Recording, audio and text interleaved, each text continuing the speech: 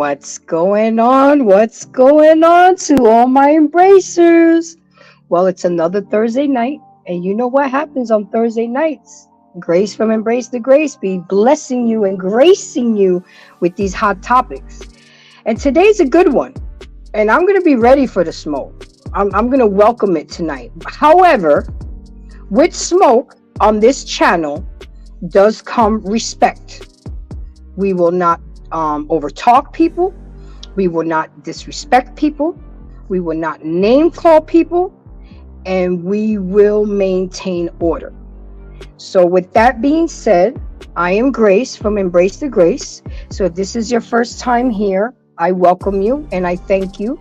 Don't forget to press the like button on your way in. It's just like hanging your coat up, putting your keys up, and sit back and enjoy the show, because it's a good one tonight. We're going to be talking about embracing the art of arguing effectively, because it seems to be happening a lot in the workplace, among families, among co-workers, business partners, and especially in romantic relationships. People just don't know how to argue. People just don't know how to resolve conflict. I did a show a few weeks ago about how to embrace conflict resolution. Yeah, we can resolve conflict, but it's how. Tonight we're going to be talking about how we resolve conflict, because a lot of us are not doing it right. A lot of us are disrespecting each other. A lot of us are name calling. A lot of us are shaming each other, insulting each other. And instead of resolving the argument or having resolution to the conflict, people just want to have the need to be right. And I'm sorry, that just doesn't how it goes. And let me put out a disclaimer here. I am not a licensed therapist. I am not a licensed psychiatrist. I am just a person who has been living life on this earth for 49 years. I've seen and I've gone through a lot through my self experiences and through others. And yes, I have done the work. I have been to counseling. I have learned how to navigate and maneuver myself accordingly. Every day I'm embracing grace. Okay, this name on this show has a lot of meaning,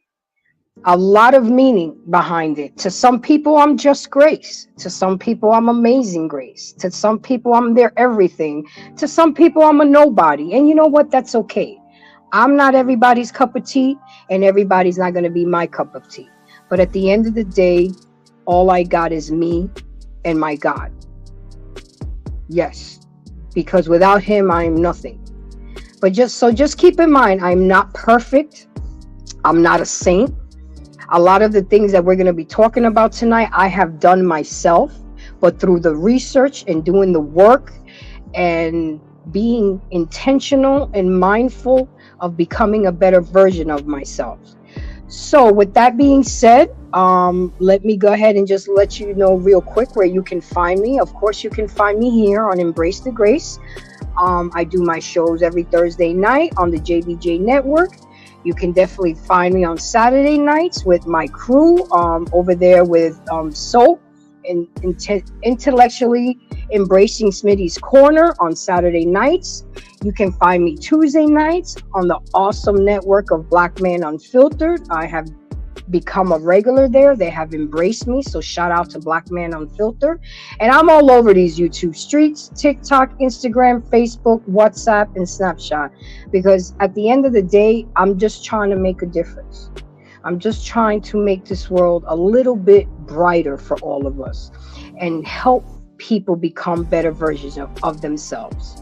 So with that being said, let me go ahead and introduce my co-host, my A1, who's been rocking with me, who knows how to have the uncomfortable conversations in a gentleman-like manner.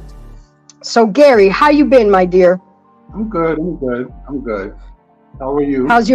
I'm good. So by some miracle of grace of God, I was off today, so I had time to really research this topic, think about it, not feel rushed. You know, I learned a lot along the way as well. There was a lot of confirmation of things that I was already doing, things that I need to do more of, and things that I wasn't doing that I need to do more of. So you saw the topic of the show, embracing the art of arguing effectively. So before you give me some feedback on the topic, go ahead and let people know who you are and where we can find you. What's up, everyone? My name is Gary D. Obviously, I co-host the Grace, but I'm also CEO of Global Media, and I'm also owner of Just Like Global Group. You can find us on Facebook, Instagram, YouTube. You could either search Boardwalk Global Media, Gary D, or Just Like Global Group. And I'm always here to support Grace in what she does, because she has a great platform here with great ethics, and I think it's very important to have these conversations and discussions.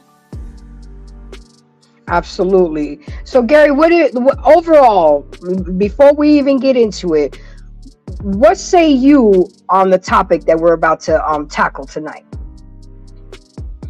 So as far as all right, so as I guess it's in, people have to learn how to. So in my opinion, people have to learn how to have hard conversations, because we always are not going to agree. But in my opinion, and I guess in my experience, I think what comes into play sometimes is personality characters, and we had a show about this a couple months ago, right? I think depending on a personality character is probably going to how it may probably determine on how they're going to deal with certain things, right? For example, you have a beta male. A beta male is not really confrontational, right? They're gonna you know they're gonna yes you to death and whatever and not complain or say anything. But then you may have an alpha male who just wants to be right all the time. This is what it is, no matter what. There's no budging, no moving, and just wants their own way. Then you have a sigma male, which is a little bit more reserved and a bit more calculated. Some people call a sigma male a quiet version of an alpha, where it's more they think through things before they open their mouth, right? Um, and look, we understand that sometimes conversations, depending on what it is, can be emotional. People's feelings can get hurt. But then also too is who are you talking to? Does this person matter, right? Does this person matter? Do I care if this person is mad at me? Do I care if this person, if I upset this person? I think those are things to think about. But I just want to go back and say I do feel that sometimes, or I should say, in most cases, I think it's the personality character, right? And like I said, a couple of months ago, we did show on the 7 traits and stuff like that. I think that really does play a role in how people deal with arguments and even deal with life situations. And I think that's something to be looked into. Absolutely, Gary, and you hit on a lot of points that I'm about to touch on, and that was awesome. And let me tell you something, guys. This is an art. It doesn't happen overnight. This is something that you have to be actively, intentionally, and mindfully working on, because you were that person for how many years you are. You're not going to change overnight, and people need to stop expecting people to change overnight, because it doesn't happen that way. First of all, you want to change. Okay, that's first and foremost. And two, again, I'll reiterate it, you have to intentionally and mindfully make some changes, because there is no change without change. Things are not going to change if you don't take it upon yourself to change. And some of us don't know how to. Some of us haven't been taught how to. Some of us grew up in a very toxic environment and household, and heard their parents go back and forth, and they didn't know how to argue. So now you grow up to be an adult and you handle situations the same way your parents did. So to get out of that comfort zone, because all your life that's how you've seen it done, you automatically assume that that's the way it should be done. But we all know that that's not the case. Our parents weren't perfect either. Parents don't come with a manual when you're born, right after you're born. Oh, here's the book. No. Every child is different. Every child has different personality. Every household is different, because you got two people with a child that were raised differently, and now you have to come together as one. So with that being said, I'm not going to be right on everything. Gary's not going to be right on everything. When my guests start coming up, they're not going to be on everything. But you have to know to filter the bullshit, take what gravitates to you and what you can work on, and then you put it together for yourself. That's the first thing I want to say. Change does not happen overnight. I've been this way for 49 years. Gary been that way for how many years he's been on this earth. So it takes work. It really does. let me just also say that you you definitely mentioned something good where it's one, it's a learned behavior. People have grown up in toxic households. Now, here's the other thing is that you get people who are grown adults now, and I'm sure you probably heard it too, whereas, oh, this is how I am. I'm not going to change. You can't have a healthy relationship if that's the mentality that you have, right? And I think people, you can't, if you have this kind of attitude where you're not going to change, and someone doesn't want to deal with you, then you can't be mad. Exactly. I think the toxic mind state is, well, oh, this is how I am, so you're gonna have to deal with me. Well, guess what? I'm not gonna deal with you like that. Because if you can't have constructive conversation and discussion to resolve something, and you want to argue all the time, I can't do that. Right? That doesn't work. A friend of mine a couple years ago, her mentality is her and her boyfriend have to argue at least twice a week for her to feel that the relationship is okay. I'm like, the both of y'all need therapy if that's what y'all doing. That's crazy. Maybe they were doing it for the makeup sex. You ever thought about that? No. She was like, they have to, because her background is coming out of a toxic, and I guess his background is coming out of a toxic family. So literally in their mind, in order for the relationship to feel right, they have to find something to argue about. Think about that. Like, think about how that to me is crazy, Gary. You know what you could be doing twice a week? You could be making love more twice a week. You could be going on dates more twice a week. You could be finding another source of income twice a week. You could be doing so much more productive things than wanting to argue. I've always said that sounds crazy to me, Gary. I can't embrace that. This is why I've always said people are wired differently, and we're the same in a lot of ways, but then we're different in a lot of other ways too. Like a lot of us, I'm like, I don't understand that. Like I'm like, but anyway, I land my plane. So now I'm gonna go back to you, and you touched on a very, very good point. And this is how I've mastered this skill. I look at the resource. Who am I arguing with? Are they worth this argument? Are they worth disturbing my peace for a few moments? Back then when I was younger, I used to bite. I used to snap at everything. I used to argue at everything. I used to be confrontational because I felt, I grew up listening to my father saying there's a reaction to an action. And I really wish that he was alive till this day so I can teach him something and say, no, Dad, no, you don't have to react to everything. No response is a response. And it's a very, very loud response. Silence kills people sometimes. Absolutely. It really, I mean, but I tend to look at who am I about to have this argument with?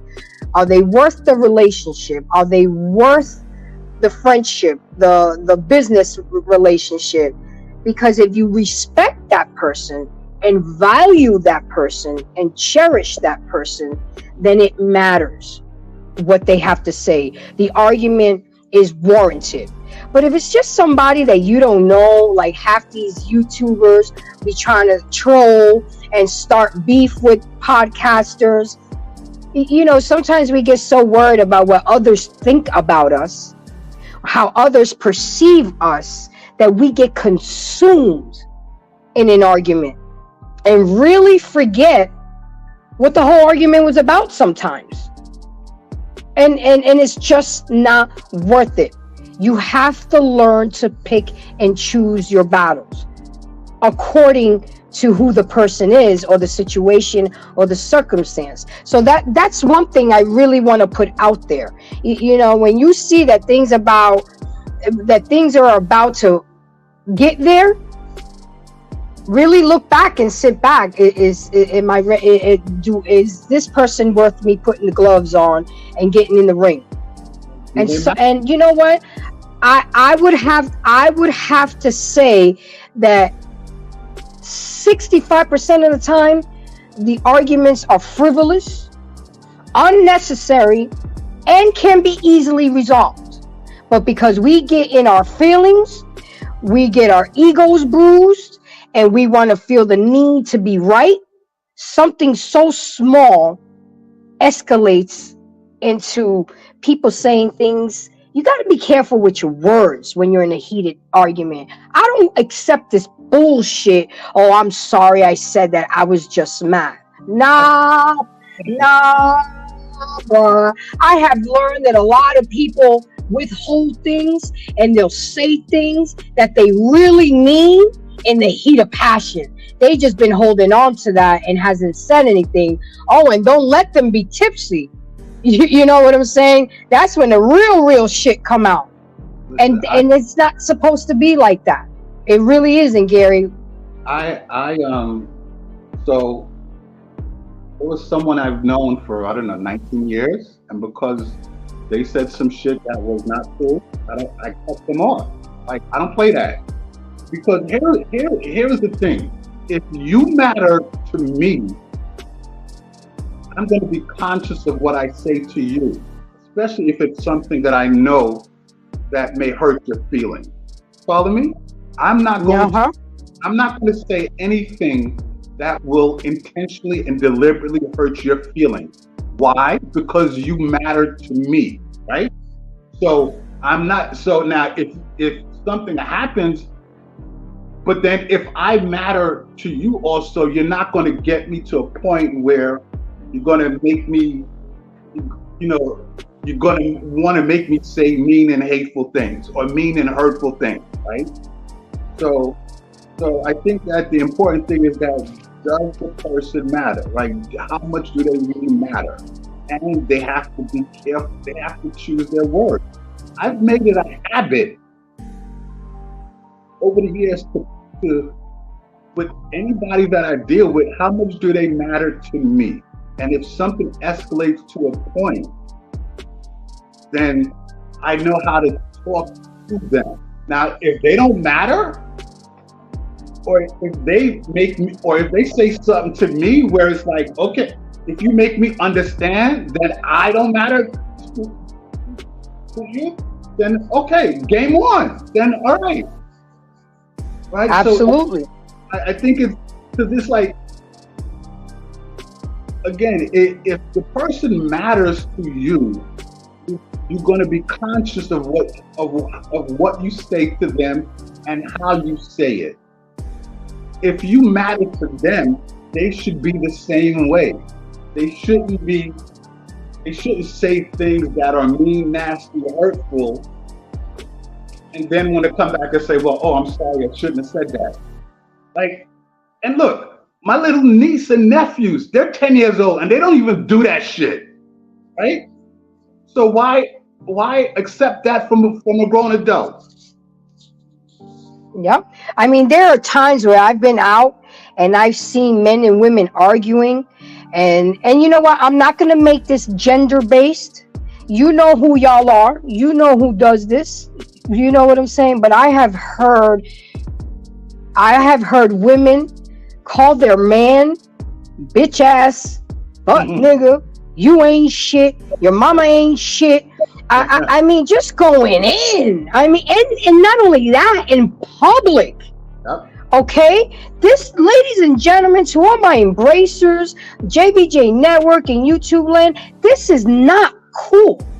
it only goes to show your maturity level, your lack of emotional intelligence. Because if you can't come up with something better than name calling, and name calling to a degree where it's below the belt.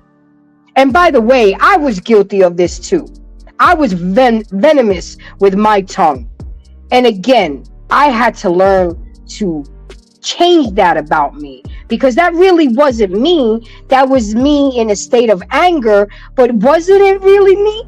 Was I really thinking about that, of that person, but never said anything? So you guys, I'm in this same boat too. I am no better than Gary. Gary's no better than me. Let me give my shout outs to everybody that has walked in. I want to give a shout out to Unc, Trey Fern. Make sure you get up here, because I know you got some good stuff to talk about. Miss Randy, thank you for keeping your word. You did say you was coming by tonight, and here you are.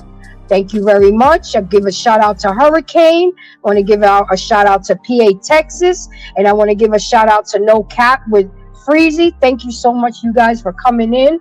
I did put the link in here, so if you guys want to come in, you're welcome to. And if this is your first time here, you guys know that I don't just come up here and talk my shit. I actually do research on the topics that I talk about, because a lot of times, guys, I am learning with you guys. I am expressing things to you guys that I have learned through my research. I just don't go up here and just, spill the beans. I'm going to bring up a perfect example, and I'm personalizing it, Gary. I'm airing a little bit of our dirty laundry. There have been times when Gary has had to respectfully, key word, operative word, respectfully check me.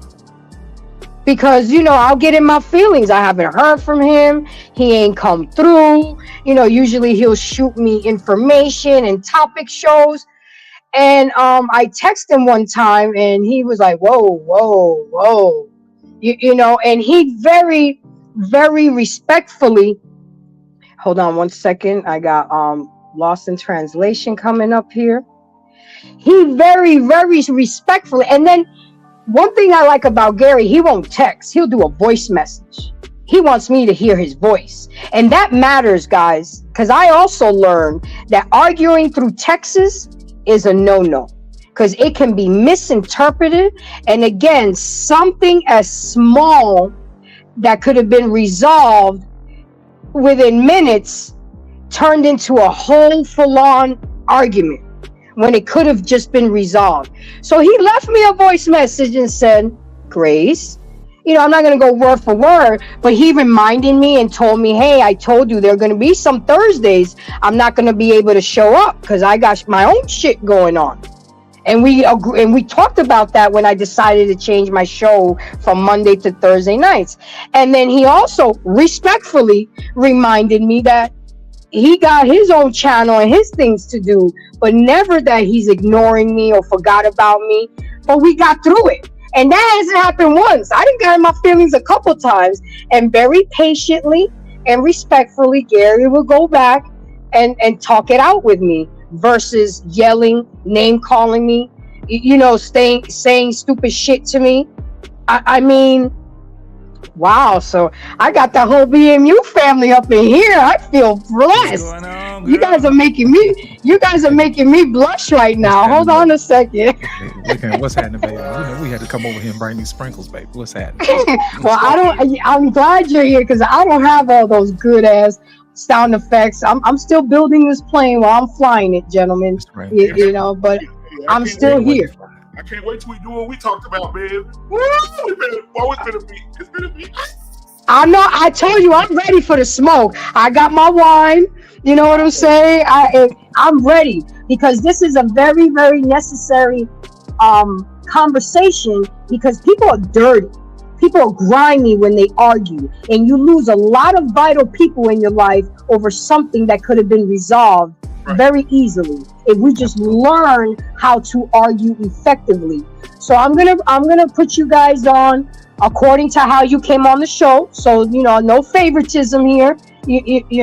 So let's go start in with Lost in Translation. First thing I want to do, Lost, is I want people to know, introduce yourself, where we can find you, and then the first question is, what do you have to say about the topic, embracing the art of arguing effectively? Go ahead, Loaf. You know what? People can find me at Lost in Translation Podcast, and most importantly on the Black Man Unfiltered Network.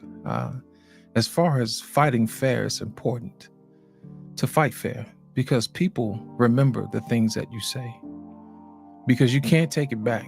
You can't unhear, what people say about you. And I think that's important to make sure that you start with a point of gratitude, because that person really didn't choose to be abused. People come to your life to be embraced, so to speak. You know what I mean? And my thing is this: you want to be grateful for the people in your life because they really didn't have to be there. We have to start with an attitude of gratitude. Be thankful. And if you start with that in mind, I think you would probably keep the conversation above board, because you don't want to abuse the person that's close to you. You don't feel safe. And women like to feel safe. It's the security that they love and they crave, and guys like to be, secure in the fact that their woman won't abuse them and use things that, he tells her against him in the heat of an argument. So it's just important to just, keep things above board and start with the conversation with gratitude and say, hey, look, I'm really glad that you're in my life. There's some things I want to talk to you about if you got a moment, and start from there. And I think that'll probably ease the conversation a little bit better. Thank you, Grace. You're muted, baby. You muted. Yep, sorry. I got bit by the mute monster. I just have to let you guys know that Lost in Translation, he be dropping some gems. Okay, and again, we're not going to gender base this, because I talked about the women, but I have seen men out here in public bitch ass this and you a hoe and this and that in front of their children, in front of their parents, in public. Again, that is not cool, people, because it shows your character and who you are as a person. So without any further ado, how you doing, Unc? Trey Ferg? What's up, Miss Embrace the Grace? What's up? So I know you say you're not going to argue with me tonight, but don't push you, huh? Yeah, well, I hope I don't push you. I hope I don't push anybody else. I do want to push him, but I want to get behind him and push him forward. I ain't going to push him. I know that's right. So I hope I do get a chance to push him. Well, I'm going to push you up the cliff, help you go live this life that we struggling with. My brother Lost in Translation put it in a great perspective. But right now, why argue with anybody in your life? We've been arguing about stuff for 40 years. It's time to just, for your individual self, go live life, man. Go live life. Push yourself. And that's what I mean by push. I might have to push you off the cliff like the mother eagle. That's how she push her babies out. And those eagles fly. It's time to fly right now, man. You're an individual, you're 21. The world is your oyster right now. You can leave all your bad mouthing family members, your bad mouthing cousins, your friends that y'all so don't like, but y'all hang around them every day. Step away, especially a man, step away. Get away from everything. Stop smoking and drinking every day. Wait till Friday and Saturday. You can only smoke on weekends now. Save your money in the days in between. Women, this summer, everybody go natural. We want to see y'all with y'all natural skin. Y'all face will even clear up too. Your hair will grow like Brother BMU. It's going to be long. We're going to be trying to smell it. It's going to smell better. I mean, if your brother bald, man, just make sure your bald head shine when you shave it. If you ain't shining, you ain't got a bald head. It's just a dog head, a milk dud. I mean, it's the greatest time, man. It's going to be a different world coming into this next 5. This is 24. It's going to be a big shift. So, I'm not push yourself, man. Don't argue with nobody. It's not worth it. Just go live to get away from it. Now, if you're a mate and you're a husband and wife, arguing that takes away from the energy and the growth of the family. You might have disagreements, but make sure the kids ain't around. Make sure your little funky breath friend, cousin talking against your brother. You just gotta just do it yourself and And once you get married, man, you can't throw nothing under it. You can't go below the belt. Keep that shit respectful. We in it together now. How you gonna think we gonna move the needle? It might take 5 years, but once you get on that other side of that 5, man, the whole family gonna be strong. Your kids gonna be smart in school. They might even go to college and graduate for you. You're gonna be better. Your pocket's gonna be fatter. You know what I'm saying? Just enjoy people, respect people. Don't argue, man. It's not working. I like being around non-argument energy because it helps you grow. When people take away that energy, because we spiritual. It's all in our. When we black people argue, we be going all the way down our head to our feet. We messed up for 3 days. So get that spirit out you, man. Go live life. That's all I got right now, man. You know, what's up, everybody? How y'all doing? What's up, OG? I know that's right. And guys, I just want to say, if you don't see me looking directly to the camera, I mean, I'm a one-woman show right now. I'm dealing with the chat moderators. You know, I'm doing everything on my own. So it's no disrespect. It's just I'm looking at another screen and dealing with this here. But with that being said, what's going on, JT? How you doing tonight, sir? What's popping? You know what it is? What's today? Thursday? Yeah. Yes. Friday Eve. Right. That's what it is. It's Friday Eve. Yes, ma'am. So tell people where we can find you, and then go ahead and tell me what you think about the topic tonight. You can find me at What We Know Podcast. JT, you can also find me at my man right here, Black Man Unfiltered Network. That's what we do. On Wednesdays, I have a show on both What We Know and on Black Man Unfiltered. So that's where you can find me at those two.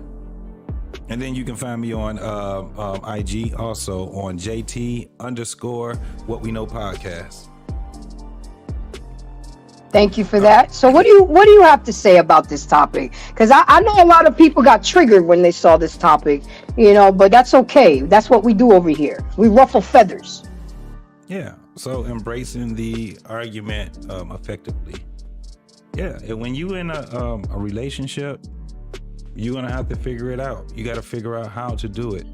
One of the things in a relationship that you have to understand is that you're in a subjective situation and you're trying to be objective.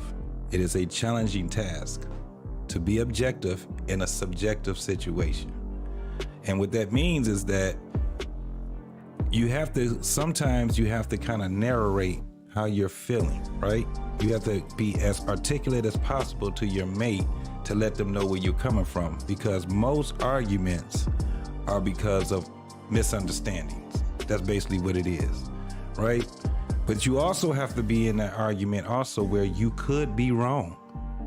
See, a lot of people, they're arguing and they have these ways where they think that they're right. Now, you stand on whatever it is you stand on, but you have to be able to have that door open where you could be wrong. And you may have to say, I'm sorry. You may have to say, my bad. However you do it, you have to figure out how to do that. Now, arguments can be it can also be something that's needed, right? Because all it is just two people having different ideologies. Learning how to do it is the task. And I can tell you right now, if you're in a relationship, marriage, or serious relationship, not always somebody that can teach you how to do it. You're gonna have to learn by going through it with the person, right? And so your arguments are gonna always have to be where we love each other, no matter what. Sometimes you have to be able to vent to that person that you're with, and you're gonna do it with flaws. I know people that, you're gonna say some things that you're sorry that you said, right? Kiss my ass. Whatever it is, especially when you're first being in that relationship. But you have to be at a point where you can sit back and say, I was wrong. That would never happen again. A lot of people don't know that when you say it, you also have to show it. Once you start getting into the habit of arguing, loving each other, it's gonna be easy. I've seen people together for years, and you would think that because they're having strong words with each other, that they're not liking each other. They love the shit out of each other. You ever seen a husband and a wife arguing, and I'm talking about a crass couple. Kiss my ass. MF and blah, blah, blah. F you, bitch. You know, you be like, oh shit, what did I get myself into, right? But shit come right back 5 minutes later and say, what the fuck you want to eat tonight?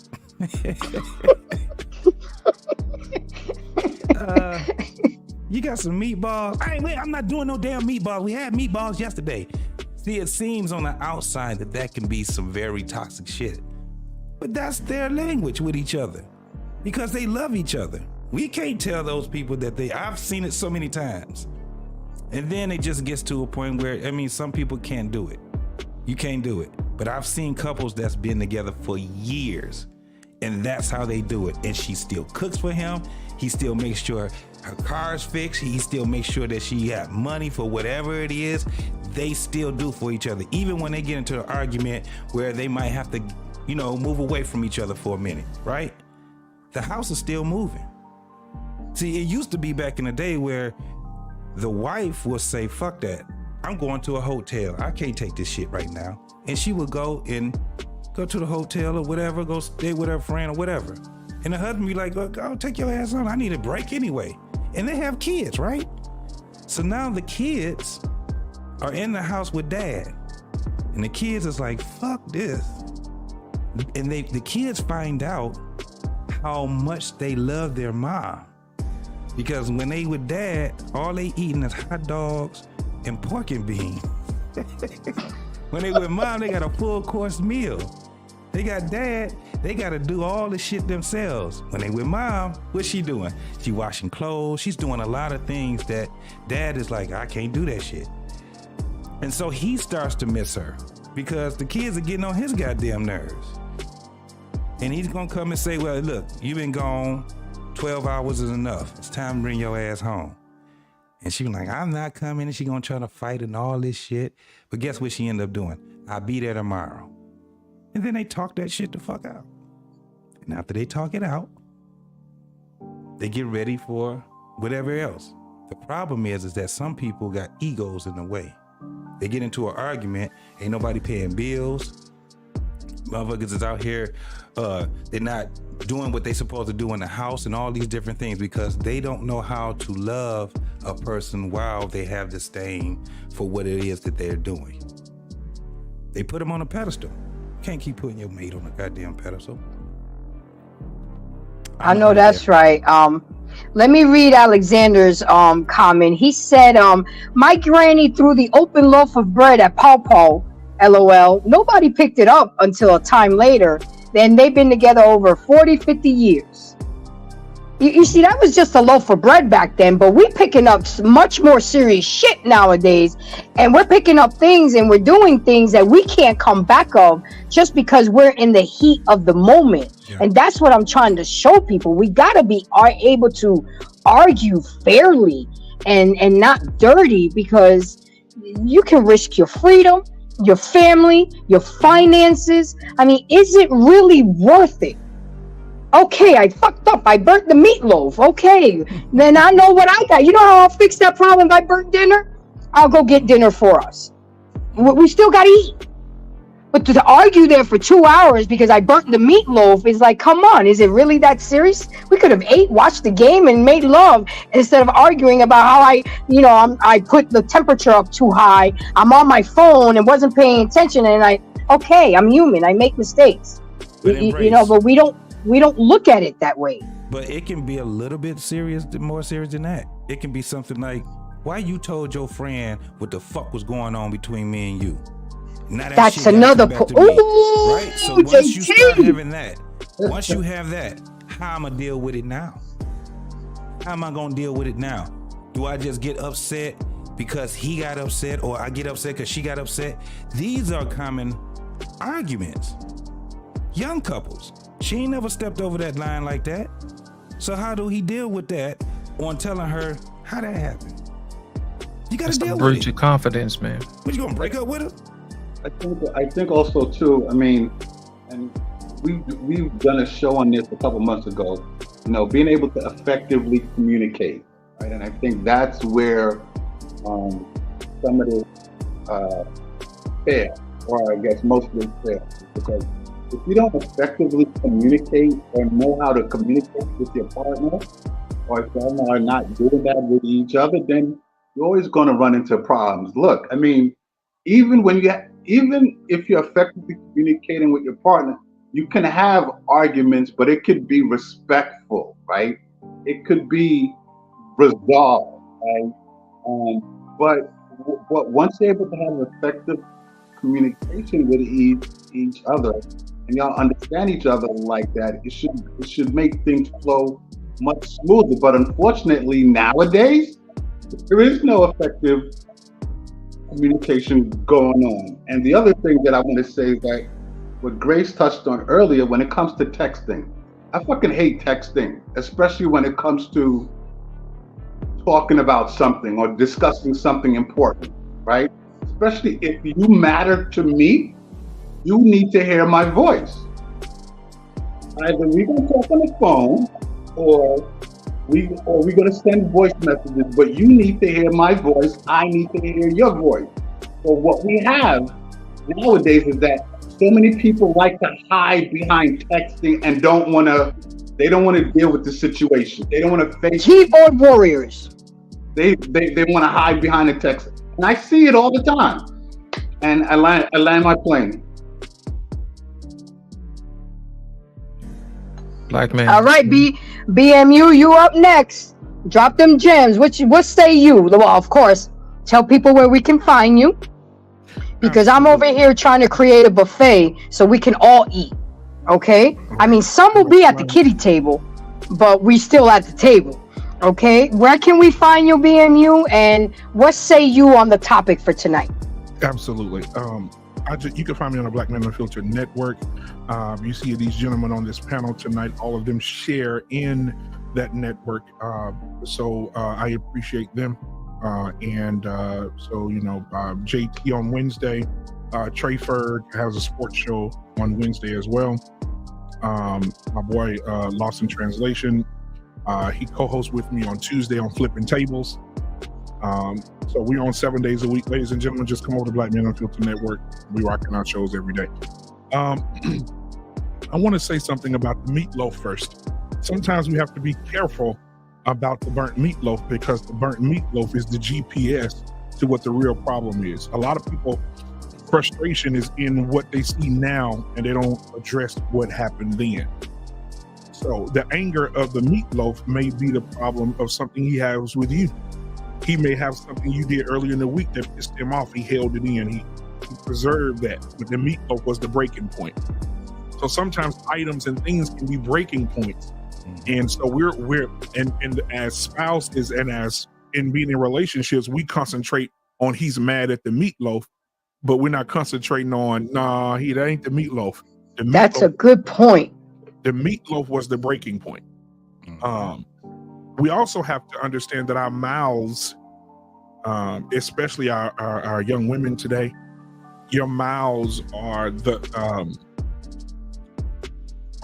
elevators that push your men into the comfort of other women. Let me say it again, because I'm gonna be real today. That mouth who says, you can have a woman saying, we know what it is, we can be unfiltered here. You most black men here, you bitch ass nigga. You ain't shit, you have no value. I don't need no man. Fuck you. You can get up out this house. You don't do nothing, no way.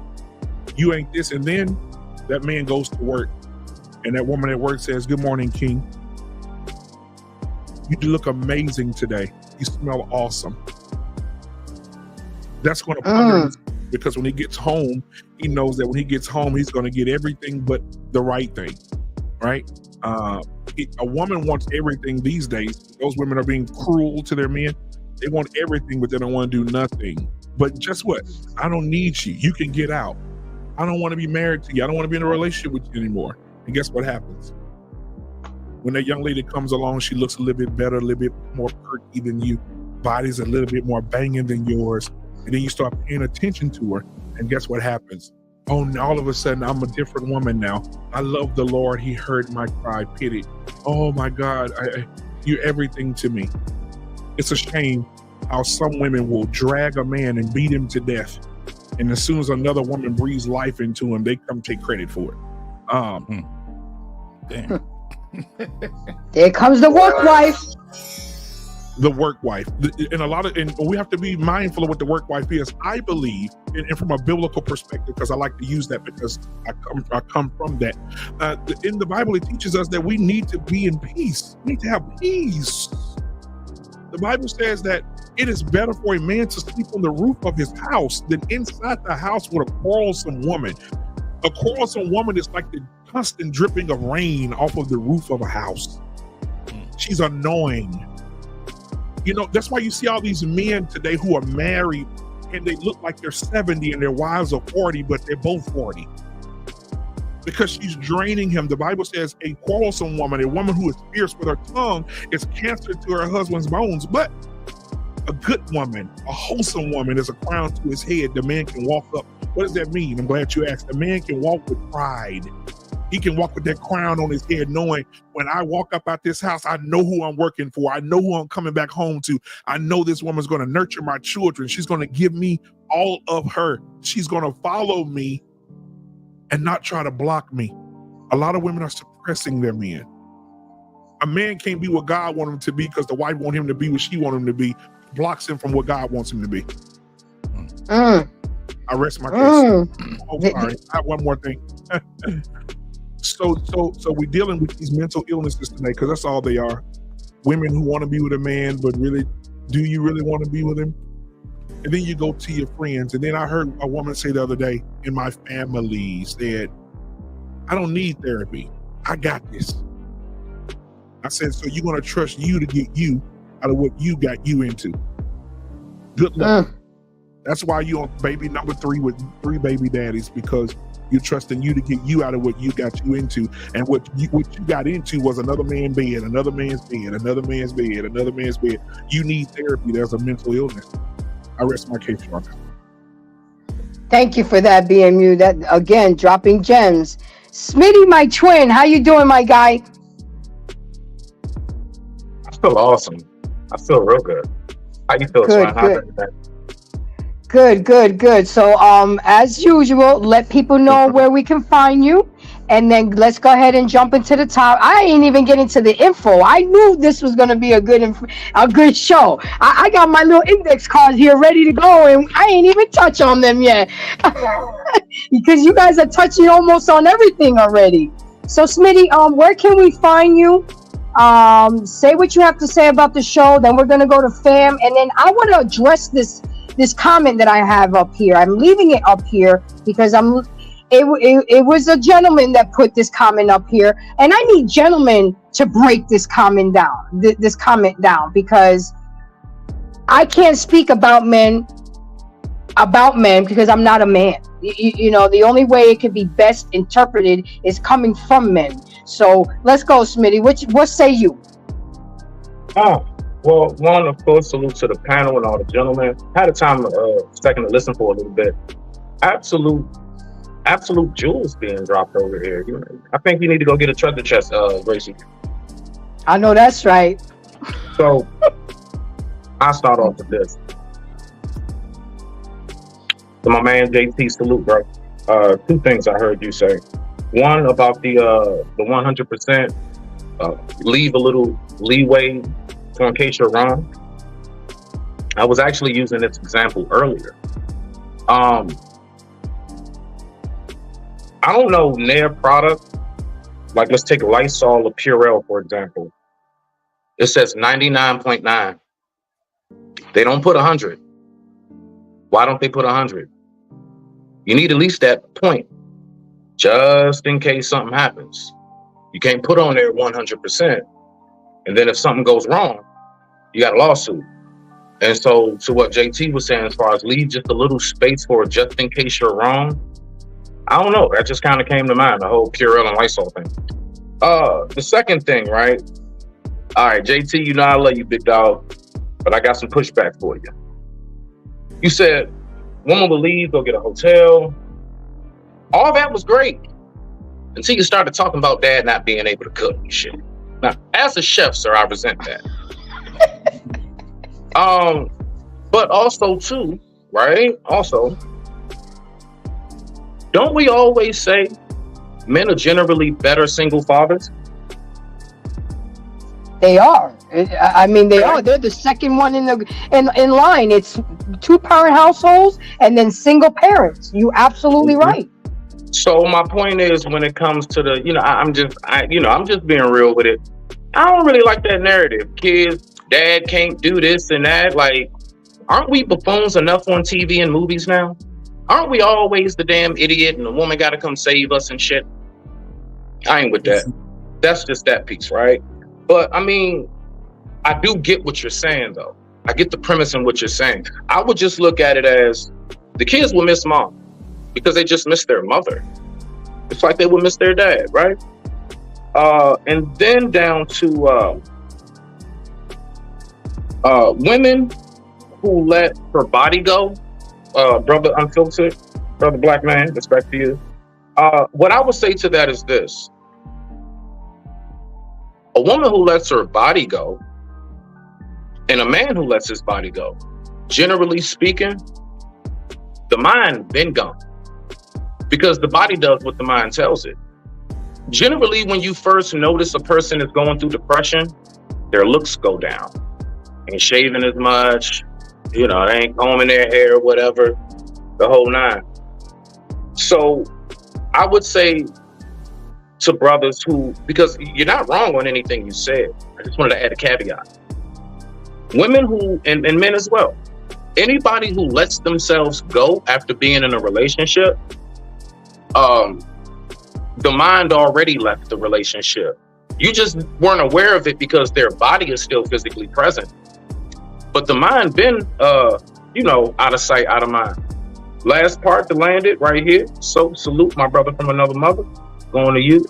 Women who want a man with wrong intentions, like, when we say, oh, you just want the wedding, not the marriage and stuff like that.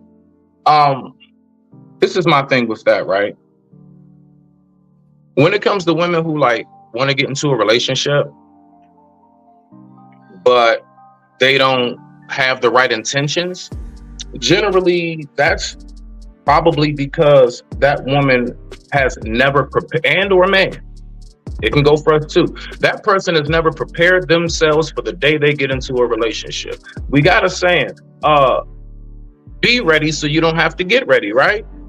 Okay, so the thing is, like, for example, me, okay, I'm in a relationship now, been in one, 5-6 months, something like that.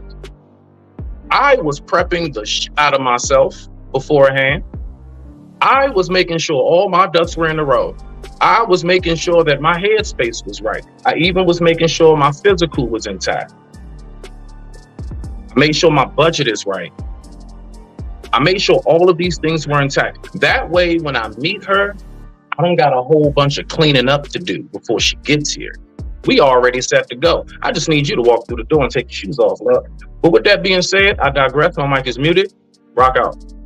Thank you for that, Smitty. Okay, Bess, we leave the last for Bess.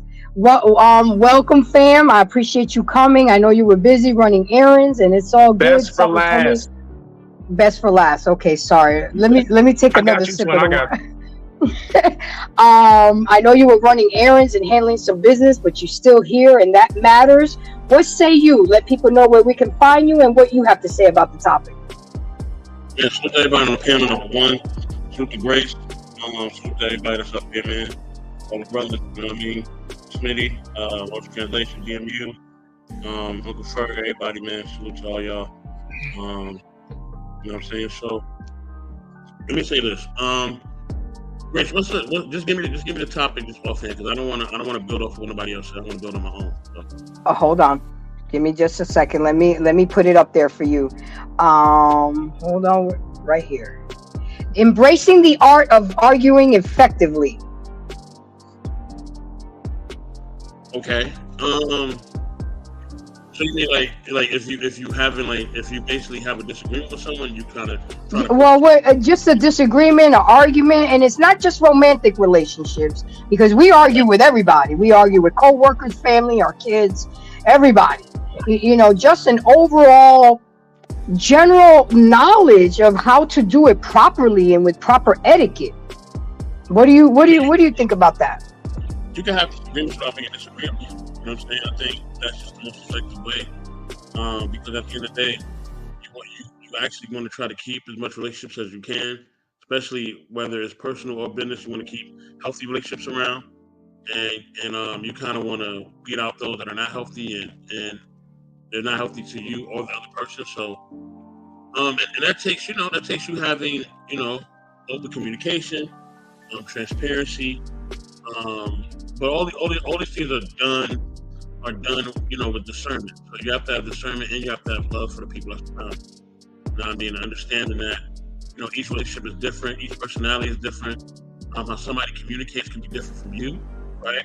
And their experience is not your experience. We live in America, so you can see one person, they look like they're from one place, and they could be completely from somewhere completely different, right? They could be from Zimbabwe, they could be from Arizona, they could be from anywhere you could think of, because America is a place where everybody comes and lives, right? You know what I mean? It's basically like an open place for people to live and to work and to trade, and it's basically an open market, right? So with that being said, you have so many different traditions and customs coming in. Just because you see somebody of a person of color, you just can't automatically assume that they have the same experiences that you do. You know what I mean? Because they may not. You know what I mean? And they can even live in the same area, community as you, and they may have a completely different experience than you. So you always got to keep an open mind to that. And so when you get a disagreement, just always ask yourself, okay, in what ways could I have communicated more effectively? You know what I mean? Did I say something offensive? Did I approach them offensively? Was I offended by something they said? And why was I offended? You know what I mean? And just kind of taking the steps to, make sure that you're communicating everything needs to be said, and you just basically setting the boundaries, the parameters, so that doesn't happen again. You don't want to keep having issues where you're just constantly going at it, because it just, it's not beneficial. You know what I mean? It causes people just to, not like each other after a while, and then you don't want to be around that person, they want to be around you. And now we have bad blood, which is something that's really a waste of time. You know what I mean? So all that negative energy and all those things that are there, you don't want to kind of, give your energy to. You want to be investing your energy into people, into things that are positive, and that's going to really help you to grow and be beneficial. You can help others to grow as well. So yeah, that's my take on it. Okay, that was good. That was really good. But I mean, we're not going to get off topic, but I have to address this comment. I have a panel full of kings. I have kings in the chat, but iron sharpens iron, and I can't sharpen a man's iron because I'm out of order. So whoever wants to jump on it first, I'm going to read it out loud, and I want you guys to think about it, because I think this needs to be discussed. Why the heck does a man have to have value? He ain't asking for anything, and he ain't bothering nobody. He all right with me. People are leeches. Who wants to jump on that first? I'll go first. I think that real quick, I think that the value is subjective, because everybody sees the value that they want in you instead of the value that's in you. Let me say it again for the people in the back. Yeah, say that again. Some people want the value that they want to see in you instead of the value that you have in you. So that's when it becomes subjective, because you may have all the value in the world. You may get up every day, work. You may come home and take care of the bills. You take care of everything you need to take care of. You may drive a nice car that's suitable for you. But in another woman's eyes toward this man, he may not have value unless he drives a 2023 Bentley or a 2023 Wagoneer, or he has to be driving a BMW or a Mercedes. That her value is in material things that he does not possess, which makes him have less value in her eyes. But what is the real value? If a man's riding around in something that he can afford, I mean, he budgets great. That means if he's in a house that he can afford, that means he's living good.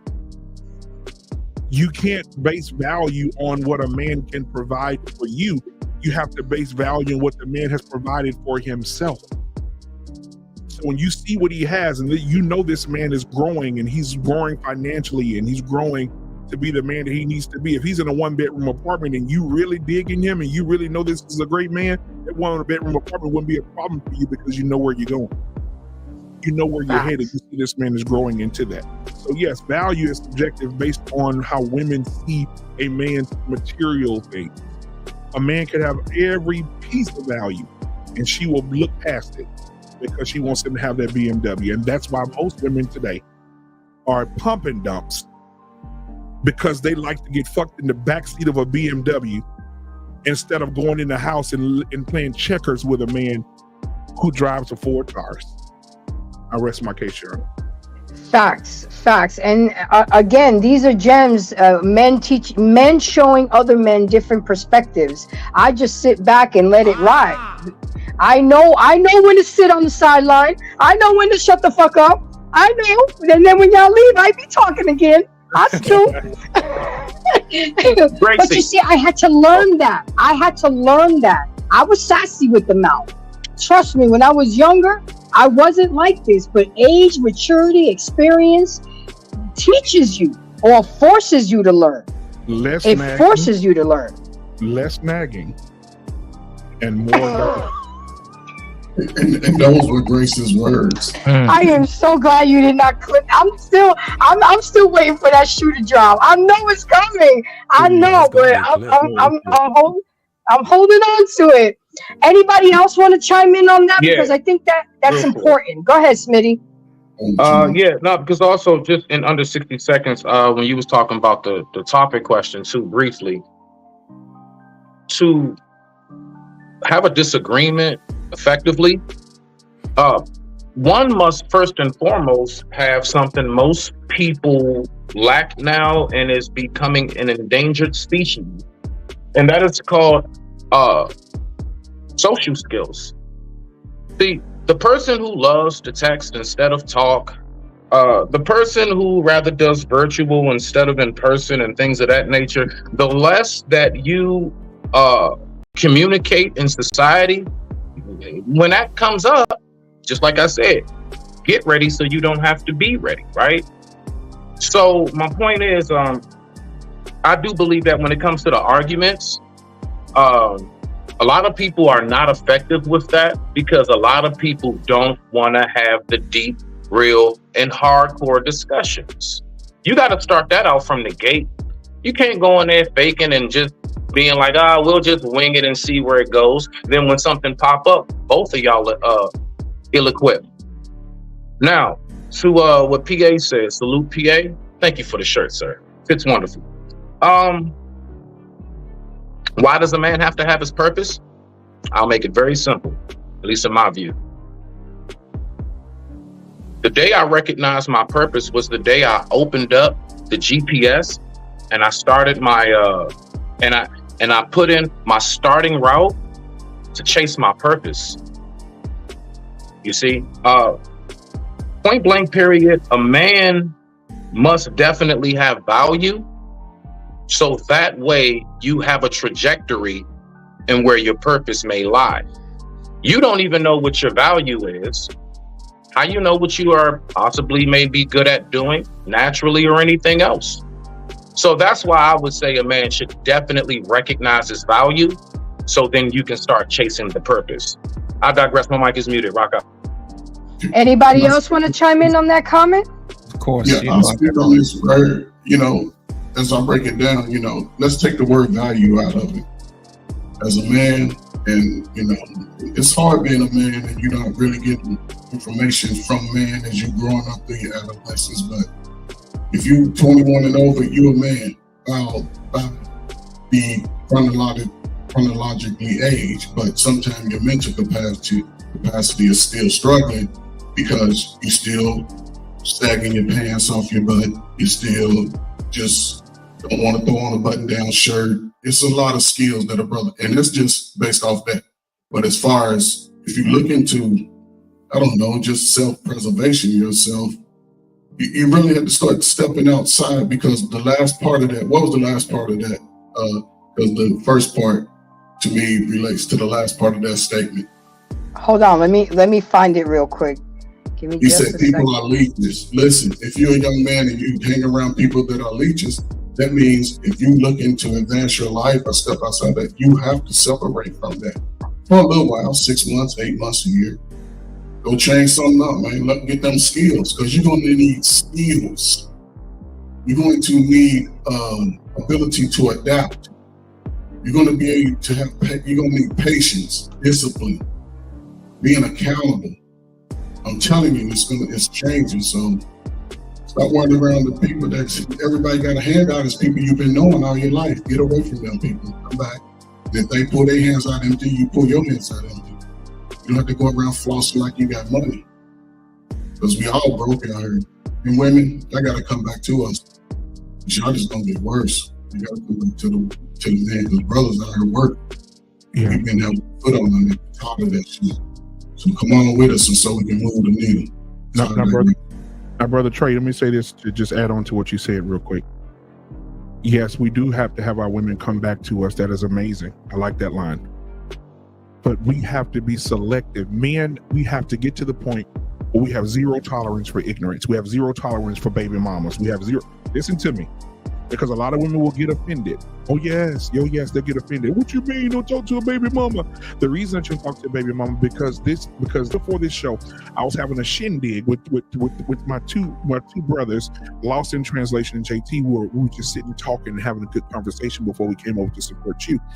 And we had this thing that we're going to do a show on this on Tuesday on Flipping Tables. And there's something called parentage by estoppel.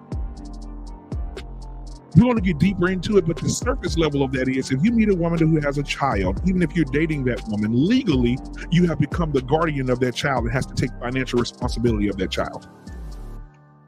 Even if you're dating her, not seriously dating, not engaged to be married, not married. If you're dating this woman, if you've gone on 5 or 6 dates with this woman and she has a child and you bought that child a toy, you are financially responsible for that child. This is what's coming down the pipeline. So we have to be careful on the old school way we do things, because that was amazing. But the new way, if we're looking at women now, 75% of all women are single mothers. And you're going to hop into something and go on 5 dates with her and end up paying for a child that's not yours. I digress. Anybody else want to chime in on this comment? Because I knew it was gonna bring up some good combo. Grace, Anybody else want to say anything? Could you do me a favor and put the question back up? I want to make sure I answer this properly. You muted. Yes, muted, sir. Man, I think that young man has something to say about what I said. You muted. Hold on a second. Let me find it. Hold on. I want to make sure I gotta go. answer this question properly. Yeah. You know. I get it. But I get it. Hold on. Here we go. I don't want to leave no stone unturned. There you go. He says, why the heck does a man have to have value? He ain't asking for anything and he ain't bothering nobody. He all right with me. People are leeches. Take your time. A lot of young men struggle with their purpose. And if you're listening to me right now, I'm going to help you find it. Whatever bothers you is your purpose. Whatever gets under your skin is your purpose. Damn, it's up to you to figure out how to solve that problem. Now, as far as helping other people and showing your value, don't look at it as an opportunity for people to use you.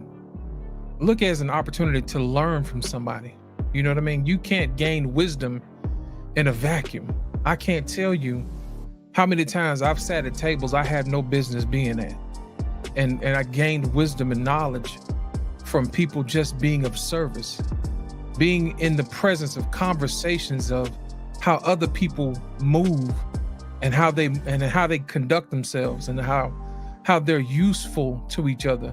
You know, everybody has something special in them that the other people can use. You know what I mean? So that way you're valuable to the group. Everybody has something. It's just up to you to figure out exactly what that is. So my thing is this: make sure that when you're around other people, make sure that you add some type of value to their life, and automatically you're going to add value to your life because A, you're going to be gaining experience, B, you're going to be gaining wisdom, and C, you're going to be gaining connection. And networking is one of those things that is very underrated in our community that we don't talk about a lot. Your network is probably greater than your net worth. I'm here to tell you. I've been in situations where my network has saved me. You know, when I needed a job, I just tapped on the grapevine and said, hey, look, I'm looking for a job. And the grapevine come through, but you can't draw from that well if you hadn't put anything in there. So I would say this, try to help as many people as you can along the way. Sometimes you may not get a benefit from it right away, but the knowledge and wisdom that you gain from it is invaluable because you take that knowledge and wisdom and you add it to your toolbox. So the next time somebody else calls on you to be a subject matter expert, you'll be able to assist them and they'll remember and they'll refer you to somebody else. And then that way, as in Proverbs 31, it says, you'll be known in the gates. You see what I'm saying? You'll automatically have value because you've helped other people. So I'm going to say this, don't be afraid to be used. You know, a lot of people don't like to be used. Look at it this way, you're gaining knowledge and you're gaining wisdom along the way to be used.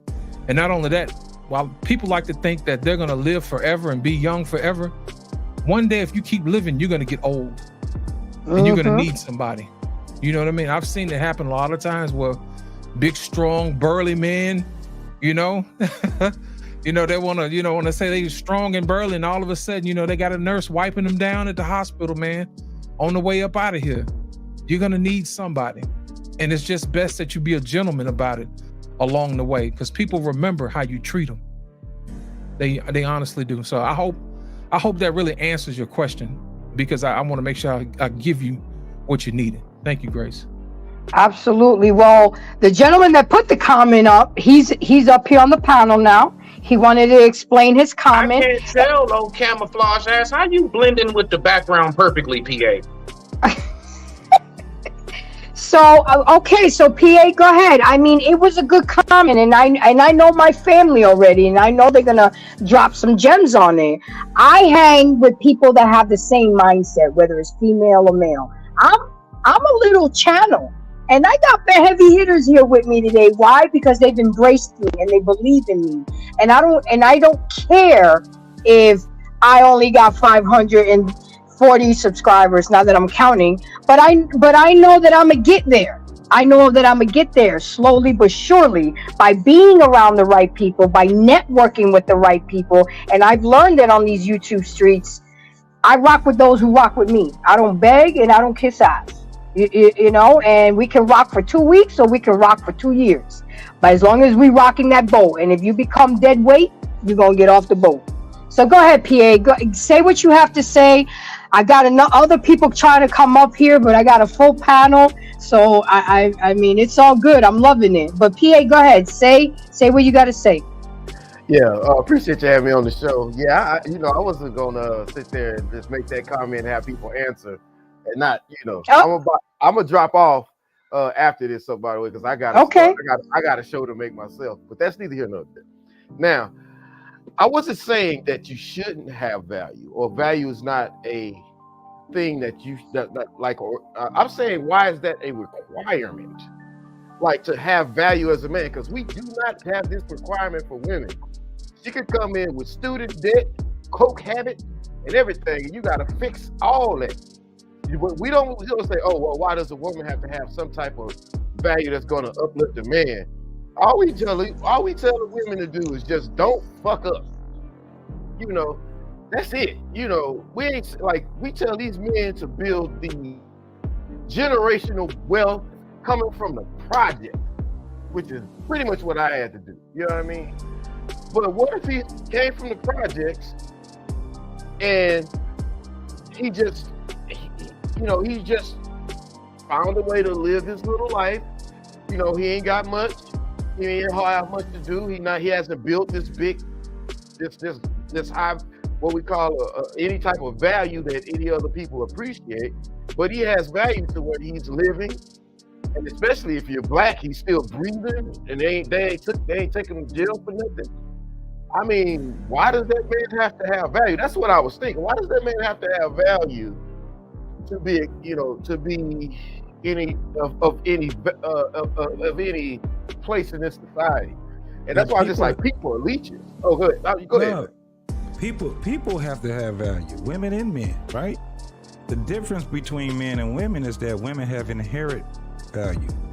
Men have to build. They ain't got no damn inherent value. What do they inherit? That's value. Beauty. Man, these bitches is ugly. Beauty. You know, They have a all of them. vagina. That's Exactly. And They have a vagina. okay, so You want it. 3.5 billion of them. 3.5 billion of them. You gonna say that's worth something? I got a dick. They They have, want that. hold on, brother. They have inherent value. I got a dick. They That's have inherent value. what we want from women is their inherent value. We want to make children, and in order for us to make children, do we too. have to have a woman's womb, right? They need my nut. But in order for you to get that, you got to have some type of built value. You don't. Let me tell you what I mean by this. That's bullshit. You got prostitutes, right? And we got How many men? You got prostitutes? The oldest occupation on earth. Who It's drives tricky. that? Because Who the drives man that? had to pay the money first. The woman wasn't selling pussy. The man was buying first. Listen, So the oldest. But why are women selling pussy? It's supply and demand. Yeah, well, it is it's a supply first. value. No, It's the man- economics. No, my bad. I know economics. It's demand first, and then it's supply. It was No. demand, so a trick was listen first. to what I'm saying, That bro. is just common sense. It's Listen common to what I'm economics. saying. Listen to what I'm saying. It's not Well, even an man, was the argument. man You that don't made it have a bunch of goddamn men worldwide being goddamn prostitutes. Why? Because there's no value in dick. There's way more value in pussy than it is in dick, vagina than it is penis. That's why. It's I would inherent. go with that. I would go with that. So a woman's beauty. Men pick women based off of their beauty. That's how women. And they pick still good have men. to have, and then they still have to be able to be submissive. They still have to be a woman to get along, a woman that could actually multiply with a man's needs and his ideologies and all these different things. It's inherent, the ones they have. We don't have anything inherent as far as comes down to value. Our value is how we build our life. Reason being is because we are the protectors and the providers of the earth. And if you can't fight, and if you can't make money, you are fucking worthless over here on this earth. You definitely know how to be fight. able to JT, real quick. You have to be JT. able to Oh, my bad, think. my bad. You have to be able to think in logic. You have to have linear thinking. All of these different things. God, man, women, child. That's why with us as men, we get blamed for all this shit. Yeah, Because we doing we're everything. responsible for all this shit. Now it's up to us whether we want to have the attitude where this is what I'm responsible for, so this is how shit gonna go. We the ones to drop the ball on that. Yeah. See, most So men you are gotta tricks. have some type of value. You ever heard of the word incel? Mm-hmm. Yeah, you know what an incel is? Mm-hmm. Someone that is what? Involuntary celibate. Mm-hmm. And that's who? A fucking man. That's what it is, because he has lacked some Now, type a of lot of women are value in involuntary the celibate sex, too. in the market, in the So what they call it, the sex market, or the relationship market, or whatever the fuck you want to call it. Yeah. So that's why we have to build ourselves. If she's 40-something years old with 6 kids, sitting over there, and she ignorant as hell, Mm-hmm. well, she can't even get Pookie to poke, because that happens. She an incel too. No, she's not an incel, bro. She's an She got incel. 6 kids. How's she an incel? it don't even matter. If she's doing all that, she No, need to be so it has to legit. be a Women on the virgin. same. You can't put women on the same plane as men. What I'm saying, you can't. Their value is inherited. Now, if they don't use it, that's on them. It's just like us. When we build our value, it's based off of what our utility is. It's I got a our homeboy. utility. I got Hey, a JT. homeboy. Yes, sir. Just very briefly, this is going to be super quick, and then rock out PA. I was hearing you say about the Johnson, and it's not valuable. All right, so I'll just say this, brother. Women can push them out. Women can have sex. The last time I checked, won't no human be on this planet if it wasn't for my sperm. So I don't really care too much about them having sex or what they can do with the cootie. The fact is, I bring about life. Rock out. Yeah, but she also harbors the life. You know, you need each other. So there will be nothing to harvest if I don't ski. It won't be nothing to harvest if she don't let you fuck. There's something called an incubator. A man can actually have a child without a woman. A woman cannot do that. And that is a scientific fact. Okay, but what I'm saying is this. When we start doing that, we stay separated from women. First and foremost, we got to keep in mind, women and men need each other. I don't know how this other shit gets lost. We gets lost in what? Translation. Doggone right. Men and women need each other. I'm not gonna grandstand over a goddamn woman at all. Now, what I can be though is what Black Man said earlier. I can be picky. I can be choosy.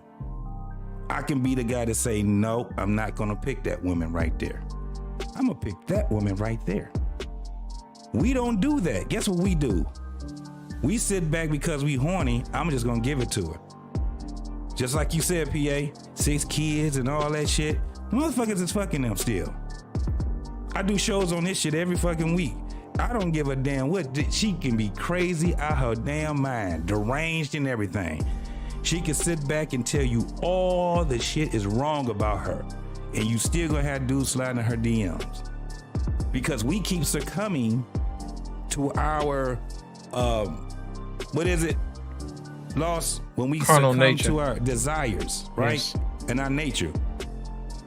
That's why we get in trouble. Generally, that's correct. Generally, that's correct. She can hit with some of these ladies, and especially she got some bread. She got 6 kids, but she done figured out how to get.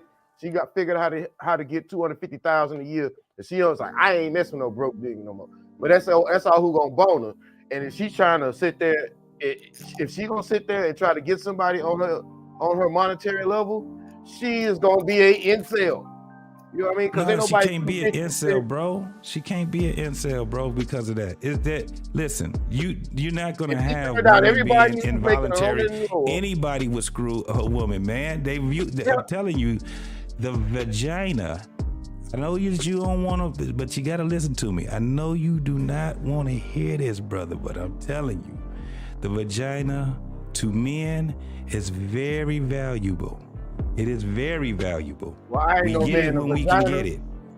I ain't no man then, because a vagina is something that bleeds, stinks, yeast infected, and used. Yeah. And but listen, 3.5 billion people got one. Wow. You know how beautiful that billion got one. And you put value on that, you out of your fellas, I think we misunderstood the value why a man has to have value. You know how beautiful that shit is. It's for other men, it ain't for the women. I had some yesterday. It's all day. What? You can do all this shit, but men still pay for it. Yeah, that's tricks. That's the first profession. See, I ain't no trick. I had something yesterday, sitting over here, and I got video of it because I recorded it. And you know what I'm saying? So you still abusing it, brother. You still abusing your value. See what I'm saying? You still abusing your value. I deleted the video. You ain't got to tell nobody. I deleted the video. I don't show. It's not gonna be for public. That's for my consumption, just to know, you know. Anyway, that's neither here nor there. What I did over here. But there's not gonna be no woman being incel. Do you know how hideous she got to be in order to be a incel? I just saw my 600-pound life, and let me tell you what this big 600-pound woman had: 3 kids. Yeah. But see, I'm talking about. I ain't say in virgin. You didn't say in virgin. You said incel. Celibate is a period of time. And I'm going to just say 6 months. No, listen what I'm saying. The difference, that's what I'm saying. An incel is involuntarily celibate. Yeah. She didn't wasn't. say virgin. No, you didn't say virgin. She wasn't. She had 3 children, small children. Yeah, but were they, you know, did she have when she was 600? You know, I mean, we're talking about semantics here. Look, there are women who aren't having sex for years because they waiting on the right one. That's an incel. That's not an incel. That is an That's incel. not an incel. They should be in Not great an shape, incel, bro. She's They should be in great voluntarily shape. being celibate. Same thing. Get in shape. It's A simple. vial sale. Okay, we're gonna do a vial sale. Okay, vial sale. Okay, it's all incel to me. Because if you ain't going, if The you ain't purpose if of you ain't saying sitting out that- here putting that coochie out, why the hell you got one between your legs? Well, the purpose, because I don't want to get off topic. The purpose was because of what my man Smitty was saying. I was just saying, at the end of the day, you got more men. I'm talking about by the droves that are incels than you do women. That is absolutely You correct. already named. I don't care how you look at it. This is what we were just saying before. Men are not picky enough because women are getting penis, bro. All of them. Nah, They're not all getting of them. Not all of them, man. I know some that ain't, but that's neither here nor there. Now, the thing, I got a homeboy named TJ, since we want to talk about exceptions. This dude is so gorgeous. I didn't want to talk about exceptions. I was talking about the rule, not the exception. we gonna be all day. We gonna talk about exceptions. Man, I done confused myself. But I got You a know homeboy named TJ that was born with his value. This dude looks so good to women, and I don't know, he looks like a regular dude to me, but that's neither here nor there. Everywhere we go, he drinks free. And the bartender is always, give me your Instagram, give me your phone number. You know, oh, this drink, he just show up with drinks. He ain't even asked for them. Is he the exception or is he the rule, bro? That's the exception. We got a nigga on the panel right now. Now, if that's the case, shit, we got the light skinned. Hey, look, Trey Ferg, he can tell you, tall, light skinned, a job, all of that shit. This You is know what old. I'm saying? This is old Trey Ferg. But guess what? Right. Whether you light skin, dark skin, all of us are handsome as hell. I don't give a damn what nobody say. You better But you still own gotta your have some handsome. value, right? Shit, don't be mad because he getting free drinks. Right. All of us would have been in the spot. Yeah, everybody getting free drinks. We all out here pretty with a stack of money. Come on, ladies. Don't come over here running like pickles. Back But up. he's an exception. That's all I'm saying, bro. Yeah, he is He's a very he's an exception. I've never seen it before. And he cool as he cool. You know what I'm saying? He's just a regular dude. He's just like, man, I'm so sick of this. I'm so sick of this. You know how like pretty girls talk about how they sick about being pretty? He be having the same conversation. The reason I brought that up is because your friend was a bad bitch. yeah, he a bad bitch, man.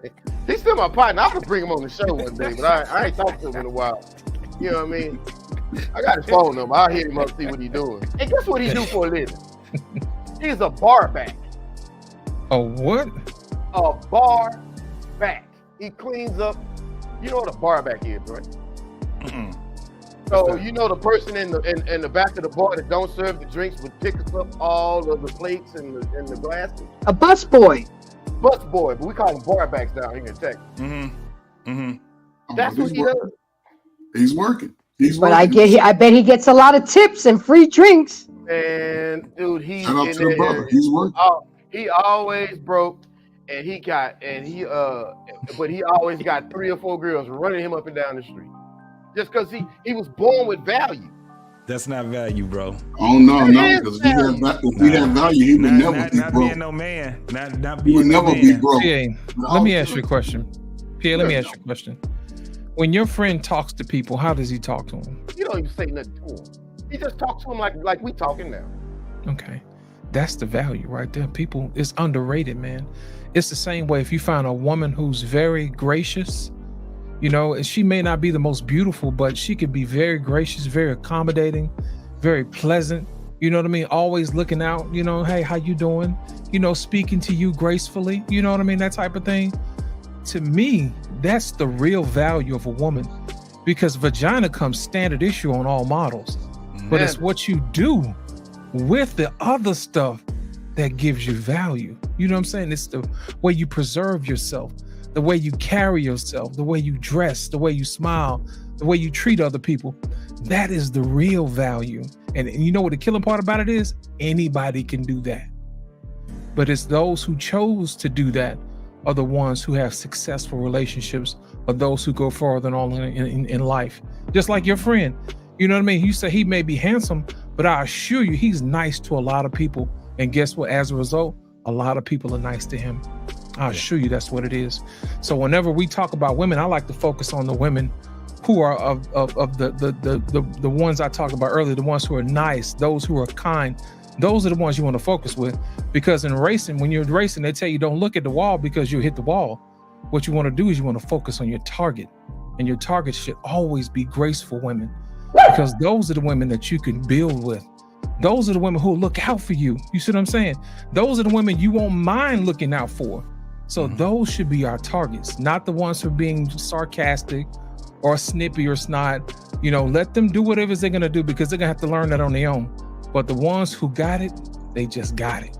And those are the ones you probably should focus on. Man, let me tell you, it's just, man, I don't know, man. Maybe my life is a little bit different, but I've built a lot of stuff. And I'm talking about stuff, huge stuff. I don't want to get into my personal thing, but that's okay. Take your time. That definition of high value, man, that Kevin Samuel was talking about. I met that in my 20s, okay, and I'm almost 50, you know, but that's neither here nor there. Now, did I have employees in my 20s? Yeah, I did. Okay, anyway, that's neither here nor there. Okay, now, man, I've lost my point. See, I knew I was going to do that. Oh, yeah. So now, like, so when people go through, like, what? Oh, not my point. I know my point. I'm gonna tell you, I've lost that status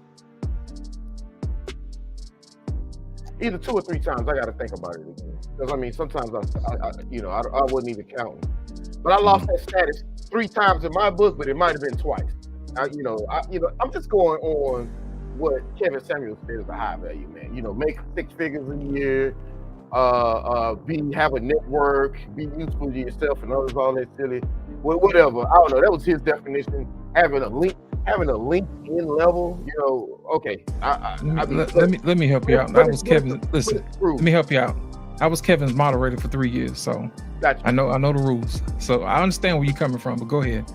Yeah. So So having that, you know, now I'm not trying to poop. I would never poo on, especially on a dead man, because people, especially a dead man who's given so much to the world as he has. I would never do that. But it's just things I disagree with, you know, that I just disagree with. And but I'm not disagreeing with him in my rant right here. The thing is that man, I lost my point again. I need to stop right. Take your time, yeah. I've never been I lost it 3 times, and all 3 times was because of a woman. But you got to take some. Wait, PA. You have to take some accountability for that. You chose those women. You allowed that shit. You gotta take. Now I gotta stand up for the woman now. You can't just blame. Hold on. Let me speak. You know, it's just how I found out through therapy that the deterioration of my marriage wasn't just him. I had a lot to do with it too. So with that being said, the fact that you lost 3 times, you have to take accountability on the woman that you chose. A person can only do to you what you allow them to do. So when you started seeing the red flags, you still kept pushing. You knew something wasn't right. You knew something didn't feel right, and you still kept on for being a good guy, hoping she'll change, hoping things will get better, and they never did. But you can't, come on, PA, you can't sit up here because of a woman. How's that my fault? Because you chose the woman. You chose who you know. Look, if you had 3 of them that took from you, bro, it's just basic fractions. What's the common? You're the common denominator. I'm over 3. So let me ask you this question. I just got one question for you. Because I see a lot of people who, men or female, when they have this happen to them, did that in those moments, did any of them break your heart? You say that's a yes or no. Out of them 3 that's ladies? a yes or no. You say did any of the ladies break your heart?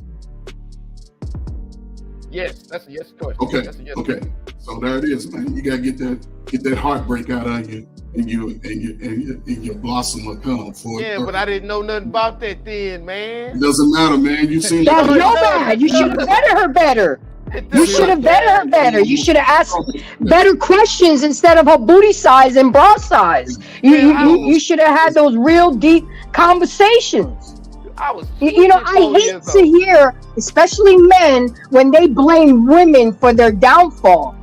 And then women like me have to get penalized, because they won't open up or they'll let their guard down because now you got a gem, but you're putting me in the same category of those strags. That's not fair to me because I'm one of the good ones. But I'm getting in the same penalty box because you had 3, you 0 for 3. What about you could have been 1 for 3 if you fuck with a woman like me, but you're not giving me the chance because you got it in your heart and your soul that women ain't shit, and the downfall of a man is because of a woman. You picked the woman. Grace, have you ever been to Texas? No, sir. Once for a wedding, but it was just for a wedding. What does Texas have to do? There's women on the whole planet. Dude, this is back in the day when you couldn't even really get to ladies out of town like that. You know what I mean? If this was back in the day, why are you bringing this old shit up?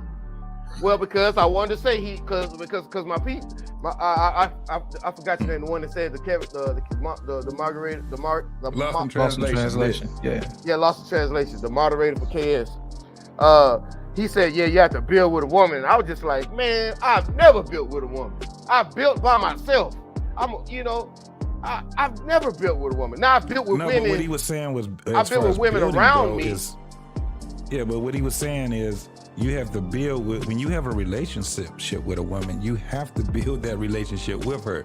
You can't build a relationship by yourself and then tell her to come on in. That's not how that goes. No, we weren't talking about building yourself. I guarantee that's what he was saying.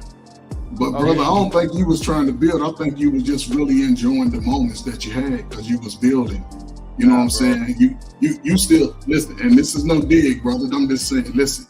You say this was years ago. I don't know how many years ago, but I'll say this. Even from then to now, let's think about it. Even from then to now, you just spoke about a little incident you had with your little video camera 2 days ago. You feel what I'm saying?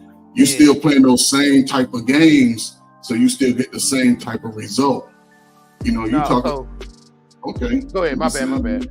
No, I'm just saying, man. This was 23 years ago. This is when I was trying to build. And we're still bringing it up. No conflict resolution. It's still a thorn on your side. We gotta close that room and move on because you may miss out on a great woman because you got iced around your heart. Let that shit melt, bro. Because you're gonna die a very bitter, alone man, and you're too good of a man to be like that. Okay, let's move on, guys. Let's move on. Let's stay on topic. I brought this comment up because I knew it needed to be discussed, and I was right. And thank you, gentlemen, for men have to run in packs of wolves. KS used to say that. Iron sharpens iron. There may be a perspective. You should check out BMU Barbershop show on Friday nights, and it's all men talk, and they all sharpen each other's iron. But with that being said, this is the first page of my index card that I've gotten into. So let's get into it. What is the definition of an argument? It's the exchange of diverging or opposite views. The reason or set of reasons given with aim of persuading others that an action or idea is right or wrong. However, guys, the first and most critical step to arguing and start discussing is remember and recognizing who are you arguing with, and is this argument worth it to really get in a heated situation. Is to stop arguing. That's the most critical. Stop arguing and turn it into a discussion. And that's what most people don't do.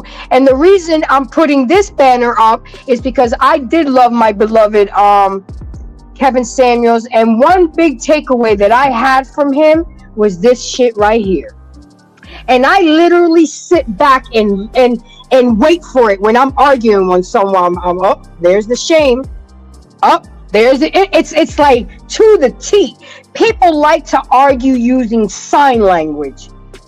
Big shout out to Kevin Samuels. They want to shame you, then they want to insult you, then they want to make you feel guilty. And instead of trying to resolve the issue, it's the need to be right.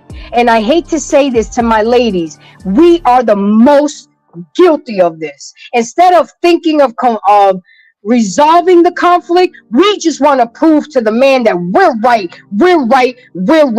But you don't ever want to prove that you're wrong. You want to be wrong and strong, and then don't have the audacity or the compassion to apologize. That's what really gets to me. That is one of the biggest turnoffs that I can meet when I meet somebody, when they have that attitude of being wrong and strong. You have to be humble sometimes. You have to be open to criticism and learn to be a better version of yourselves. But when you don't ever apologize, and apologizing doesn't just mean say I'm sorry. The best apology is changed behavior. Why are you going to keep apologizing to me every week about the same shit that you really wasn't sorry? Because you haven't changed your behavior. So with that being said, hold on. I got to get into this. Remember to be clear as possible and practice kindness, respectfulness, and especially and foremost, respect. I don't think we remember what it is to respect each other. How to respect your man, the man that you go home at night and exchange bodily fluids to, the man that gives you money, the man that's covering you, taking care of your raggedy ass bastard children. Yeah, I said it. Instead of being humble and grateful, we want to give his ass to kiss. And I'm gonna switch it around, because men too. We so the good ones, we cook, we clean, we're there for you, we inspire you, we encourage you, we do everything right, and y'all will still be trifling. So it's on both ends. I am not here to bash men or women. I'm here to just get it right. We have to get back to respecting each other. Give people the benefit of the doubt. Be willing to forgive and compromise, especially if you love, respect, and cherish that person. You might not like having an argument, but everyone should aim to be better at arguing. Because life is too short to be stressed out. While I'm stressed out, tossing and turning, your motherfucking ass is sleeping like a baby on the couch. And that irks me. You know what I'm saying? So with what I've said so far, anybody can chime in. Go ahead. I got you, Grace. Here's the problem. A lot of people like to say communication is key when it's really not. It's understanding. And how you do that is you have to practice getting to the point where you guys can reach agreement. You know what I mean? How you do that is with language. You know what I mean? Sometimes you're going to have to change your language up. Instead of saying you always, you know what I mean? Or I always, or something like that. Change your you and I language to we language. You see what I'm saying? Ask your partner, your wife or your husband, hey, what can we do to solve this problem? Basically, what you're doing is you're putting yourself and your spouse next to each other on the same side of the table, and you putting the problem on the other side. And now it's you and her, or you and him against the problem versus you and you against your spouse. It should never be that way. The language should be, okay, whatever it is problem that she has, well, I'll tell you what, let's think about this for a minute. What can we do to solve this particular problem? What have you noticed? And ask for that person's input and listen and say, you know what, that's a great point. Let me tell you what I saw as well too. And then you put your heads together and say, you know what, these are the actions. This is the part that I'm going to perform. This is the part that you're going to perform. And we're going to put it together, because if it's only one person that has to do something, then that's going to be an issue, because that person feels like they're going to be robbed. And that's never, ever a good situation where one person is always fixing something while the other one just tells them what to do. That is not a cooperative agreement between two people. So communication may be effective, but it's in how you do it. And we have to make sure that we get back to learning how to use effective language, use we language instead of you language. So that way we can solve the problems together So that way we're not adversaries. You see what I'm saying? That's how that works. Instead of fighting against each other, we're going to fight with each other and get to solve. I learned something from Dr. Phil.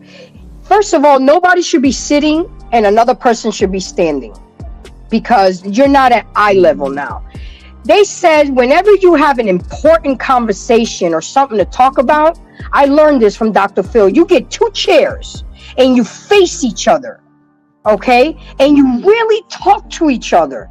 Not no name calling, shaming, insulting. You really get a conflict resolution, because again, this is how you deal with a bad argument. People, and I have to put our ladies out there, especially the ladies, we don't work through something. And then we bring it up again every time we have an argument, and we'll make that other person feel like their changes didn't make a difference. And make sure each problem is resolved before the argument ends, and then nobody will be inclined to bring up old shit again. I have learned to do that. If I didn't get resolution with that person at the time that conversation took place, then you got to charge it to the game. Don't bring up old shit. If we're talking about the burnt meatloaf, don't bring me up something that I did 3 months ago, because that should have been addressed 3 months ago. Now, I do have a habit of leaving things in the chamber sometimes, because sometimes things will naturally just come up. Things will naturally unfold, but you don't want to bring up one conversation in the middle of a heated conversation. You got to stay to the lecture at hand, as Snoop Doggy Dogg would say. Stop deflecting. If we're talking about the burnt meatloaf, then let's talk about the burnt meatloaf. Let's resolve it and move the fuck on. Because life is too short, people. We got high blood pressure, hypertension, strokes. This is why men die sooner than women.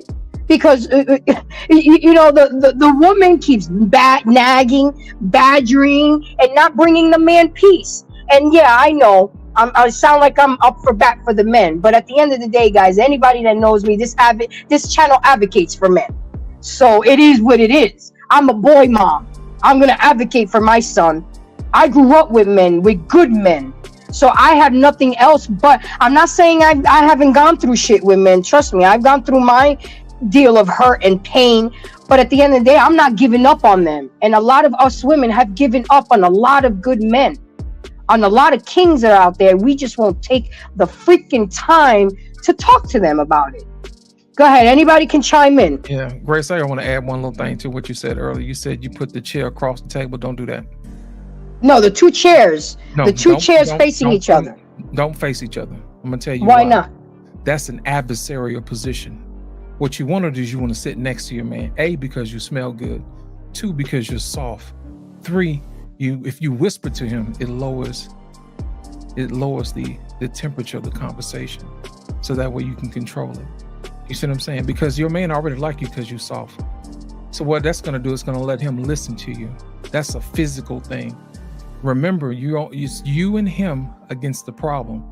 It's best that you sit next to him, because I never saw it that way. Yeah.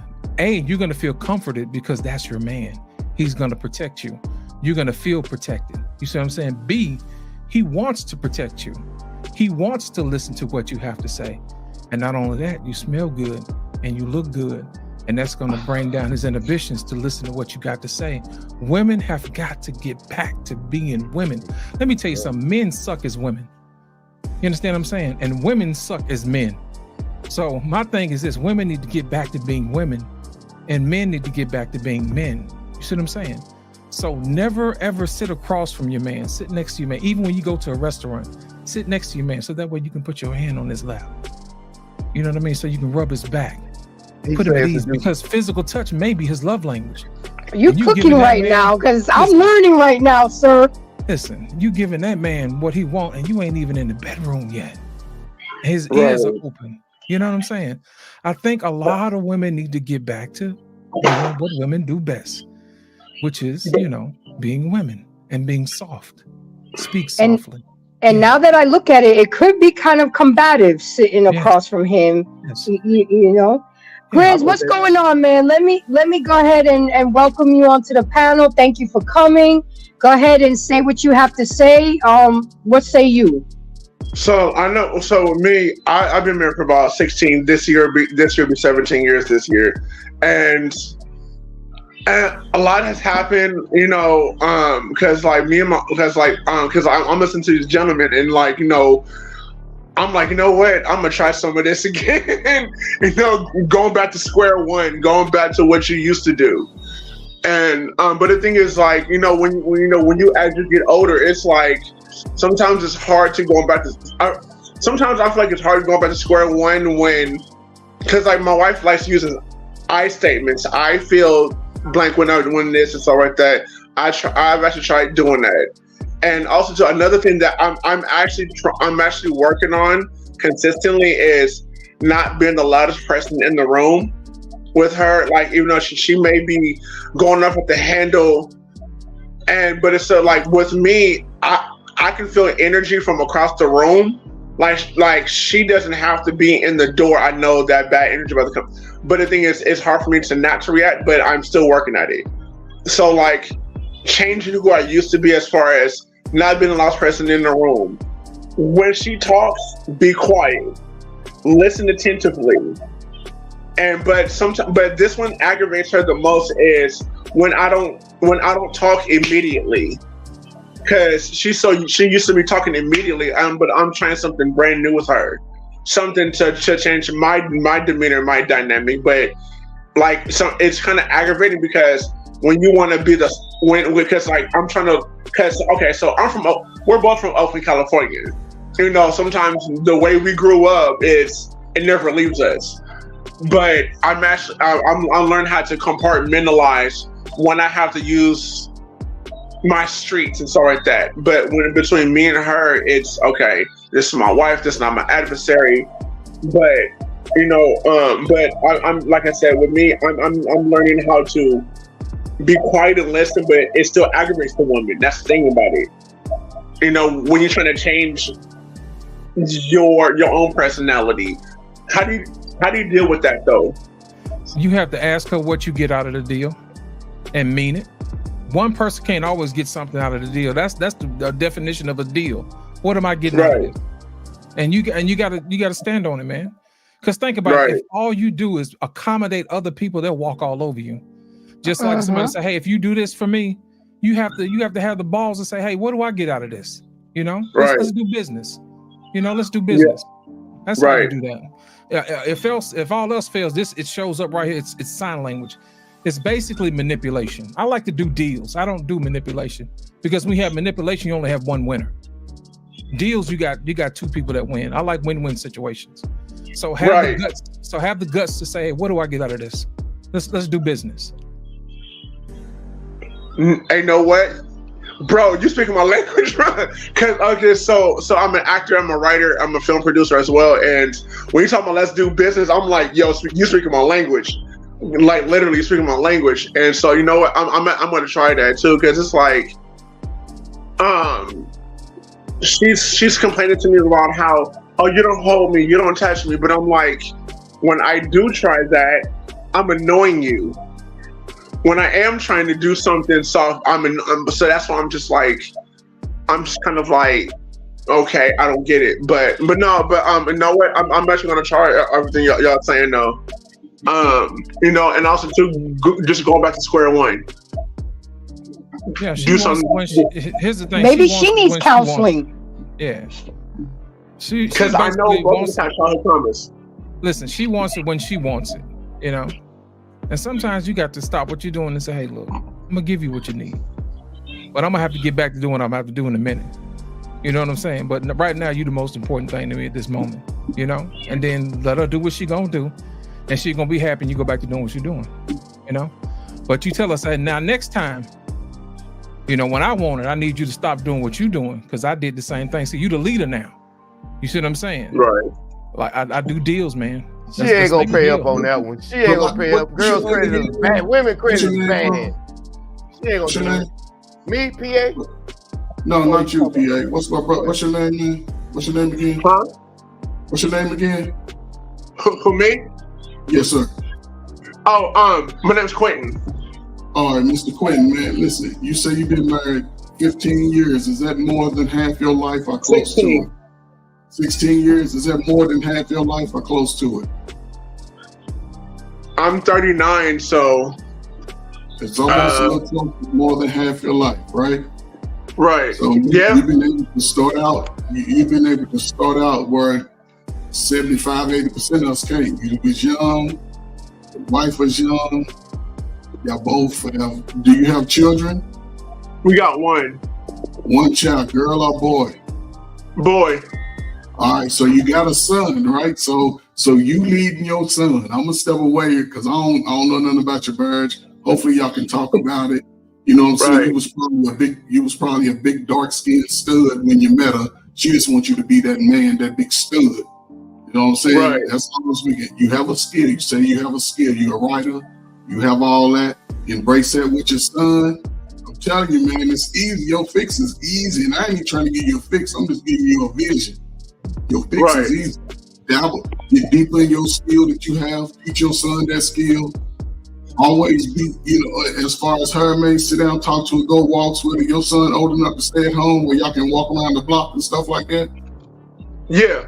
Well, he's man, you got a pet or something, man. Everybody go for a walk, man. Get out. Enjoy the sun. Yeah. Get some new scents around. Open up all your windows, man, in your house on a sunny day, freshen everything out.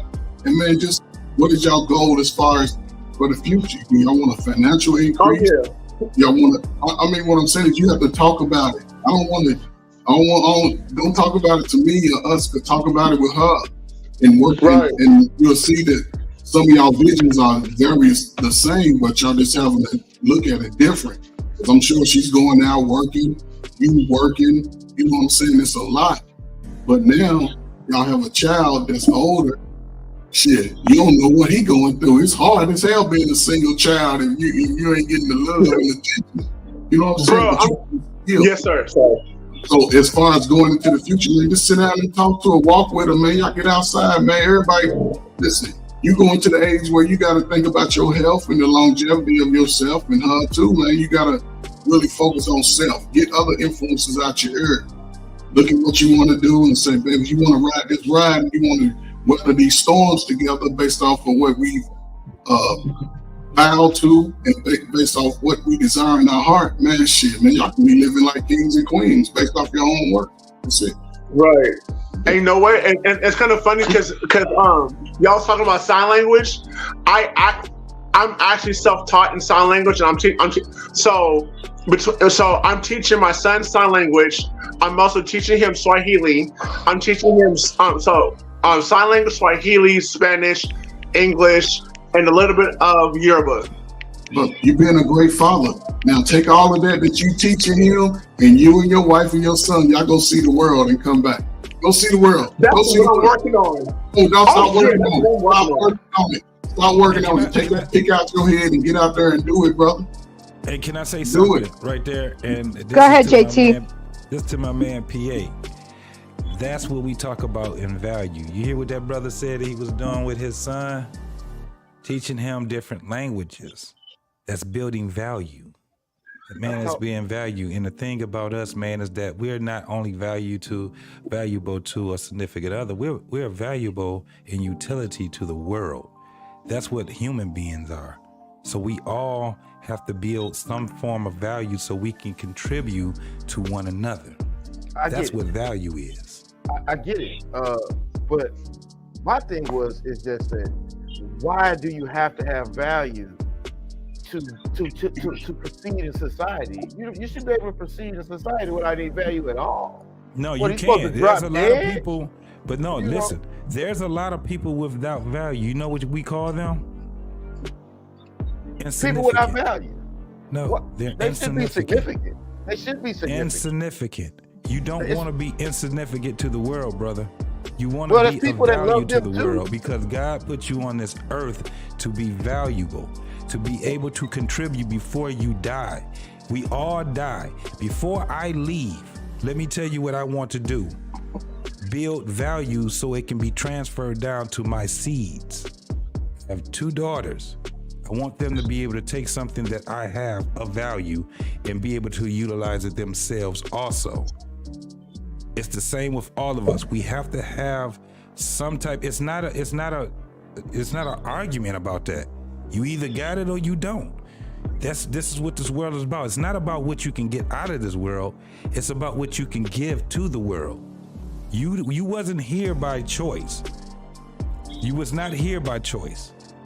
Therefore, once you're here, you got to deal with everything that's on this earth, right?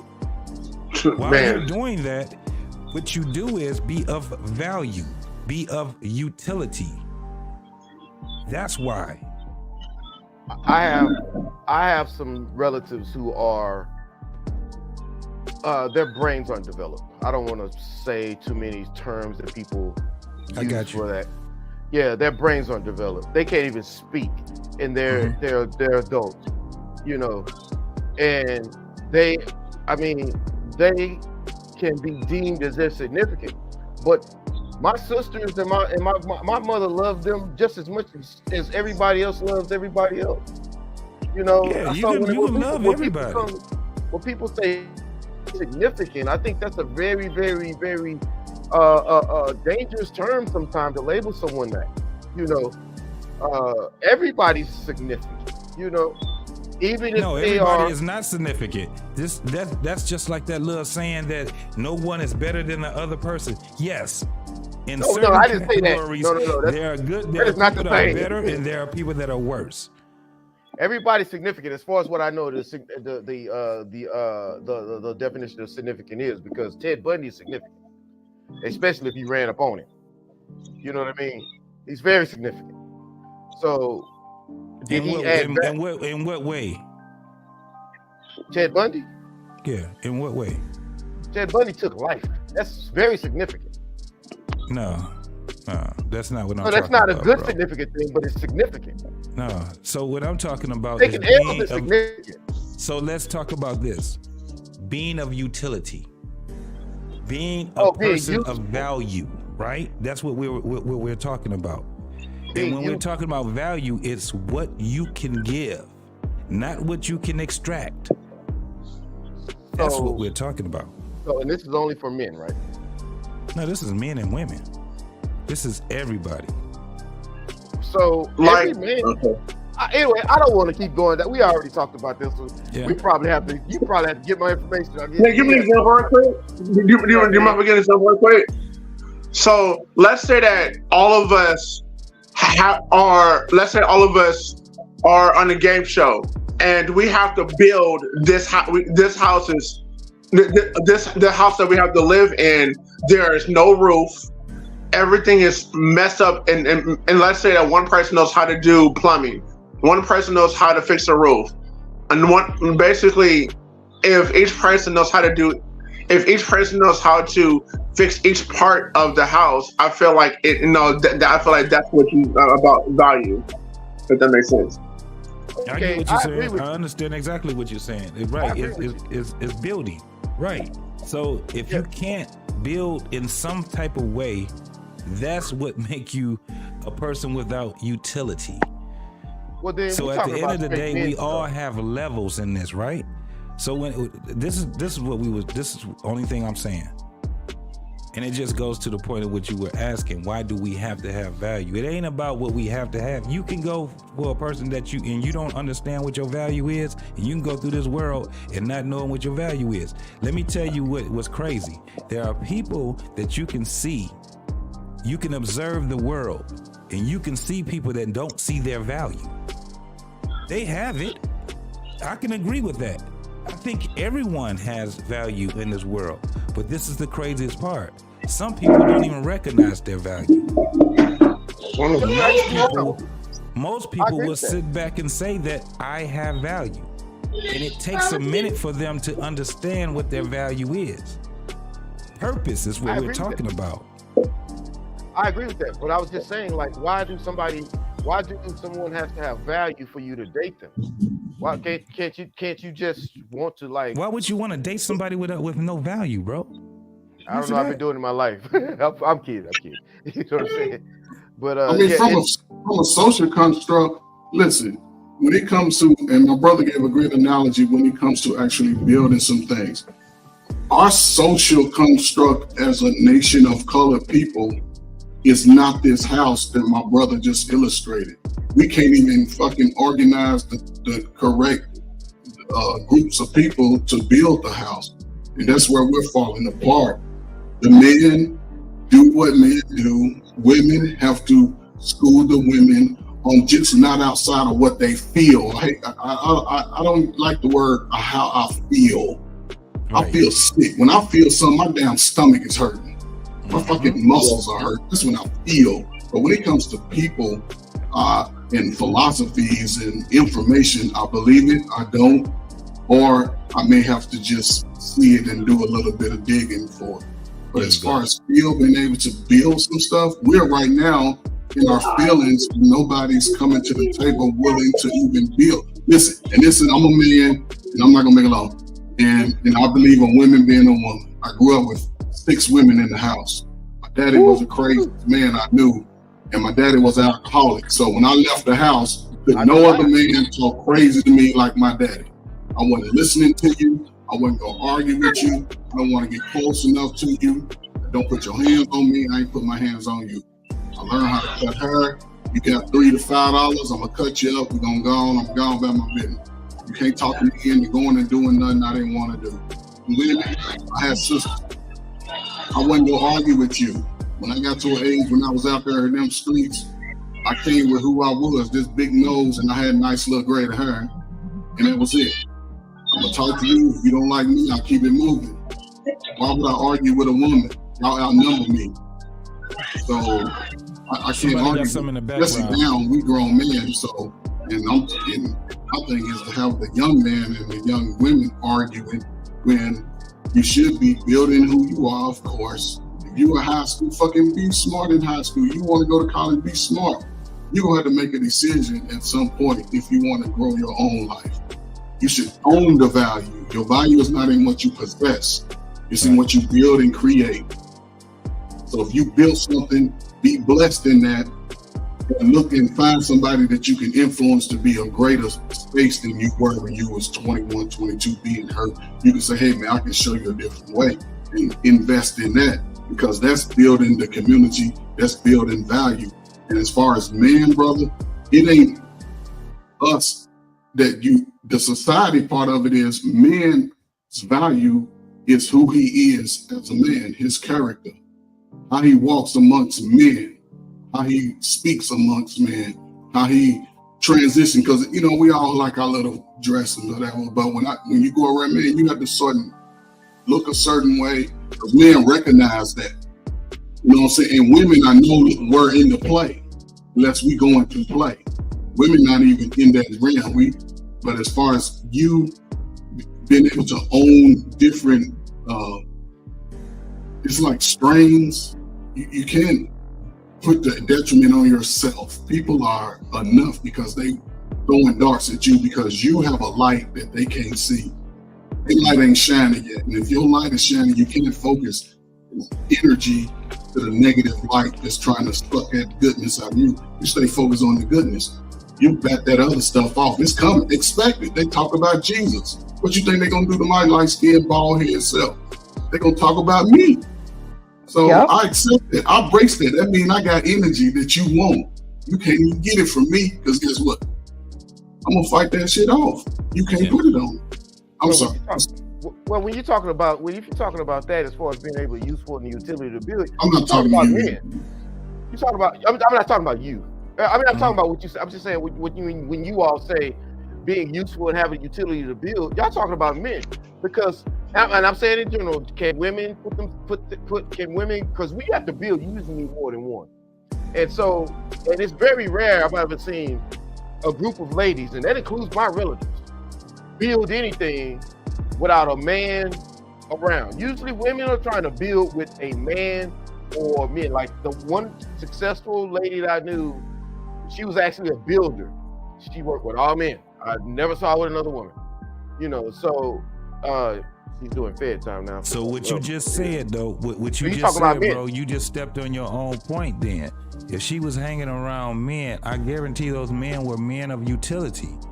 Yeah, This she is ain't the gonna mess with thing. nobody like that. But she was around. You said she hung around men. I guarantee those men was not just standing around there twiddling their thumbs. No, they was not. They had were to be men of utility. And But so what she would do is, this is the thing. Now this is the part you got to listen to. She would multiply everything that those men have in their mind. The reason why she's around them is because guess what? She's of utility also. It's the same thing in a relationship. If a woman has no utility, and if she's gonna bring something that is already, it's like giving a motherfucker a brochure for Christmas, right? She got coochie. Okay. Yeah, it is what it is.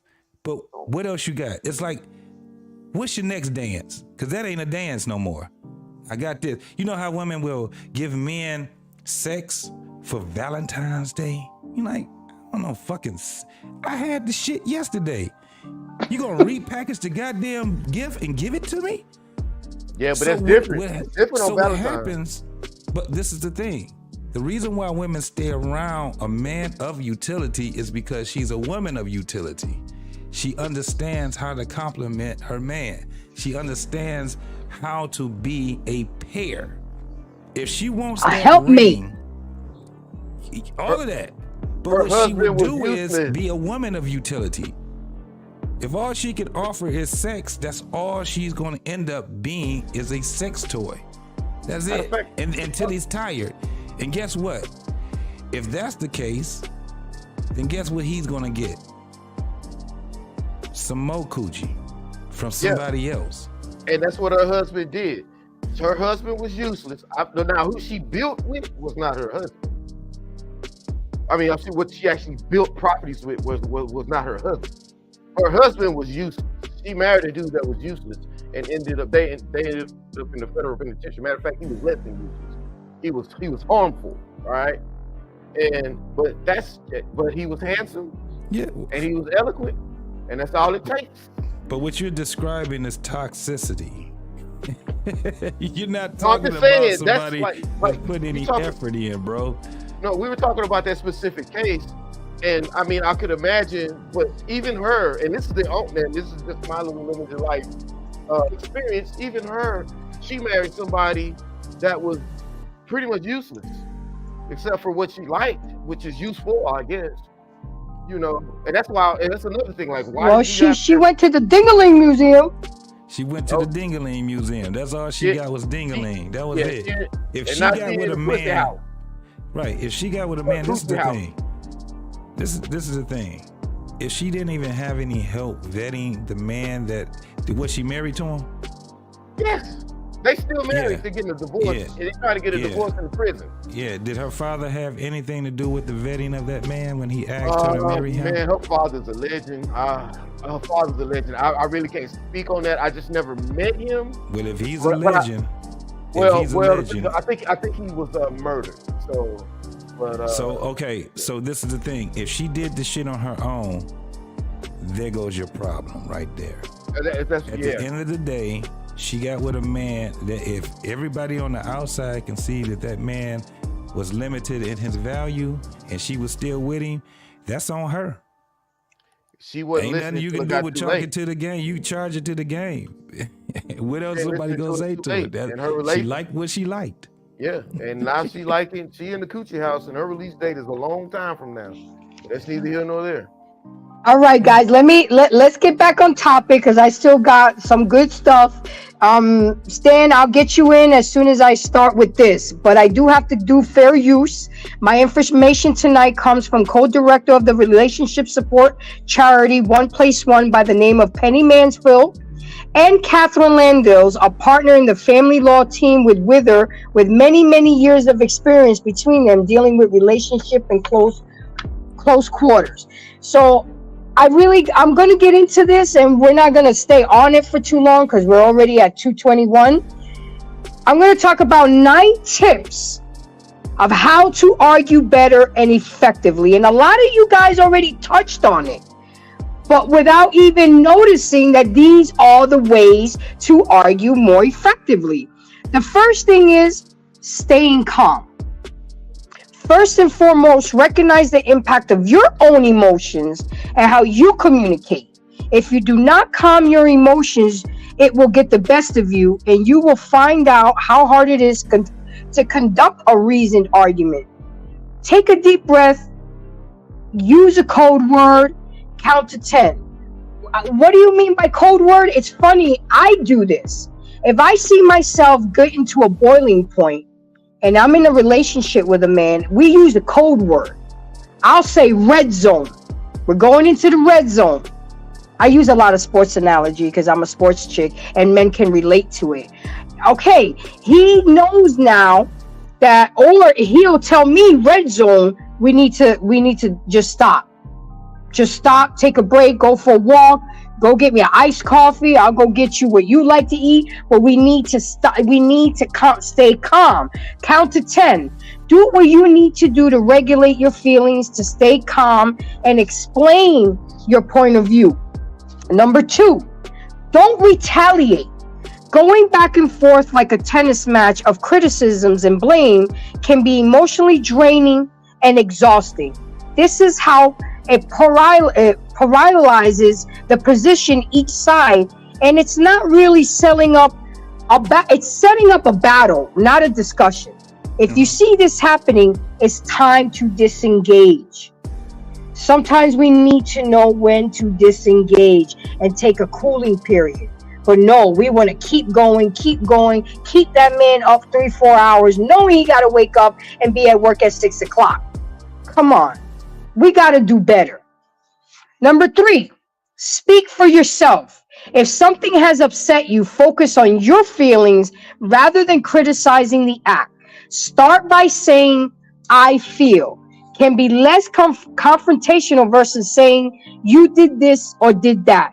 Don't assume the other person knows how you feel, and don't make assumptions about what they're thinking. I learned this the hard way. I remember that I used to get pissed off at my ex-husband because of his baby mama behavior. That was asinine. He can't control her behavior and the things that she says and does. Why would I get upset at him? That's called misguided anger. And then it would do exactly what she wanted to do. Cause turmoil in our household. Cause problems in our household. And I had to learn that. Number 4, listen actively and patiently. A lot of y'all motherfuckers don't even hear us or each other. Y'all just listening to respond. You interrupt like a motherfucker and don't let people finish their thoughts or what they have to say. That's why men won't talk to us, because we don't let them talk. We don't allow them to be vulnerable and express themselves, because we right there jumping in, being combative, interrupting. Again, I'm not saying I don't do this. I haven't done this. I've been checked before, but I'm putting it out there so we can at least be aware of it. If you don't listen, you won't be able to see nor understand where the other person is coming from. And when we don't feel heard, we get frustrated and annoyed and feel disrespected. Notice the other person's body language and try to pick up on what isn't being said as much as what is being said. Even if you don't agree, acknowledge that you have heard can be a big step in making progress. So miss me with the facial expressions, the cursing, the interruptions, the fucked up body language, the over talking, and the yelling. Because that shit is not going to get you nowhere. It's not. And at the end of the day, the main goal is to resolve the conflict and end the argument. Number 5, speak clearly. Speak clearly about what you want and how you would like things to be in the future. Try to resist telling them what they need. I said that to a man one day. You know what he told me? I don't need to do nothing but stay black and die. It was just that one word that triggered him. They need to do different. Instead, focus on what's best for the relationship, the children, the business, etc., and how each of you can cooperate to make it happen. Again, we have to remember at the end of the day is to resolve the conflict and then have some great sex afterwards. Anyway, I throw that in there. Yeah. I knew that Focus coming. Focus on points you can agree. Reaching a compromise doesn't mean you lost ground or you've been punked out or your ego's been bruised. Look for points you can agree on and take positive steps forward to tackle and resolve the argument. Recognize the best solution is the one that both of you can commit and make work. Who cares who came up with the resolution? Who cares who was right or wrong? At the end of the day, it's to resolve the issue and stay in peace. Try to see and understand why their solution makes sense to them. The man can be right all day long. The woman can see that the man is right all day long, but we'll still fight it just so we can be right. So we won't give the man credit, or vice versa, or the woman. Let me not just genderize this to men. Guys, I know that all these gens are easier said than done, especially in a heated argument. But if you can just step the fuck back and see why the other person's point of view makes sense to them, you'll be one step closer to working out how you can resolve this issue. Because at the end of the day, it's not who's right, who's smarter, who's richer. It's to resolve the damn issue. That's the goal here. Number 8, almost done. Apologize when you're fucking wrong.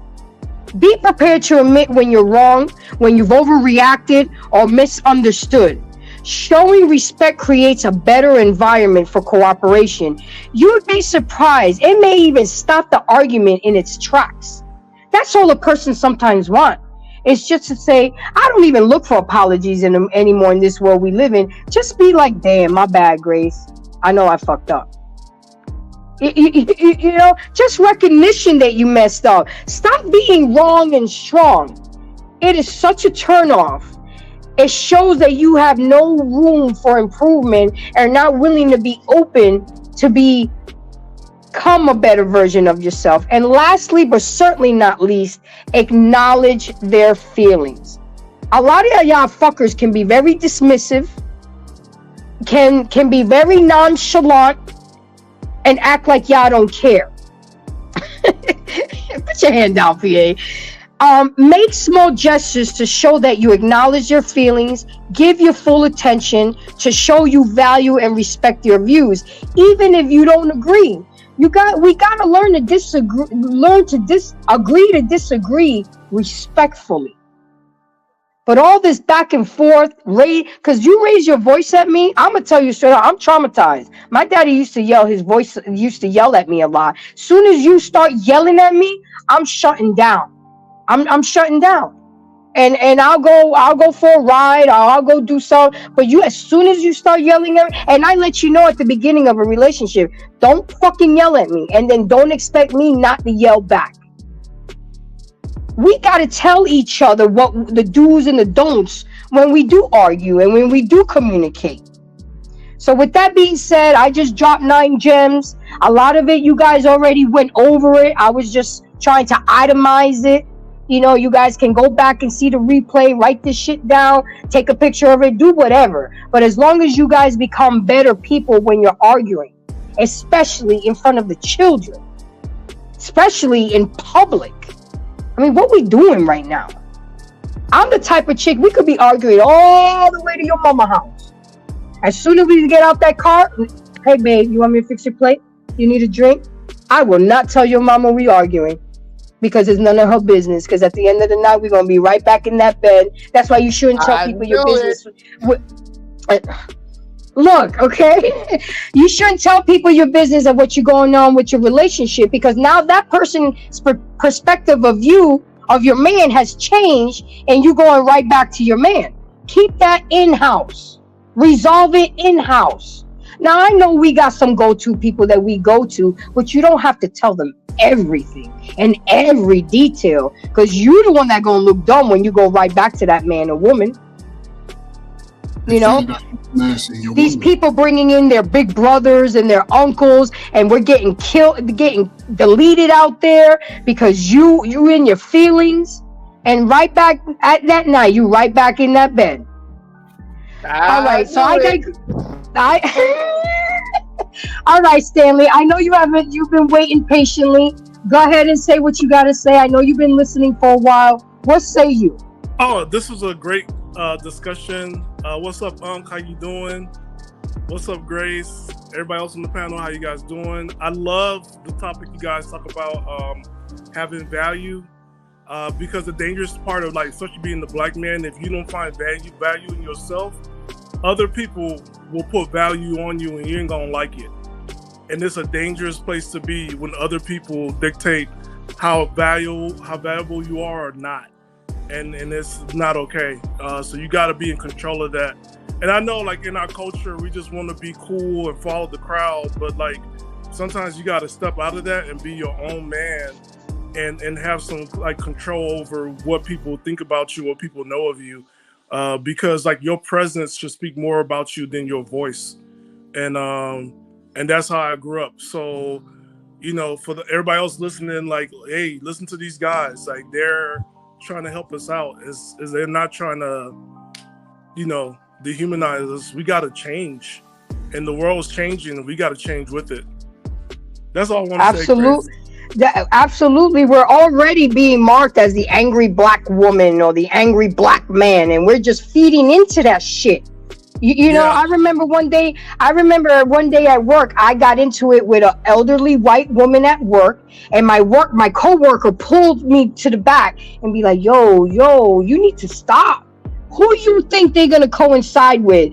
The old little white lady or the loud Dominican Italian from New York?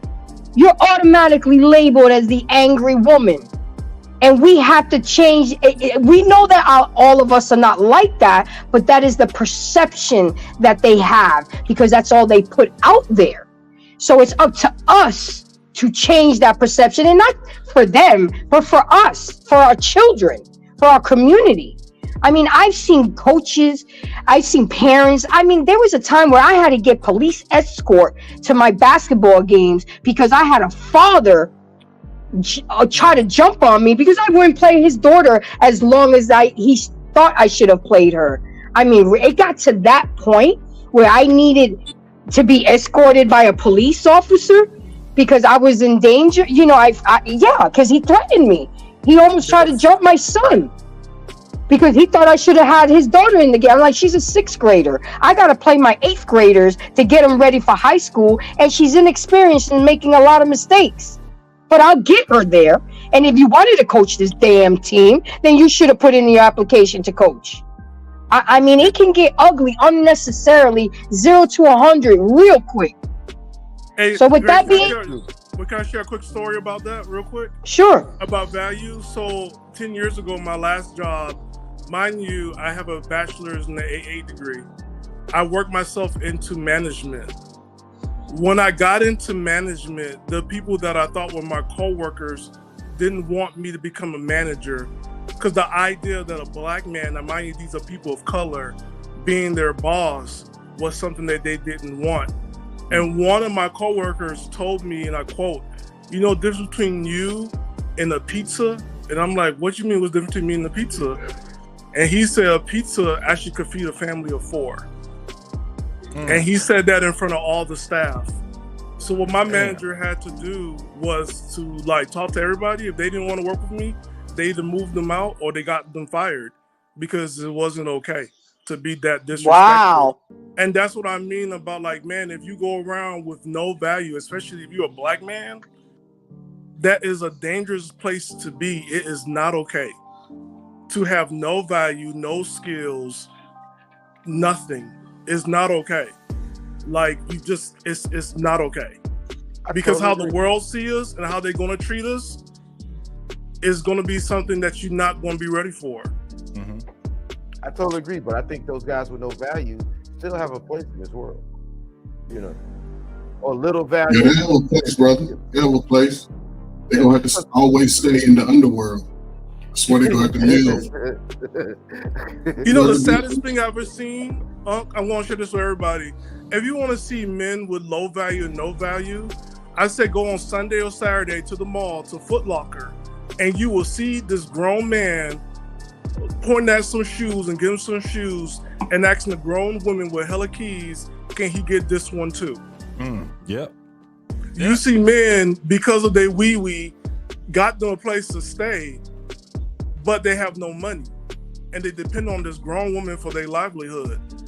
Yep. Or they got somebody else who already has a child and they got her pregnant again so they can move into the projects. This is what happens to men who have no value, especially black men. Yeah, they have a voice, but nobody listens to them because guess what? No one respects them. And when you have no respect and you know that people don't respect you, guess what you do? You shut up. Yeah. And you sit down. These people don't mind. You got to know when to shut the fuck up. You really do. I got one And thing that's to the say. dangerous part. I got one thing to say. Actually, I got two things to say, if y'all don't mind. Grace, go ahead, PA. You said that you got mad at her at dude baby mama when she would do something. I got an idea now. I might be dead wrong. Why you got mad? This is my conspiracy theory, right? Now, so you as a young age used to talk about ladies and gentlemen like that. They're like, oh, why would he mess with her? Why would he deal with a lady like that? I wouldn't even mess with him. And then come to find out, that lady was more ratchet than the people you were talking about, and that probably infuriated you. Am I right? No, she would come to the house, leave notes on the door, call in the middle of the night, and start a lot of drama and peace, and disrupt our peace. And she was ratchet because she didn't have her own life, and she was mad one day he moved on with me because we used to date back in high school and we had a lot of history together. So it was like, oh, I knew it. Yeah, he came back to something that was familiar to him. Why not? And she was pissed that he had moved on. So coming to my house, popping up to my house, being an unwanted guest, calling in the middle of the night and causing a lot of drama, I would get upset with him. And I heard him trying to talk to her and say, stop doing this, or you really don't want to wake up that sleeping giant. You know, because I was trying to allow him to handle it because he's the man. But it came to a point where I went to her job and I baited her. See, women are so easy to bait. I said, hey, I got your child support check here. I don't want to mail it. And it's a Friday and Monday's a holiday. Can I stop by your job and just drop it off to you? That bitch said, yeah, sure. And that's when I got her ass. You see what I'm saying? Because, you know. Grace, can I speak to your list? Can I speak to your list? Can I speak to the list that you read off? Sure, of course. I probably overlooked it, overheard it, I didn't hear it. But I'm going to add to in relationships, whether men or women, same sex, whatever it is, two things you can do that are really bad is one, keep score. You keep score, you're going to fail. Yep. And two, hold grudges. If you hold a grudge, then you got to work. It's something about you. You got to go find that out. Don't be in a relationship.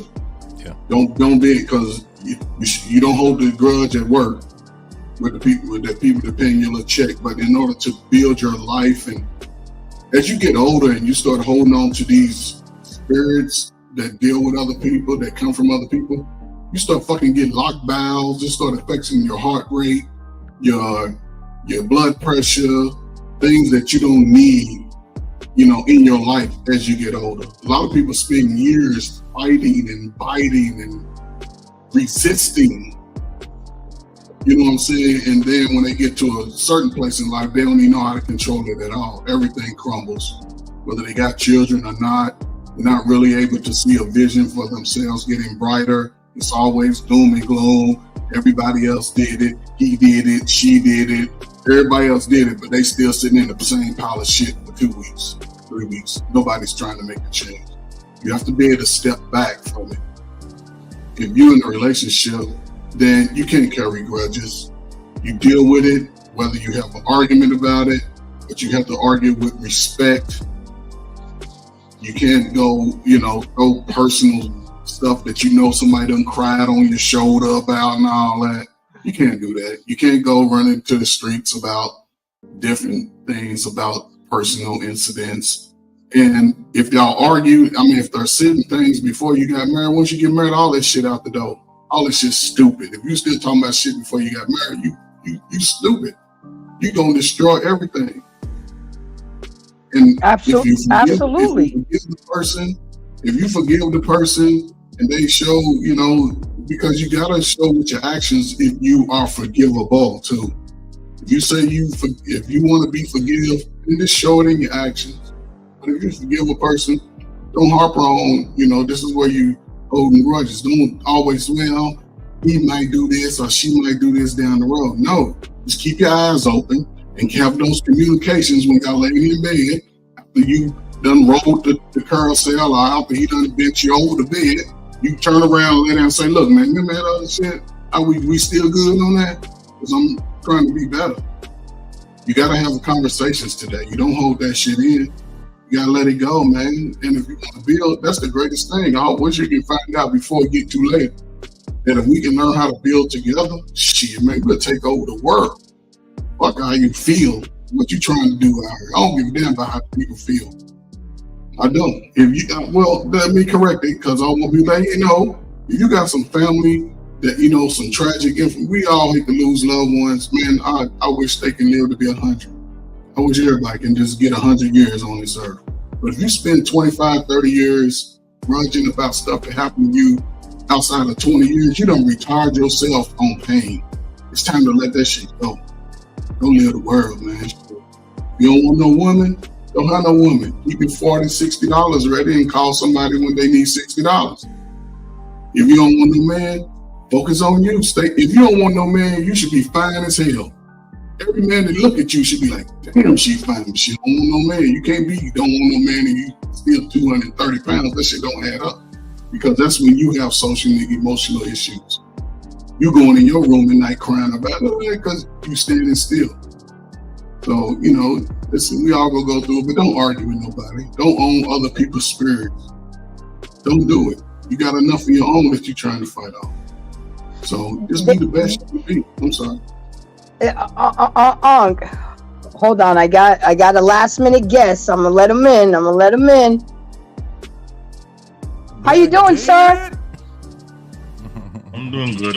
Okay, let me take down the final thoughts banner, because this always happens when I'm trying to do final thoughts but you know, I'm gonna welcome it. The fact that you got something to say, let's go. I know you've been hearing this. I know you've been in the chat. What say you? What do you have to say? Long ago, because I want to give some shout out to everybody who's on the panel, because I was running a show not too long ago that I feel I need to do before I pop up in here. So since I'm seeing what's going on, I enjoy the conversation. I don't have too much to say, but this here to show some love to the people on the panel. And so I have not been showing up on this channel for a while because I had a lot going on for myself. You know what I'm saying? So what you got to say? What do you think about how people are arguing nowadays? I mean, because a lot of us are socially awkward. It's not about socially awkward. It's more about people are losing their backbone. Let's be honest. I'm old school. JT is old school. You old school. Today's society wants to dictate how we're supposed to argue, or how we're supposed to conversate, or how we're supposed to identify one another. But what I'm seeing right now is kind of like you're moving every function and factor in a conversation that makes it easier for people to understand one another. But instead, it makes it seem like you have to be careful what you say or how you say or how you put it out there. Which I find it intellectually stupid, to be frank with you, because being in the YouTube street, monitoring YouTube, looking at Facebook, TikTok, everything, and looking to people that have conversation, I'm always closing my eye and listening to their words and touch what are they trying to say, what are they trying to articulate, and what are they trying to put out there. And many times I've noticed it, people don't know how to express themselves correctly because they're afraid to offend somebody. If you're trying to break something down to someone and you're trying to paint a picture for them to understand, 9 out of 10, they're trying to shut you up because they don't understand it under the 180 character. Blame that on Twitter. I don't understand how people cannot try to listen first before they respond. Listen to understand. That's one of the biggest issues. And JT understands it very well because we've been saying it for so long. We're trying to have a dialogue, trying to have a conversation. We're trying to have a level of understanding. But for me to understand someone, I have to keep my mouth shut, listen, and understand the person when they're coming from their own point of experience. Here, everybody trying to police everybody. Everybody trying to control everybody. Oh, you cannot say that, you cannot say that. Based on what? What are the rule book behind that? This is why when you see me go off on some people, I'm trying to let you know, you sound like a complete idiot. You can explain yourself properly without the fear of crossing any line, which I never had a problem with that. Speak your mind, speak your heart. Let me understand where you're coming from. Then from there, I can ask questions to verify if this is exactly how you feel. That's old school conversation tactic. Not what we have in today's time, whereby, oh, you can't say this word, or you can't say that word. You gotta be this way. Like, are you kidding me? Right now, America becoming the most dumbest country on the planet. And people don't notice that. You make all kind of stupid rules, regulating how you put to address a person, how you put to identify, what it's supposed to be, what it's supposed to not supposed to be, and you don't really make it a mockery of yourself. Now, if I want to be visually crazy, I would say this. Your president elections show how dumb the country is. And yet they don't get it. The main two candidates is nothing but part two of the same BS, which I've been saying for far too long. Y'all have no what you're doing to yourself. And I'm gonna tell you something. I'm not even voting for neither one of them because there's none of them good for me. And that's the real. It's like I always trying to understand the main point of the conversation and anybody talking about anything. What I notice, we're too afraid to be transparent. You're too afraid to be real. You're too afraid or tell the truth about something. If you tell the truth, or you're attacking somebody. No. I'm not attacking anybody. I'm attacking the argument. I'm attacking the issue. Not trying to tell you that people out there want to attack somebody because they don't have a answer. Okay, really? What you want to do? That's my sister right there. I didn't think that was going to take you to go to church. I was like, oh God, here we go. But Hi, really, Miss Daz. but really, that's what I mean. That's what I hate the most about people today. We don't know how to have a proper conversation, expressing our feelings, expressing our past, what we went through, and how we approach it. We quickly want to shut somebody off or attack somebody, and someone give you information that it's nothing but clean facts. I don't believe it. What do you mean you don't believe it? You can't compare your anecdotal experience and make it seem that this was generalized. This is how everybody deals with it. No. Unless you travel out in the world, you travel in different countries, and you start to understand everything's not based on what you think it is. And I'm guessing people don't travel out much because they don't have a bigger view of people comprehension, people experience, people struggle, people journey in life. Life is a marathon. It's not a sprint. We're here to learn, we're here to express, we're here to help one another, we're here to understand people and move on to the next level of things. But these days, we have too many wannabe gurus, wannabe idiots. If it's not on YouTube, you'll find them on Facebook. If it's not on Facebook, you find them on TikTok. And you got a bunch of jabroni. I'm not gonna lie. I'm getting so tired of watching dumb people acting like they're so highly intelligent. That's not the one that if I go to the right school.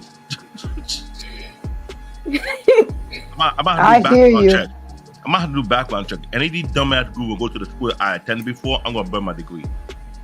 I'm gonna burn my certification because that's not what I want to be a part of. We'll talk. And I'm being frankly honest though. Okay, I'm a dumbass. Did you go to the University of Houston? Thank God. I thought about that. Maybe I changed my mind then. All right. Well, you good. You don't have to burn. Maybe I have to burn mine. Well, Baz, welcome to the show. I appreciate you coming. I don't know how long you've been listening or what all you've heard, but what say you? I didn't catch the beginning or nothing, but one of the things, people drive like they act, and you know how people drive, right? Me first. Mm-hmm. Me first. I mean, they'll mess up traffic because it's me first. They don't want to merge because it's me first. No signals. No signals. That is absolutely true, man. Right. That is absolutely true, man. And I hate to say this, I'm finna poo-poo old black women. Whenever I've been walking and I'm about to cross the street, and I know a car is gonna blur right by me and look at me like, "Oh, you can't cross." It was a black woman sitting in the car. I will tell you, and let me know if I'm lying. I'm good. I don't know. That's okay, Pierre. This is a safe place to vent. Myself from beating up a lot of white men. Oh yeah. My bad, dog. My bad. I jumped over. But it's mostly black women. Yeah, it's mostly black women. But yeah, I did. Matter of fact, the last time that happened was a black man downtown Houston. I was walking yesterday. That's another story. And I'm talking about I'm walking across the street, went right in front of me. I was like, what? He was just like, the only thing I could say, women and that's, you know, in general, that's guilty of, is that they all got lead foot. But in the parking lot. I hate that. Yeah. In the parking lot. Why are you going 45 miles an hour in a parking lot? But I gotta say, no, where I have the whole thing with it's me first. It'd be a lot of white men, white men. Well, that was my experience. And well, my experience is I've had white men say, "Okay, come on, you can come on across and stop the car, hold up traffic for me." Black women had never done that. They're like, "Fuck that nigga." That's people in general, though. I'm done. You know how many people I done gave a bird to and cussed out? Hold on, Grace. That's people in general. It is a personality thing, no doubt. So I understand what Bass was saying when it comes down to, if you want to find out what a person's real personality is, get their ass behind the wheel of a car and you're gonna understand. Now I will let you in if you have a turning signal on, but if you're trying to debo me, nah, you ain't getting in. No. If you're a courteous driver and you wait, now not in the highway where it merges, but I'm talking about like if we're in traffic and you just trying to debo you, put the turning signal on and I will let you in. But if you're just trying to debo me, no, fuck you. You gonna wait. You gonna wait. That's that New York shit. You gonna learn today. What do you mean is that New York? I'm trying to teach you manners. Drive with etiquette. You can't teach a stranger on the road manners. You are dealing with crazy people. Let me tell you what you do. You make sure you always have your car smelling good. Have an air freshener or something in your car, and you play jazz. You play some Coberson. You play some, Kenny G? Michael Franks. Kenny G. Nah, man. I'll listen. I'm talking about walking. It depends on my mood, what music I'm listening to. You play some Candy JT. Blowing my damn horn. Hold on. I'm talking about walking, man. Blowing my damn horn. You blowing your horn? Listen, if y'all think I'm lying, it is a psychological thing. Air freshener. Always keep your car smelling great and play music that can either get you thinking or something to have you reminiscing.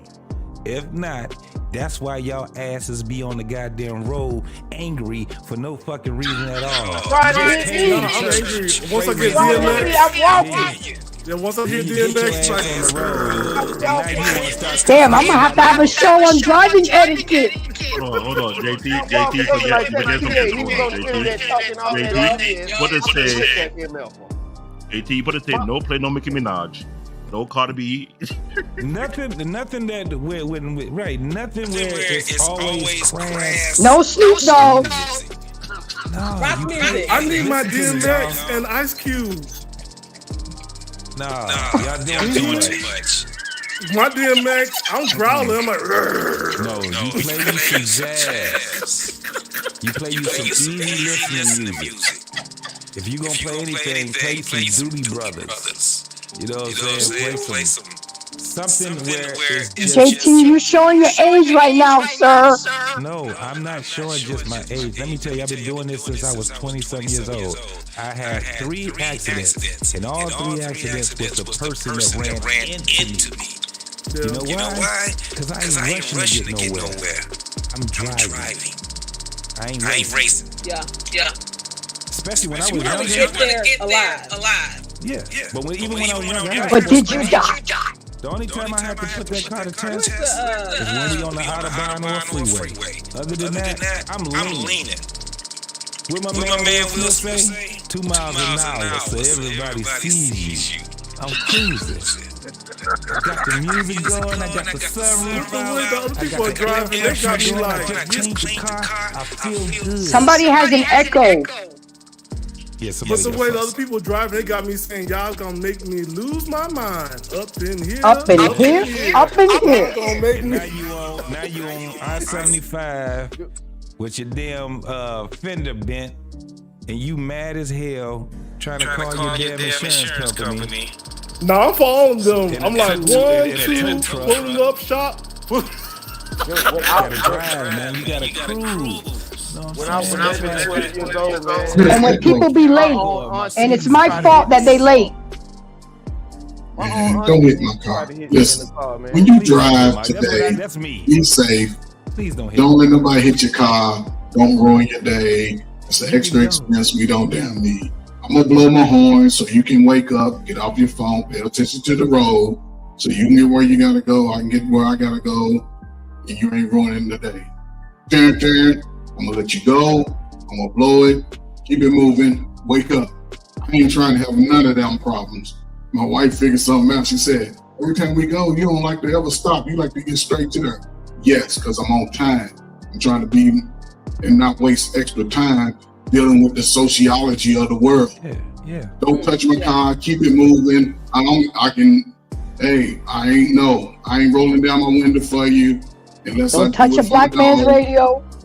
Yeah, I'm gonna have my music on what I like, like Lady Navoy, yes, some Johnny Taylor, some Tupac, some old school, some good school. Yeah. I'm gonna have some romance songs. I'm gonna have Slap That Booty song. All this on my radio. Every time I'm able to slap that booty, I'm on the road, get ready. When I'm going, I'm going. So what I'm saying is, when you in that zone, let me get to where I gotta go, where I can take care of this money, and I'm coming back home so I can eat, because my wife is gonna make me a sandwich. And, you know, I know that's right. So, air freshener. Don't touch my God. That's not gonna help, man. Black women. Well, I know what to get you for Christmas now, JT. Black women be on road rage, man. My own auntie used to got into it with my mama. And I was walking down the street at 11 years old. And all I would hear was, I was like, oh, here come Aunt QC. Here come Aunt QC. That's my aunt. I hate to say this, my aunt was a black woman. And I hate to say it. I was just, so the common denominator is you walking. You need to stop walking and start driving. That's it's you walking, you getting hit. You a magnet. I missed that in this time, but hold up, let me circle the block. I'm gonna get his ass again. Here she come again. We had to go duck into somebody's house, like, man, my Aunt QC, just because she got into it with my mama over a family issue. This is a true story. Y'all think I'm making that up? No, I believe you. I believe you. Hey, Grace, I gotta go. But Grace, good show. Thank you, Stanley. I appreciate you. Hey, there was one theme I've noticed that you guys talk about in the 2 hours that kept on coming up. Maybe you could cover it next week. Is like how to build, because even I don't know how to build. Like how you build with a person, because that's the whole show. Because I'm looking at it this way: we're looking at 3 generations that don't know how to build. We have a list, but that is a good show. Saying building, I didn't understand that. Like all of us was kind of lost, like and fearful. Like I don't want to build, but I want to go on dates. Okay. You just want to go eat. You get But you don't want to build with a person. I mean, that's where we're at. Yeah, that'll be a great show, man. That'll be a great show. I think that's a good. I'm gonna look into it as soon as I'm done here. I'm gonna look into that. You know, because it's true. You got to be able to be with somebody who's willing to pick up the bricks with you and build together. That's why credit score is important with me when I get with somebody. I can't build with you if you have a 4 in front of your credit score, because then everything will be in my name, and then you'll be mad, be resentful, because everything is in my name and not your name. So we're walking in together with 830 credit. Okay, so everybody's on the same playing field. So Grace, you gonna try to hit him. I think it's a little bit deeper than that. Like Grace, we're not gonna stay at my grandmama's house. Like, that's what you saying? We'll stay at your grandmama's house, but we're gonna fix your credit in the meantime, in between time, because we're gonna get out of there in 6 to 9 months. How about the projects? The project will get rent for $15. Nah, okay, nah, I ain't having that. I'm not going backwards at 49 years old, going to the project. But that's what I'm talking about, like that whole building stuff. Yo, like that's like we have to like look at that, because like nobody knows that, like why we're building, like what are we building for and towards. Like that's why you have to have financial literacy. The other guy. No, wait. The other guy with building is not, when you build with a person, it's not for you. For your community. Now you see, now that's another class. Because everybody like F the community is about me. What is that freaking noise? The community starts with you, your wife, and your children, right? No. Is it me? Let me see. I'm gonna mute you for a second. Yeah. Bye, Stan. Oh, it's me? Oh, you see why we gotta move out your grandmama's house? Oh, you see, man. And I got this Obama phone. Oh shit, you got all kinds of bad luck. Great, so you get the call. All right, guys, bye. All right, brother. I'm dead. The Obama phone. Yeah, that'll be a good show. That'll be a good show. Yes, it will. It's more than just, building on the outside. You got to build in the inside first. You got to have the ideology of what it is and purpose of what direction you're going into. So it's more than just, building credit and building all these different things. This is what we were talking about earlier with men. It's a little bit different with us. We can't wait till we get to, 25 to start wanting to build, right? It's supposed to go from the time that you become a preteen, and that's the purpose of having a dad, because he's gonna build way before then. As soon as your ass is old enough to say goo goo gaga, it's already gonna start. From the time that you start learning how to share with other children, that's the purpose of being around other children. Because if you've ever looked at children and observed children in their just natural environment, they some goddamn ingrates. Children, they behave viciously with each other, especially when it comes down to ownership, right? Yeah. No, just actually when you see children, you see a balloon, a child will have one, the other child will go right to that child and take the balloon. This is a natural state of what we see. We don't look at things and observe things to that point right there. That's a part of building your child, to teach them how to share, but to also teach them not to be getting punked and let nobody stand on them, to have balance in their maneuver. You want them to be protective of themselves. You want them to be able to protect others. You want them to be able to be an upstanding adult. You don't want them to be criminals, right? So in order for us not to have criminals, we have to develop their minds in a natural state. We can't. That's why it's always been where they say, don't use foul language around your children. Don't argue around your children. Don't do. It's a lot of things why what they used to always tell us, because these are things that stick with us as kids. And guess what we end up doing? 11 Yeah. years old, we end up I mean, I say having that those things if the stuck with kid- us. Go ahead. I didn't hear you. Go ahead. Yeah. No, I was gonna say that I'm of the belief that if there are children on the property, like you think they're outside playing, right? If there are children on the property, then you might as well think that they're inside the house. Mm-hmm. They'll be thinking you're talking amongst adults alone, because kids are sneaky. Right. We don't want to miss out on nothing, right? When we were kids, we don't want to miss out on nothing, so we sneak and listen to what the adults are talking about. You know what I'm saying? Like, first of all, don't forget what it was like to be a kid, because that's how you mess up. When you forget how it was to be a kid, and then you're no longer thinking what that mindset and all the thoughts that went through your mind as a kid that these kids are gonna do now. Right. Now, I understand this. So, when children are ear hustling, that's what we call it. When children are ear hustling, it's because they're caught from the inflection and reflection of the adult's voice. So when we carry our voice and we say things with emphasis, that's what catches the child's ear, right?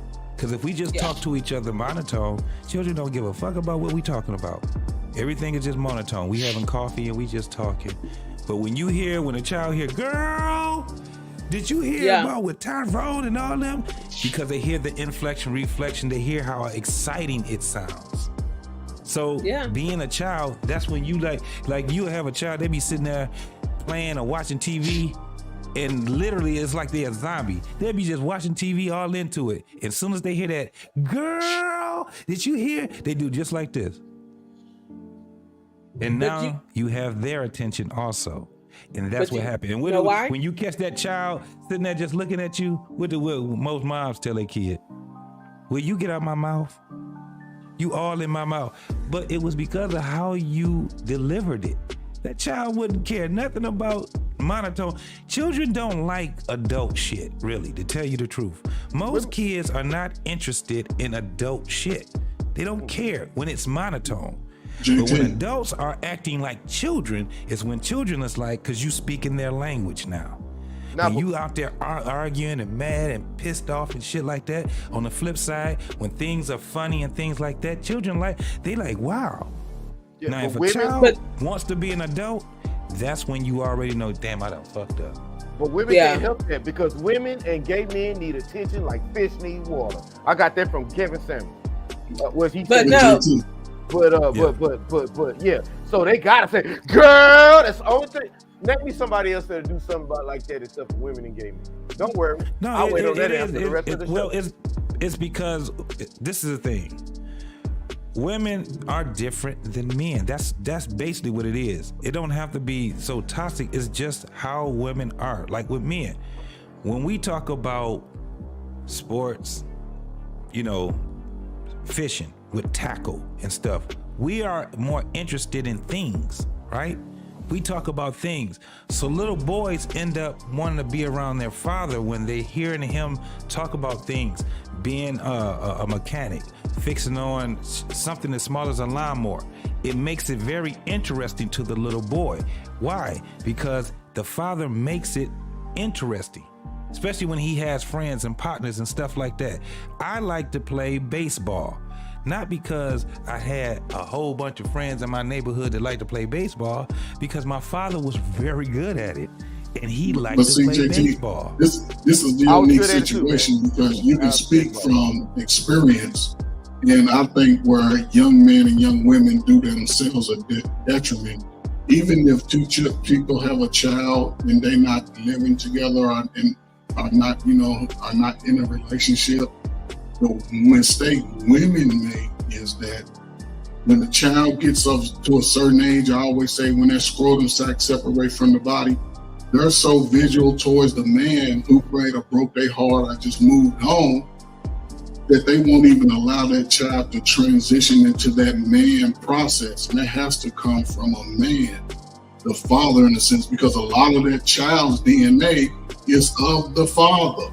Yeah. A lot of that child's emotions is of the father and the woman. And she's only feeding him her negative visual emotions about men because she's not valuing her son. Because if you value the child, you will make sure that your child is disciplined in any capacity. Now, as far as a man, if we have to look at it at some point, because we all see a child and be like, man, he look short and look like me, man. And like you said, you had a father that played baseball. Even the brothers that don't even want to be with their child, them damn boys got skills. If they would just focus a little bit on the sons, take the mother out, because you still getting cheeks at other women. So dismiss her altogether. Respect her for what she's doing, because unless you say, let me have him, but just make sure that she understands where you're trying to go with your son, even your daughter. Don't focus on who she's sleeping with or whatever. Just let that dude know, because you probably know that dude. Let that dude know, hey, dude, this is my man right here. Don't touch him. If you can shoot him ball, show him how to just don't disrespect him. Call me if you need, because you might see him at the club anyway. Don't care about if he's slapping the cheeks on. You can't do that. But you got a situation where, yes, a lot of these young kids, they're not getting no separation. They seeing all their adult shit. So listen. Everybody's showing their booty. Everybody's smoking and drinking in front of the kid. Can't eat right. But this is what I'm saying. Right. I'm speaking from, and it can be unique, but I'm telling you, that's the deficit, right? That's the deficit for a child to be able to connect. Like I said, with the mom, because mom is about people. Mom is about people naturally, right? Father is about things. It's always about the things that he's doing as either an occupation or a hobby or something like that. What children are missing is the combination of both, right? That's what I'm saying. That's the only thing I'm saying. I'm saying it from my own experience. It was from like my development as being a man, right? One of the things, again, it's about to speak back to PA. This is about value again. This is about value. So value is based off of how you are being raised, right? That's your foundation. Born, and then you're being raised. Then it comes up. Again, father is about stuff and things. Things. Mom is about stuff and people. She's people. That's why you have so many nurses. That's why you have so many school teachers that are women. That's why you have, it's people. If you go to HR, majority of people that work in HR are women. And gay people. Yeah. I ain't talk about that. Listen, I try to keep that out of my lexicon. They here. Dude, I'm just saying, I have to deal all over the place. Look, what I'm saying is, I have to deal with these people on a daily basis. No, but what I'm saying is, again, but what I'm saying again is, this is where value comes from. Yeah. Your foundation is where your value starts. That's with women and men, when they're girls and boys.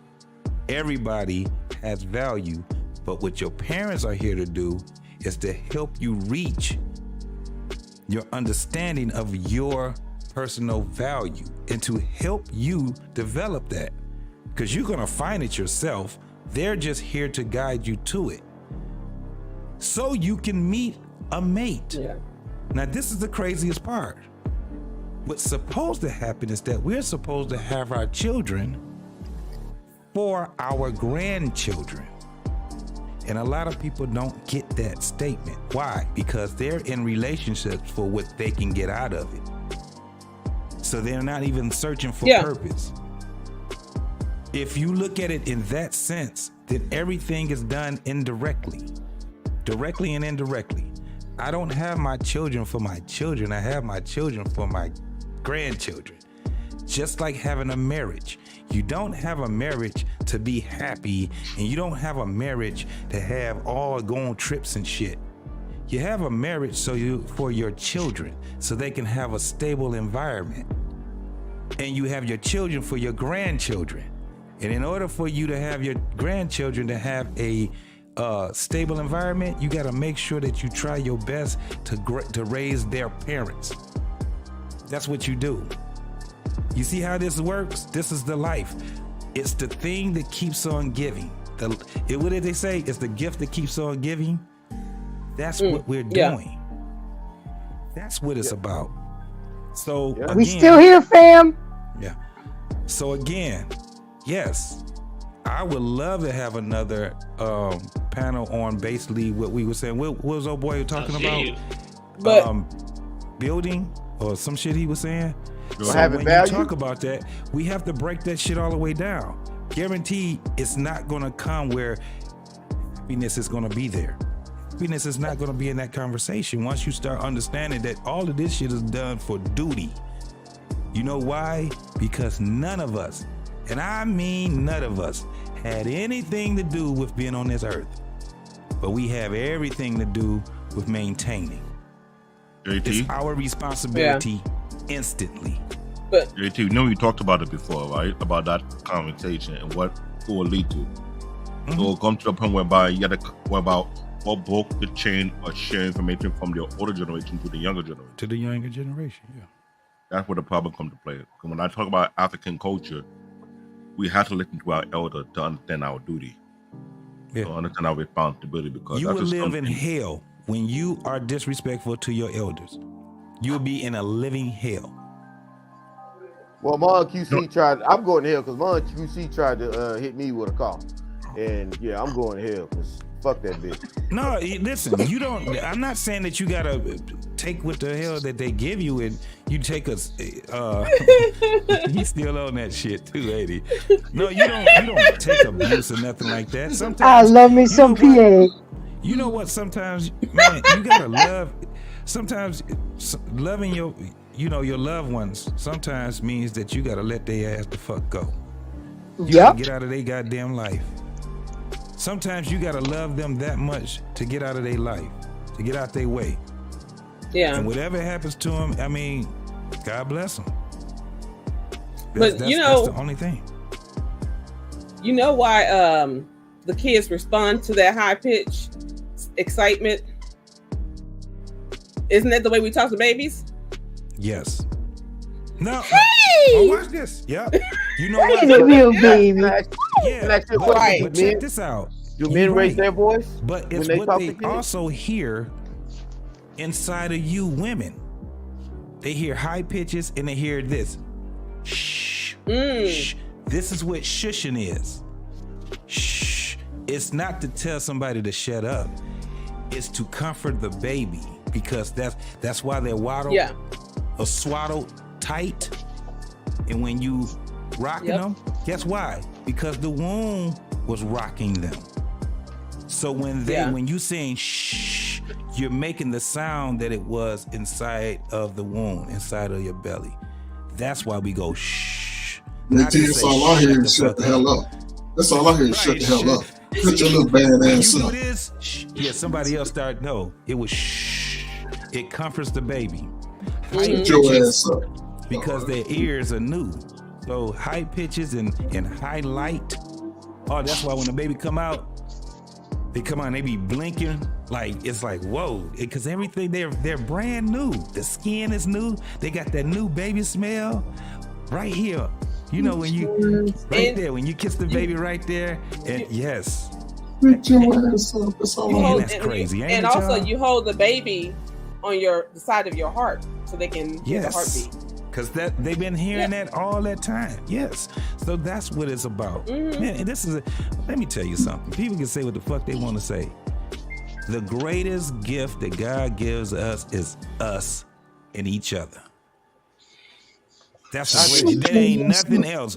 Anything else looks like a miracle is not as much of a miracle as we are. We are some dope ass people right here. And when we sit down and we really think about this, this is why we have to say, hey, look, we are all connected, right? And the only thing we can do is to struggle to get back as connected as possible before we die, right? I can die, but my ideology don't have to die. My thoughts can go right and transfer right to someone else. Right. That's the currency. They can take that and then they can think of it even more and they can elevate what they heard from me. And it goes on and on and on. Think I'm lying? We right here. You see this right here? Somebody thought of a telephone.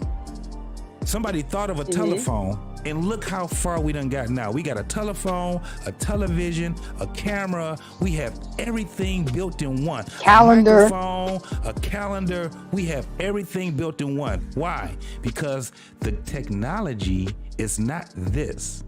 The technology is this. Yeah. But it's from our imagination.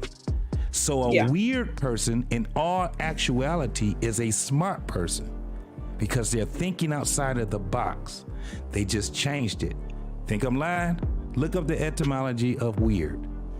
It's not gonna say crazy. It's not gonna say any of that shit. It's a unique person. They think unique. Yeah. That's where they're from. And it takes a weird person to make some shit like this or what we're talking on. We sitting here and we got people from all different damn states. Everybody from different states and cities and shit like that, but we all right here. One mind, one sound. And we're immortalized. I'm just about to say some shit that. But you get what I'm saying? We're all immortalized connected. here. Yeah. Well, I'm in the IT industry. One of my cousins that passed away. This can be used for evil also. Keep people from going outside. Yeah. Keep you from getting fresh air. Donald Trump. Keep you from thinking outside the box. Keep you from reading books. But if you use it right and cyberbullies. Cyberbullies. All that, you got cyberbullying has been going on for 15 years. Ever since they came with these type of spaces, Facebook. That was one of the prerequisites within the middle schools and high schools 15 years ago. Cyberbullying. So we just you take people that were in high school doing it because that's what they, middle school, high school. They just learned that behavior from the adults. A lot of this behavior that children exhibit, they understand how to argue as children. They see mama arguing. They see aunties arguing. Mama's arguing with the mama. That's the weirdest thing ever. So the children, even boys, young men today, they don't understand the hierarchy of life, and they argue with the boss. That can, what I'm saying? It's like a wasted energy that really defeats your whole project of life. When you argue, it takes away the greatest gifts that can be bestowed upon you because you're wasting energy. You should never argue. Get your point across, but if you get to a point where you just constantly going back and forth about rhetoric and it can't really move your life forward, and then you leave it, and then you bring your ass back to it the next day, you're going to stay stuck in it. Because after a while, you can get bitter about this shit. Right, no, that's a bicker too. But what I'm saying is, argument of bicker. There's no way, JT. Me and you talk, we go back and forth. Sometimes we agree, sometimes we don't. But if we get to a place where we have to argue every day just because you looking at my ugly self, just challenging each other. What I'm saying is, as a man, even as women, you have to understand that energy and get away from it. You have to sort of get away. It's the only way you can grow. Because you'll start taking all that. Everybody look like you, JT. I'm gonna be arguing with their ass. Oh man, he reminded me of this. He said this. Somebody else. He said it's right. His dialect. Holding grudges. It hurts. It hurts your growth. Listen, no Detroit niggas. That's what I'm saying. So you can't do this. And women, y'all hold it. It hurts y'all the most because it affects everything about what you're trying to do. It spills down to your children. Your children go to school fighting, can't concentrate. You ain't cooking them a well-balanced meal or whatever. You got so much pride, you won't even give the son to the father. If you want to change your life, ladies, if you got a young boy, 8, 9, 10, and you see your ex-baby daddy here off there working, finally got his little job doing this shit, showing up, and he come up there looking good, and he wearing his pants up over his booty now. You got him some soft walker shoes and wearing button-down shirts. Get that damn baby to that man and say, man, raise your son better than me. Because I'm a mother, I can't. And then teach your daughters to be respectful. Don't be buying no more booty shorts or breast shirts for nobody under 17, 18 years old. The hell with that shit. You can dress as 3 or 4 that you want, but your daughter looking at you. That's all I'm saying. Options. Women have so many options, man. It's just crazy. I done seen women, I'm talking about that dress really respectful, right? And I'm like, damn, they got a lot of options. Like if you actually look at men, the only thing we have options in is shoes. But other than that, we've got pants and shirt. Long sleeve, short sleeve. Wife beater up under it, full t-shirt up under it. We ain't got a whole lot, and we don't. That's why I don't like when it ain't no option to me. I'm not. You over 35 and you're saying you're still a boy. Nasty. It feels sloppy. That's one of the things too with men. It looks sloppy. If that man is a sloppy dresser, listen, I ain't got no problem with women being picky. I swear to God, I don't care if the woman say, listen, that man at least got to be making on the economy. If I'm out here dating this man, he got to be taking care of himself well. I don't have a problem with women saying that. I don't have a problem with women saying if this man is working at 50 years old at Chick-fil-A and he ain't a manager, I can't be with him. I can't get that. I don't have a problem with women. Women should be picky. Like women should be pickier than men. It should be at the point where women sit back and say, listen, I don't see you being my son's or my unborn daughter's dad. Therefore, as much as I wanted to give it to you, you can't get this pussy because you don't qualify to be my child's father. JT, I tell them so I don't hurt their feelings. You good, you cool. But you can't do it. We can go to the, because what you do is, what you just did right there is you repelled the sucker. That's sucker repellent. We've been talking for 2 days and I know you because I see it in your eyes, man. But the truth is, can't see you being my child's father. And as much as I wanted to get this pussy to you, I just can't do it. And the reason why I can't do it is because I don't want to listen. Sure. Best got next, okay, JT? Yeah, I'm about to end it. I cannot see my child being up under the tutelage of you. Of that but bitch. Me, I like you. Yep. I like you. You a good guy. You can't make the cut. You can't. We can go on a date. Can't get it. So you said we should go out and you say we should go up and wet up the retarded chicks, ignorant chicks.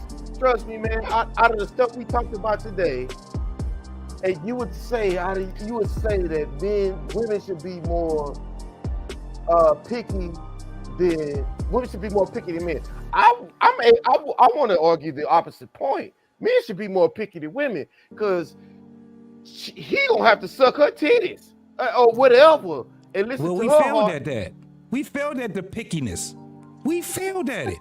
Because y'all just go for looks. Y'all go for looks. No, I don't go for looks. Convenience. No. It's not the looks. We're going for convenience. See, I got this. If I can get it, I'm gonna get it. I got this.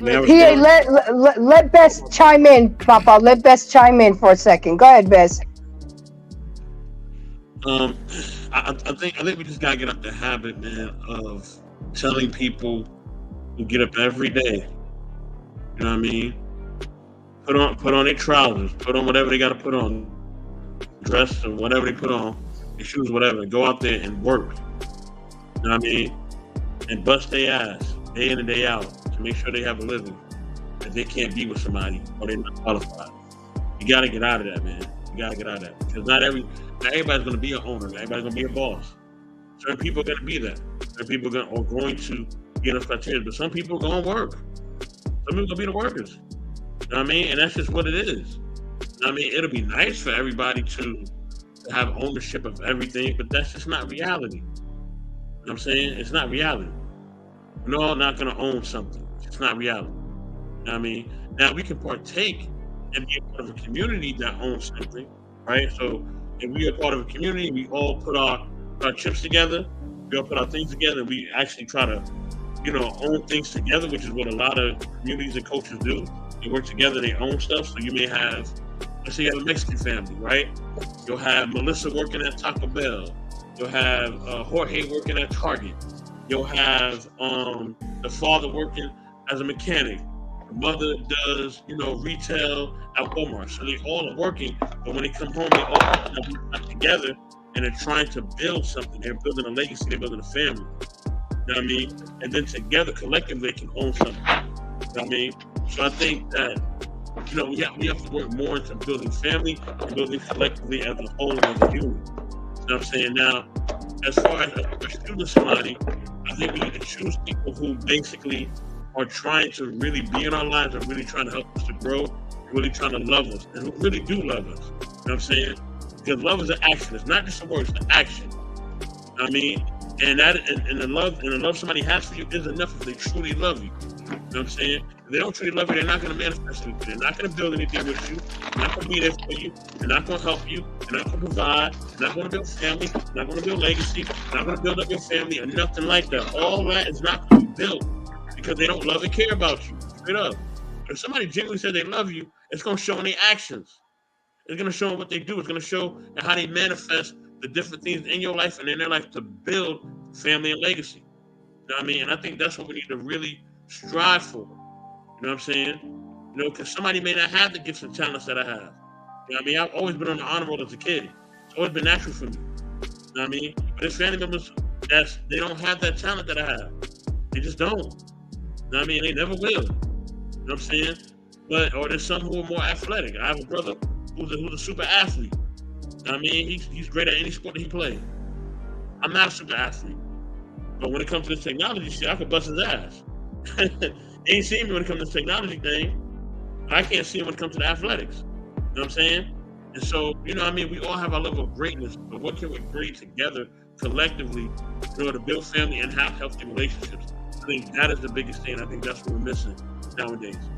You know what I mean? And I think on top of that too, we got to start holding adults accountable for being adults, right? I'm not letting women off the hook, just like I'm not letting men off the hook. If you are a living, breathing adult, and you say that you're an adult, you need to act like an adult. If you're bringing children into this world, you need to take care of them.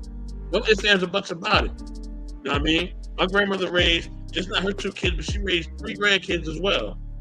You know what I mean? Well, my grandfather worked and he retired from the railroad, but she also helped to raise those kids, and my mother helped to raise us as well. So, you know what I mean? There was no, I've never seen no weak women. I've never seen women who let the values and all that fall apart. Nah, they upheld the mantle just as long as well as the men. You know what I mean? But it was about building family. It was about building a unit. You know what I mean? It was about upholding a standard. You know what I'm saying? And we got to get, and that's what we really got to get back to. You know what I'm saying? So, you know what I mean? That's my experience. I ain't never seen, you know what I mean, no weak women or weak single mom. I ain't never seen that. My mom was a single mom. I ain't never seen that.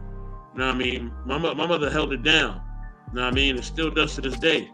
And so did her mother, which is my grandmother. You know what I'm saying? So that's what I grew up seeing.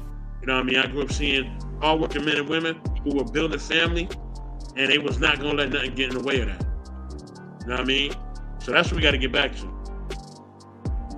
The only thing I was saying about that though is there's no getting back to nothing. People get old and they die, and new people come into earth. At the end of the day, love is subjective. Because if it wasn't, then you wouldn't have a weak society. Right now, we have a weak society. And the reason being is because family and community starts with a woman, a man, and children. You got to start from that. So when the thing is the message is for the younger folks. They got to start with, men and women got to start liking each other so they can have sex and be married while they're having sex to have children. Then they would take what they know and learned and instill it in their children. For who? The grandchildren.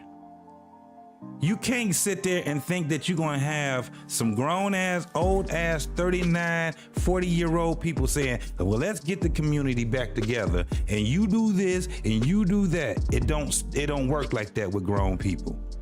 What it works with is children, because guess what you can do? You can condition them and you can mold them into where they need to go. Mm-hmm. That's where it comes now. That you can't start from being adults. That's not gonna work. It failed. At the end of the day, you should be more picky about who you are with. If you are a woman and you need a man for guidance, guess what you're gonna do? You're gonna seek a man with guidance. Guess how you do it? With the men that are already in your family to help you understand the type of man you need. There are weak men and there are weak women in this economy we're in. Very weak. You can see it in the children. Yep. I totally agree. That whole thing of you love who you love, that's some bullshit. It's always been some bullshit. No. You get who can be conducive in your life. As a man, you would go out and you would court a woman, not just date a woman. You will court her for marriage. Why? Because you're going to be responsible for her and your children together. When you have that ideal, you ain't gonna never say, well, why the women, why you get this now? No, because you're responsible for all this shit, man. Did I say anything that was wrong with that? I have I'll say for the this. most part, you're correct. You're correct. I have some pushback, but for the most part, yes. Yeah, I'll say this, right? I'll say this. Listen, you know what I mean? I think everybody has weaknesses and strengths. You know what I mean? So we have to find what somebody's weak in and what they're strong in. You know what I mean? So not everybody's gonna be strong in everything. So some people are gonna be strong in one area and in another. But how can we use that person who has those strengths? How can we use those strengths in order to benefit the society as a whole, or if we are really trying to manifest a community or whatever else we're trying to manifest, right? So that's one. Secondly, you know what I'm saying? I would say if you want to build community, you know what I'm saying, there are certain things you could take from the past, but there's also new things you can take too, because we do live in a modern society. So of course we want to use the modern things that we know or that we have in our realm in order to make things better. You know what I'm saying? So of course, whether it's technology or different things that we can improve or different new information that we have, of course we're going to use that in order to better, you know, our society, just better our homes and things of that nature. And then lastly, most people that are successful, or mainly are vastly successful, didn't get any success until they was in their 40s, 50s, and 60s. If you look at the research, it's there. Most really, really successful people, you can say celebrities or whoever else, they didn't get it until they was older. They didn't get it when they was in their 20s and 30s. That's a new fad. That's new technology. That ain't no real thing. Now we see it more and more now because we have technology and different things of that nature. But most real successful people ain't get it till they was older. That's not true. You just look at the facts on that. You know That's not true. That is not true. It is probably true. Financially successful, but no, you are successful through the process. You are successful through the process. It takes a process. But what I'm saying, brother, is this, right? Because your argument was if somebody's over 40, 50 or whatever, just let them straight. But what I'm saying is that no, if there's somebody who is an older person and they can actually manifest something, no matter what age, because I'm not gonna do the ageism thing. I'm out of that. I don't do the ageism thing. I don't do the gender thing. I don't give a fuck about that, right? What I care about, literally, is who want to put the work in at whatever age they could be. It could be Uncle Ferg. It could be my sister at the bottom right here. It could be Grace. It could be anybody who want to put the work in. I don't care if you're a teenager. I don't care if you're in your 20s. I don't care if you're middle age. I don't care if you're senior. Who want to put the work in? You want to put the work in? We can make the work. Let's make it work. I'm in New York. I'm a hustler. Let's work. You know what I mean? But if you don't want to put the work in and you don't want to do it, then that'll be an issue. You know what I'm saying? You know what I mean? And then I'm gonna ask you, why you don't want to put the work in? I'm gonna try to figure out why you don't want to put the work in. I'm gonna still keep moving though. I'm not gonna stop what I'm doing, right? But I will ask you, what's going on? Why you don't put the work in? Like, you see the plan, you see what we're doing. Let's get it popping. Now the ball is in your court because I already showed you the tools and all that. You know what I mean? So that's just what it is. Do you believe the family is nowadays important? due to technology, anybody can get it popping. You got somebody who's Trey. No, I'm trying to figure out, bro. Hold on, let me finish. You have somebody that's Trey Ferg age that makes a song. That song goes viral, and now they $1 million. What? Now they everywhere. Now they on commercials. Now they everywhere. Okay, Bro, girl. the probabilities. Listen,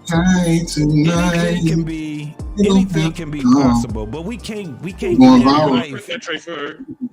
We can't live life on a balance of possibilities. That shit is failure. It has to be on a balance of probabilities. No, when you are in your 50s and you ain't did shit all your fucking life, the chances of you not being able to do anything all your fucking life is gonna be higher than it is not. Ain't no 50-year-old rappers that have just got started out being a rapper, just getting out there making a hit. That ain't how that shit works. 50-year-old rappers been rapping for about 30 years. That's how it go. It is a process, and you have to eliminate the chances of failure by mitigation. Again, if we're talking about family, you can't start from the middle. You can't start from the end. You have to start from a beginning. And you start with your children. You don't start with your goddamn cousins. Everybody got a story when they try to start some shit like a business with their old ass fucking cousin. Guess what happened? He ain't business savvy, ain't none of that shit. Somebody done stole some damn money, all kind of shit come up. But when you start with your children, brother, that's not everybody's experience. I'm telling you on a balance of probability. I never say all, and I never say none. We're talking about a balance of probabilities. It's always about, okay, so if we dealing with that, right, when we're dealing with that, I'm talking about the rule, not the exception. Not the exception. And I damn sure don't talk about all. What I'm telling you is through observation. Right. But here's the thing, though. There is no exception to any rule if a man and a woman do not put in the work as early as possible. Yes. I don't give a damn what you say on anybody's side. You can't get around it. But what I'm saying is, when it comes to Soapbox's point, you have to be willing to put in the work. There's no exception to the rules of life. Some of us try to make it, but no, you still have to go. Men have to go through men's life in the capacity where they're building themselves, and it goes beyond the money, because I don't chase the money. Right. Do you chase money? Most people I know chase money. They stay poor for the most, especially black folk. They chasing shit. They always behind the fucking opportunity. And then when the opportunities are, no man, I don't know, I can't, something might happen. Talk themselves right out of that shit. So when you in this space and you want to change it, you have to put in the work. Now, if you still 50 years old with gray hairs and shit, talking about you want to be a rapper, you're a fool. You still a fool. So still a boy thinking that way. But on that journey up into that point, what you gonna rap about? Diversifying your portfolio? What I'm saying is, you ain't got a portfolio if you're trying to rap. It's simple and plain. I don't know no rappers today. But what I'm saying is, you're young, you're in a space, whether you're a single man or single woman, the worst thing you can do is focus on other people looking at you. Oh, yeah. The worst thing. So you build yourself regardless of what it is. Take money out of it. Learn how to fucking sew. Learn how to do. It comes down to working with your hands. We talk get a lot. Trade. Yeah, but not only that. Look, YouTube offers spaces, and y'all see it in some capacity where you can reinvent yourself in any capacity. Look, ladies, start showing the man that you know how to cook.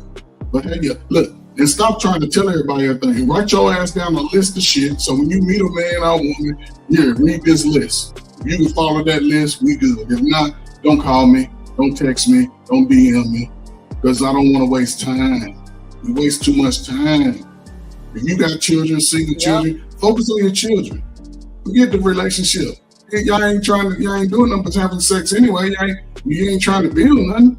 Just focus on your children. Teach your children not to live the life that you live. Don't say man ain't shit, women ain't shit. Baby, this is how we gonna do it. Yeah. You don't got to know about you having your booty out until they old enough. They don't need to know how somebody treated you till they damn near ready to leave the house. That happened to you. I didn't experience that because you love me, mama and daddy. If anything happened to you, I'm gonna take care of you. Not like I can't fucking wait to get up out of this goddamn house. my baby, you 40 years old, man. My cousins, how old was you? I was 9. What the hell? That's child's play. We got bigger fish to fry than each other. You better worry about other people coming in and moving in your neighborhoods, moving you out of your fancy apartment, making you lose your 6-figure job, making you lose the little stuff you bought. You gotta just work on like something. Really, everybody should be working on themselves at some point. If you want different, you focus on self. Be selfish as hell. Be selfish. But be that's fair. what I'm saying. That But my be whole fair thing is about that My biggest equalizer to this, right? What you're saying is what we have right here. Technology, what we're doing right now, right? So somebody could be on this thing. On a sugar sheet. All right, somebody could be on this thing for 10 years, right? They can never ever have anything happen with them on YouTube, right? And they could been doing this thing for 10 years, and they only have 1,000 subscribers, right?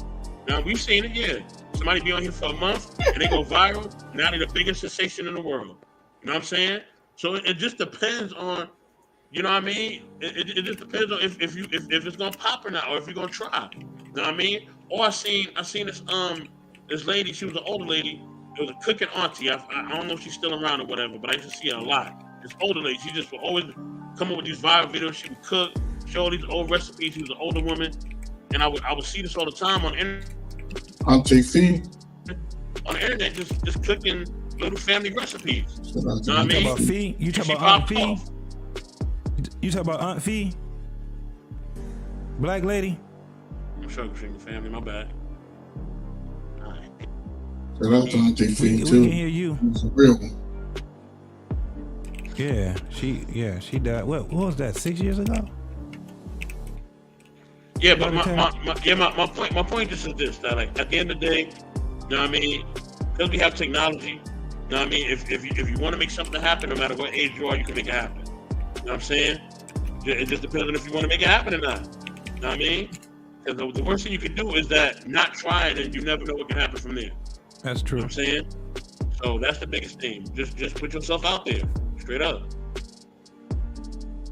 I agree. But technology is different, man. Trust me. I have degrees in computer science, so it's not for everybody. It's not for everybody. That's what's up. Yeah, I don't even think it's for me. I just stuck in there. I was just like, look, I ain't going back home to Port Arthur, Texas. I'm gonna have to pick up some keys until I do something. You know what I'm saying? So, but that was years ago, man. Anyway. Yeah. We gotta find you a good woman, PA. Man, I don't need no. You don't want none. He's scared of them. He's scared of women. Yeah. He's scared right now. Don't be scared. I just He's scared of woman, right. man, because Don't I'm be gonna tell you scared. what I need a good woman for. All I need is an available woman, which is hard. Here we go. And she needs to be open to me more than 3-4 times a week. And she needs to just not ask me for too many things, because I'm not gonna sit up there. No, you ain't never experienced a good woman, though. Because I'm not no trick. I ain't finna That's give it, her JT. shit. I That's got it. millions. I got a lot of money in my account. And I ain't finna give her There you go. There you go. Don't lead with your money. Then you wonder why women love you. You ain't You never. go. I Don't got money. lead with the money. I'm not never following experienced a or good woman, leading bro. with it. I'm not Let me following tell or you. leading with it. No, you can't have it. That's my I money. think that's what And this then that's my and I wanted to. I I want to actually go back to a point. I want to go back to a point real quick about because I come from a family where my mother left me millions of dollars of her inheritance, which she's still alive, which I don't know why she kicked that over to me, but that's neither here nor there. Shout out to moms. Yeah, shout out to mom. And so sometimes, and my dad, he had certain things and stuff, but something else happened. Shout out to dad. But like ladies sometimes, man, it ain't all that you can just be like, oh man, we need the man to sit up and build a family. Man, mama come in with a whole lot of stuff attached to her belt, and somebody got to handle that, because my mom's getting older, and I hope she's here for another 30, 40, 50 years, but it's highly unlikely. You know what I'm saying? Because she'll be the oldest person on the planet. And you know what I'm saying? Now, you know, so ladies bring in certain things, and I just want to, you know, and now that's not the rule. That's not the rule. Usually ladies come in busted, broke, and disgusted. But sometimes they come in with a lot of things that really need to be handled. And I'm going to tell you, she picked her oldest son, which happened to be me. So like, look, you're going to have to take over the reins of this shit. Because, I'm too old to do it myself. And my brother is sitting over there with spaghetti in his head, you know, and I need to get my boy, you know. He ain't even had children. He spent the 80s chasing gremlins and leprechauns. And so now everything that my ancestors have left from, you know, it's pretty much, I don't know, I already put it, it's all in your name. So hold it down and good luck, son. Yeah. You have a son? You have a son, my brother? You have a son? Yeah, I do have a son. Let me ask you this question. You said you're leaving the stuff to him, and based off what I heard, you know, you got spoiled a little bit. So with that, are you teaching your son how to live in this modern world based off your legacy, like what you already have? Are you teaching him how to navigate women, not hold grudges against women, but look for a wife early? The answer just to that, be out here in the field tricking his money off. The answer to that is no, and there's a good answer to that, because when people remember we were talking about women should give sons to their fathers as young. She only did that. She only did that when he was 3, and he would go back home crying because when he was 3, I don't punish a 3-year-old. He's 3. How old is he now? He's 16. Now, do you have that same type of, you know, is he coming to see you now for that good father information? Because 16-year-olds need a man with some balls to teach him how to be a man. Yeah, but he's in the phone. I need to touch him. You text him? Yeah, no, I mean, but still, y'all can hang out. Show him how to wear your Kango. He wear Kangos and shades. Show him how to do it. Now he got a whole different swag, man. He got a whole different swag. That's minor. That's minor. He got a whole different swag. You know, that's minor. That's minor. But no, I need to touch him because I don't care about his clothes. I don't care about that. I need to touch him so that I can. And I'm already touching him, but his mom is hanging on for them last couple of years, and I'm gonna just wait that shit out. And matter of fact, it's one more year. He's finna be 17 quickly, but I'm gonna wait that out. Yeah, he's still in school. Is he good in school? You're a good student? Yeah. He's similar to my family. Well, that's smartness, man. He got you in him. That's greatness right there. If he's a smart dude, do he look good? Is he handsome? He looks like me. Yeah. Okay. So, is he handsome though? I don't know if you look good. I can't say. I don't know. Do you have the confidence in yourself? Is he handsome?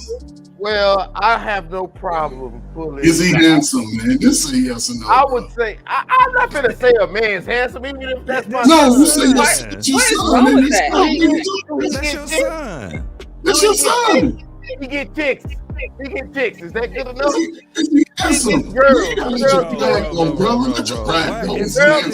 Even if he wasn't your son, me to kiss him since he was a baby. But even if he wasn't your son, brother, we ain't that damn. If you confidence in your sexuality, there's nothing wrong with saying another man is attractive. You be like, damn, the women be on him. To who? To me? But he's a kid though, brother. Hold up, it's a kid. The only way I can say that is because I see women around him, they trying to kiss him on his lips and ride this car. You can lie to yourself if you want to, bro. We are all human beings right here. You know what an asymmetric is. So I was you know what an ugly motherfucker is? Shit, we all know Beetlejuice is ugly as hell. We all know that goddamn Flavor Flav is ugly as hell. Man, he got bitches. Flav had bitches. No, man. What I'm saying is this: it's nothing. It should not be a problem with a man saying that that's an attractive guy right there. I haven't heard anything like this since middle school. You woke up. There ain't never been a dude that sat back and said Denzel Washington was an ugly motherfucker, but he got a woman. I had to deal with something in the back. So that's why I don't know if he's attractive though. What'd you say? I said I haven't heard anything like this since middle school. Right. You know, like grown ass man. Ain't nothing gay about saying you can say a car is attractive, you can say a dog is cute, you can say, and you can't just sit back and be like, yeah, doobie, because we already know we got our ways on how we say it. But when you say, my son is handsome as hell, he look like his damn bitches. I know what it is. It ain't I don't see what him do with that bar back does when girls faint and give them drinks. I ain't seen that. Deep, the gift of gab. I don't know if he necessarily has the gift of gab, but girls be like, the girls want to kiss your son. You don't know if your son is handsome. Everybody in my family gets girls. So, I didn't say if he gets girls. I said, is he handsome? What the fuck? I mean, yes or no? Yes or no? You can say that. That's a seed. It's not no. It's yes. Listen. My son is handsome. Hey guys, I gotta go. I got a lot of things to do, so I appreciate it. I'm loving the conversation. I can come back in another time earlier. I've been trying to do final thoughts, but the conversation gets better and better. I was busy doing the whole thing. I'm like, it's your son. Just say my son is handsome. Can the lady speak on this? I don't know if he's handsome or not. Let the lady speak on this, because brother, I'm not going to put a picture of my son on this damn screen. I mean, I would, but you don't need to do that. You don't need to do that. You know if your son is handsome or not. You know. I don't. He's a hater. I don't. He's a hater. He's a hater. He's a hater. What does it have to do with being a woman? But no, I was saying that I haven't heard nothing like this since middle school when I was dealing with other kids. You know, like they saw a picture of my brother, and he's my half brother. I'm just saying that in retrospect that he's what our cousin say is he's a Blaxican. He's a but they were like, oh, he's cute. I was like, yeah, he's cute. You said you said your brother's cute? Yeah, he's my brother. I'm not blind. Like, you're a woman. You know what I'm saying? Like, I thought I don't understand the problem. I don't understand the problem. You're a woman. If I was a dude, I would say the same thing. No, you don't. I don't think no dude is cute. Bro, period. My father was handsome. He had good eyes. I'm handsome. My son's handsome. That's how we go down over here, baby. It's in the genes. It's in the blood over here. My father had green eyes. My father had green eyes, and he looked like a goddamn snake every time I looked at him. So how would your father would have said you was handsome and cute when you was a 16-year-old? And he been long dead, but I would like to ask him that question. You know what I mean? But I don't know. I would assume just because of. Would your mother say you was handsome? Would your mother say you was handsome? Says I'm handsome, but she's a female. You know what I'm saying? But no, because some mothers know they got ugly ass kids for real. They know that. That don't mean shit. I didn't see none of ugly people. Right. I got ugly family members. I don't think my son has a problem. So if you want to say that's handsome, then yeah, he's handsome or whatever. I don't know. I'm sure he doesn't have no problem with women. He ain't deformed or nothing like that. You know, he's an all-star. He's an all-star football player in the Texas area. So. Oh, cool. Does he talk about women like you in the same mindset? Not yet. Damn woman. Not yet. You can't put that on him, man. Don't put that on that young man. No, but I'm going to speak on him on all of my experiences, man. Man, you can't put that experience on him. Let him live his own experience about you. Just got him on how not to get tricked in the game. That's what you can't say. Women are like this because you're not going to date the young women that he's dating. You're going to be a father, grandfather to them. You You got to let him see it. Say, son, you're not gonna get tricked. I'm gonna show you the signs when it's time to get tricked. Good women. You know how I'm gonna teach him? I'm gonna tell him the story of how I got tricked. By No, you can't do that. No, Wait. you can't tell him your story. Is this dude glow in the dark? Like what? That black light, man, that's revealing a lot. Oh, you talking about my setup? Yeah. I got a few lights here. I got a bunch of cameras, a bunch of screens. Yeah. How you guys doing? You think you handsome too? You think you look good too? Now, I think damn son look good too. I bet you do. I think you have no problem answering that. Right. Yeah. I think I look good. Of course you do. Sometimes. Yeah, so selfish ass, man. No selfish. Yeah. Now sometimes I got a little pot belly because all I do is drink, talk shit, and steal money. But that's just my. Do you steal car stereos? Say again. Do you steal car stereos? You still can. No. Can you steal a car stereo? Because I look at my it took you too long to answer. How you get into that? It took you too long to answer. In one of my cars, the stereo's built in the dashboard. Both of them actually. Both of my cars, the stereo's built in the dashboard. That ain't stopping me. My son car, I just bought him. I bought him one of these luxury. I don't want to call him. Your son has a car. We don't care about the being luxury. As long as he takes care. Teach him how to check the oil. Teach him how to check the oil in the car. Check the brake fluid. How to change the tire. Teach him all that good man shit. Well, no, I bought him an electric vehicle. They don't have any oil in their car. So, electric vehicle.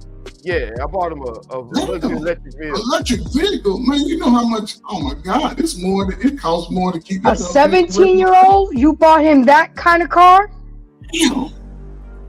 Why not hybrid? Look, man, stop counting my pockets. Did you count your pockets? You telling us about your pockets. Right. Now the electric vehicle has an iPad looking thing at the front. You can yank that out of there. Now that's still in the car stereo. But my car, you can't kill the car stereo. That's all I'm gonna say about that. Hi, Jedi. Yeah, I got the money to buy it. So what? So what? You know what I'm saying? So what? Sorry, what I'm supposed to do? my Not get it? So what? My mic is muted. I bought him a car. So what? Okay.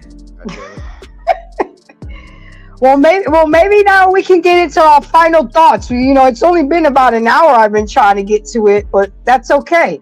That means we're having some good conversation. And Baz, I finally connected the dots. I'm like, I've talked to her. Sir Harold Speaks Sunday nights, right? Yeah. It's been a minute, Ma. I'm like, wait a second. I haven't seen her in a minute. So good to see you. Right? It's like you've been MIA for real. Yeah, shout out to the All right, so we're gonna go around the panel. We had a great conversation tonight. We talked about effectively arguing, things that happen, things that we do, things that we can do better. Y'all know all the fuck shit y'all do when you argue with people. You know, all I'm saying is acknowledge them and do better, because it's not worth it. Life is too short. This is not my final thoughts. I'm just setting it up for y'all because I write everything down. So with that being said, Unc, are you there, or did you go take a break real quick? Okay, he's not there. Okay, JT, let's go, hon. You've been here since it really started. You've been riding it out with me for 4 hours. What do you have to say about the whole conversation? Everything, PA, everything. What do you have to say? Oh man, we had a great conversation. What's going on, Mike? What's popping with you, man? Come on, man. I'm seeing this. Before I start, let me say it. I've been seeing this brother right here. He is. I'm looking at your content too, bro. Love what you're doing, man. Thank you, man. Definitely. Appreciate Love what you're doing. Thank you. This brother has, like, it feel like he was the young dude that's growing up to be this wise man, bro. I'm proud of you, bro. Maturing. Appreciate it. I'm telling you, we done had conversations, hours of conversations, man. And I love what you're doing, brother. Keep doing what you're doing, bro. Appreciate it. Appreciate it, man. So, yeah, when it comes down to pretty much when we're talking about, and I like what you said, embracing arguments effectively, right? A lot of these things that we go through, we have to look at them as lessons, right? We cannot act like we're not human beings. We get angry, mad, sad, we get happy, and all of these emotions that we have. The key is to understand how to manage it, right? How to embrace it, and then learn how to manage it. Learn from all of our mistakes that we made so we don't keep making them, right? Sometimes you repeat sometimes, right? But if you are a person that just naturally want to be a better version of yourself each and every day, each and every hour, you're gonna figure this shit out. There's no way that you can't. No matter what your background entails, you might have to just work harder than other people. If you have, a background that actually has did some damage, right? But this is about being a human being. This is what we doing on this earth. Trust me, all of the things, all the struggles we go through, when you get, if you are willing, if God is willing to let you get old, you're gonna be reflecting on those struggles and you're gonna be looking like, those were the good old days. Because there's a time where we ain't gonna be able to do none of this shit no more. If you argue, you're gonna have to figure it out while you're arguing. Your emotions are there. That's what we call red flags. Red flags are not something to have you to run. It's an indicator. That's what a red flag is. It's just like your oil light, check engine light. These are indicators to tell you that there's something that has to be done. It's not just get up and run. So even to my two brothers, PA and Soapbox, right, to their points, what we have to also understand is that when you love someone,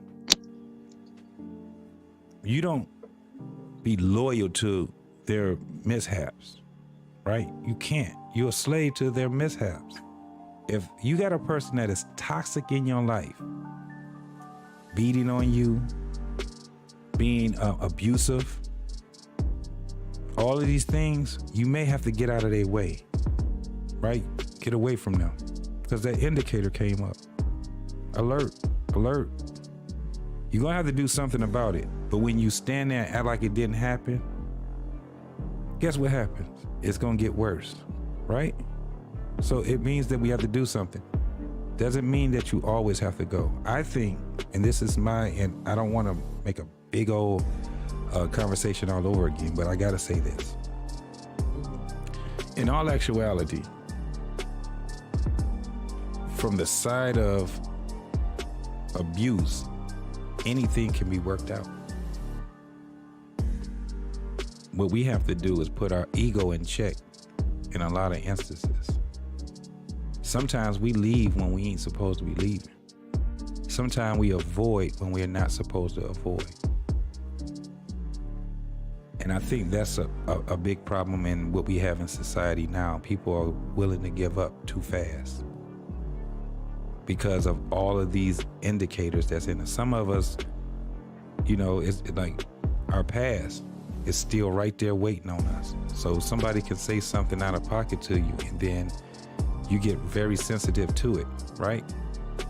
And instead of being willing to work it out, you run, you avoid, you do these things like that.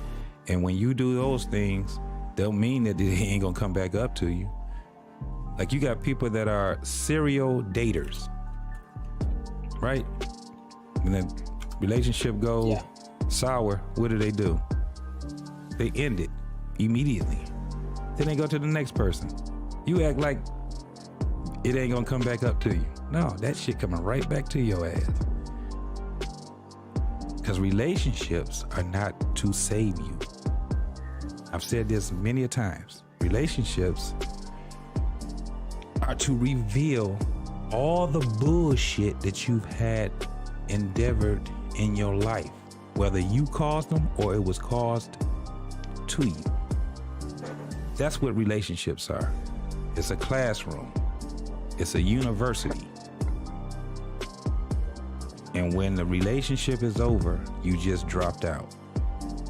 The only way you win in relationships is if you die out of the relationship. That's when you win. So when you got a bunch of people that's dating each other and going on trips and eating and going to movies and shit like that, and there's not one time that they're going to have the conversation on, let's become one, they're just avoiding it. That's what they're doing. They're avoiding. Arguments are not meant to avoid. Arguments are meant to reveal. The way that you do it is where we have the problem. I'm gonna end it right there, y'all. That was good. That was some good stuff. Thank you, JT. I appreciate you. Oh, I think that name has stuck, sir. So you might as well just get used to it. Uncle Trey. OG. You know, it's funny that people say that and they refer that to me. When I was working with the youth, I always used to say, I can be your father or your uncle. And then some would say father, but then I have to explain the difference between uncle and father. As a father, as I engage with you and start talking to you about certain things, I'm expecting you to follow through on this shit. If I gotta show you, I have no problem walking you through the steps.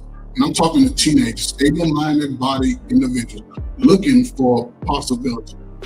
And once we have this conversation, when I follow back up in the week and I start checking with everything, because I'm calling mama, grandmama, uncle, I'll call your daddy in prison if I can get a contact, because I've done that before. I'm letting them know you are now a part of my family. I'm not going to allow them to work mediocre or give up on themselves. And I expect for you to help me. If not, I used to waste no time. Please get away from me. The children that will have that mindset, they will speak to me and they'll just go. I say, no, don't. I've told you, go and come back. They come back, I'm getting poems. And I'm just telling you how within that social construct of the young man. I used to get songs wrote for me. People bake me fucking pound cakes, because I let grandmas know I like pound cake. They used to show up with pound cake.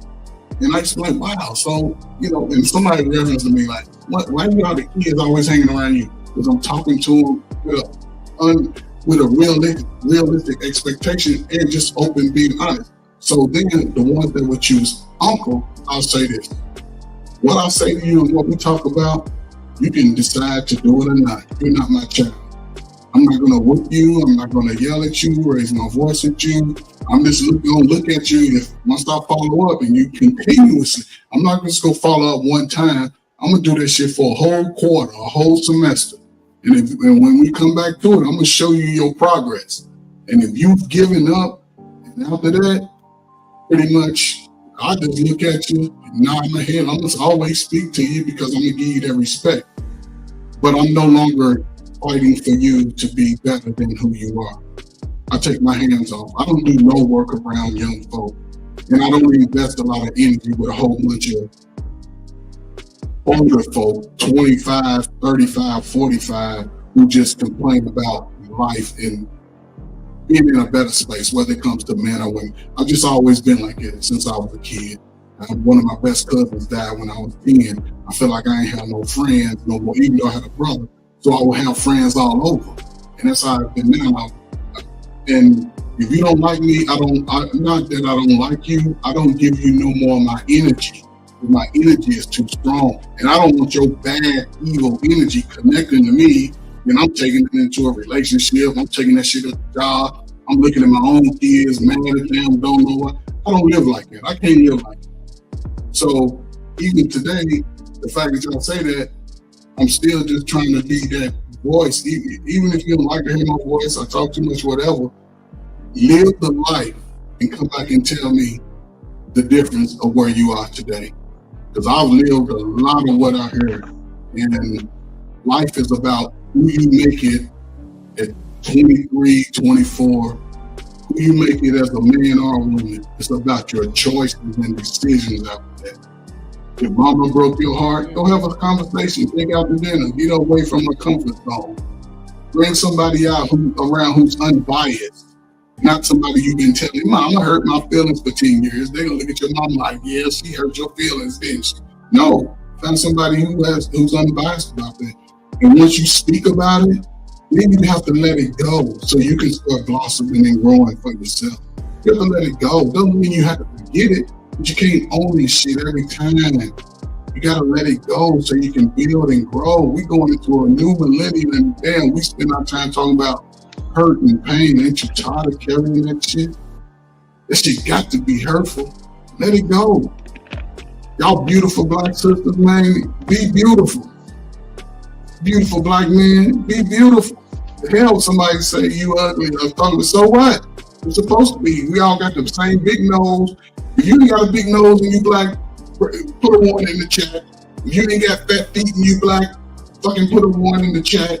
You ain't got big cooler lip, put a 1 in the chat. If you ain't light skin, dark skin, every other color complexion, put a 1 in the chat. Please let me know. We all are the same. We are different individuals, yes. Be the flower that you can be. So, it's not hard, people. We should be able to build better than this. We need people to get together because we ain't gonna make it without that shit. Y'all can take that shit for granted if you want to. I don't give a damn if you're making $20 an hour. Y'all both can make $20 an hour. Because the children's future depend on that. And they ain't gonna have shit. Because understand, this is my last thing. Social Security pays this stuff forward. If everybody chooses not to go to work and think you can say and talk about a lot of shit, you better be talking to make an impact not just on your life, the people around you. Because when you start looking like you better than them, they gonna come in and take everything you get. And what you yep. So it's the greatest. I'm telling you, the greatest asset you can do is you gotta walk in how Jesus walked. Judge nobody above you or below you. Seek knowledge for yourself, for understanding. Don't live for money. Do the goodness and the money will come. But you gotta put in at least 25, 30 years of that shit. Can't wait till you get 45 and tell me I don't want to get out now. You're a black man. Don't worry about other black men. Worry about those in power. That's gonna tell you, no, you don't qualify. So save yourself right now. That's all I got. I hear you. Thank you for all the gems, Unc. I appreciate all the support. I really, really do. All right, PA, it's on you now. You brought a lot of good conversation to tonight's show. You know, we derailed a little bit, but I just felt that comment was important. We got a lot of gems out of it. But go ahead and wrap up everything on your final thoughts on the conversation, everything. And don't lead with money. Lead with money. Don't lead with money.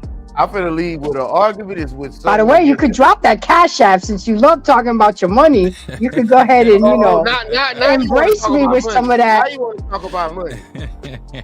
So, I was gonna say an argument is pretty much, man, and this is in any dynamic, whether it's a country versus a country, a group of people versus a group of people, is when they're getting their feelings. That's when the argument starts. Because I mean, you can say anything to me, and if I ignore it, it's not going to be an argument. You know, but once somebody getting their feelings, then here comes the argument. Now, and on top of that chair stuff, he was right about that. I forgot. If I got to get in a chair and face you face to face and talk about something, I don't need to be with somebody. Nah, I'm good. You know, and if somebody getting in an argument with you in the first place, you probably don't need to be with them in the first place. But if you got to sit there chair to chair, face to face, that's just only on important topics, not all the time. Yeah, don't sit in the chair with my ignorant asses. I'm gonna pull out my Johnson and be like, okay, talk to this. You know what I mean? And then we're gonna make this argument go away. Make this argument go away.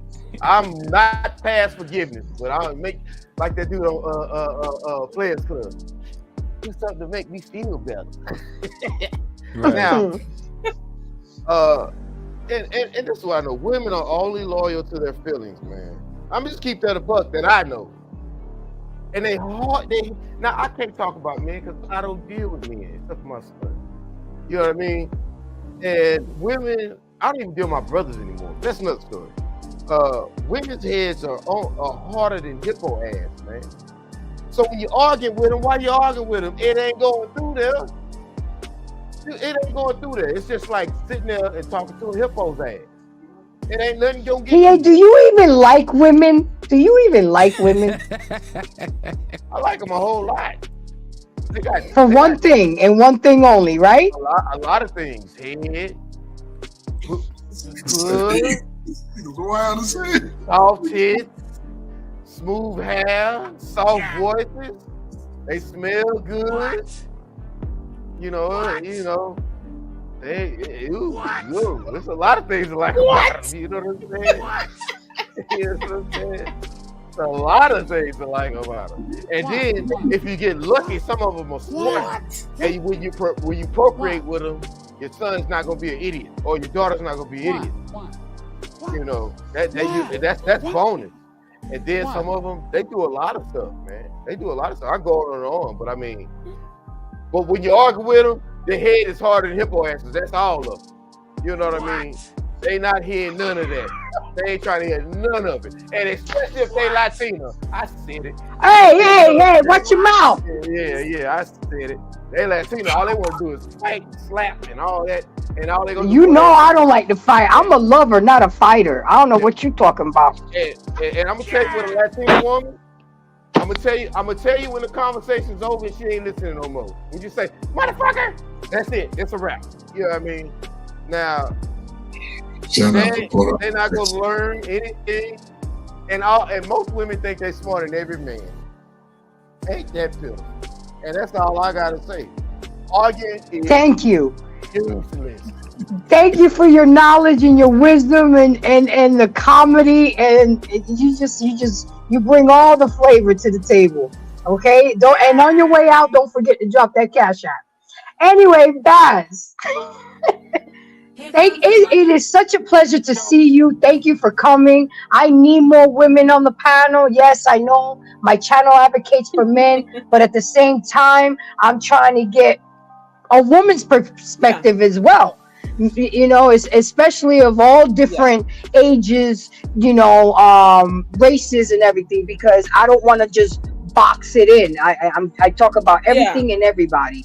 So at the end of the day, I know you came in through halfway through. It was supposed to be the end of the show, but you ended up coming in halfway through the show. What did you have to say, and what are your final thoughts? Well, first of all, I don't think I'm smarter than all men and stuff like that. I'm just smarter than the dumbasses. Facts. That is correct. And, you know, dumbasses come of all races, ages, and sizes, and genders, whatever. No, with fights, don't be petty. That's another thing that will keep a fight going. Keep that negative energy going, is being petty. I'm like, that's a good one. And someone mentioned being biased. I'm one of those people who I'm not biased. So when I saw my sister dealing with stuff, I would tell her, like, don't deal with that, right? But when I saw her being petty, it's like, you wrong for that. You know what I'm saying? Like, I would call her out too. So I'm calling out both parties from the things that I saw in the relationship. But yeah, petty is just childish. I don't understand. I like especially with somebody you say you love and care about. Right. Like, why are you trying to compete and fight with someone you love and you're supposed to be in a relationship with? I just don't get it. You're treating this person like they're anyone else off the street. Exactly. Or worse. You know what I'm saying? So yeah, don't be petty. Grow up. Grow the hell up. If you can't stop being a petty person, you don't need to be in a relationship right now. You need to grow your ass up. And you should be debating. You shouldn't even be fighting. Like you said, Grace, embrace. Like you said earlier, you're upfront. I'm upfront too. Like when I'm starting to talk to somebody, we're not gonna curse each other during a debate. We're not gonna use curse words. You know what I'm saying? Like, and we're not gonna get physical. Those are my 3. We ain't doing it. And so once I've said this, if you try me, I'm leaving. And I'm done with you. Because I already told you. So yeah, like your standards and your and the things that you say that you're not gonna deal with, stand on it. I don't see the point of being with this person who doesn't respect you in that sense. If they can't respect the things that you don't want to deal with, why are you with that person anyway? Why are you holding on to drama? Mm-hmm. No, I'm not with it. I hear you. Well, Baz, thank you again for coming. You're welcome here anytime. I really appreciate you. Jedi, are you there or are you just chilling? No, I'm right here. I mean, I know you came at the tail end of the show. I don't know how long you've been watching. I do appreciate you coming in, and it was nice meeting you. But if you have any final thoughts, this would be the best time to say it. Yeah, well, so thank you for having me. Yeah, I did caught at the later end. Yeah, I just saw on some familiar faces. I have to say hello. But I will say this is that anybody who knows me knows that I'm 25 years old. I'm newly married. Going about 8 months strong now.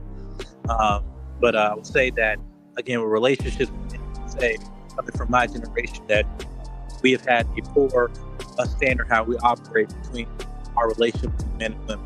You know, we're in society right now with men not told to be themselves or to have any sense of purpose and foundation. And with that lack of foundation for man leads to the destruction of the woman. And hence here we are. And unfortunately, we lack the value of each other. But more importantly, we lack the value of ourselves. And I feel like, you know, as someone younger, that I've always set myself around being people that are older than me, getting to receive wisdom, and also kind of, you know, get out of my own way. Definitely, as a man, pride can be easily, you know, be tempting. But I know that definitely some people on this panel have definitely been a positive aspect of my life.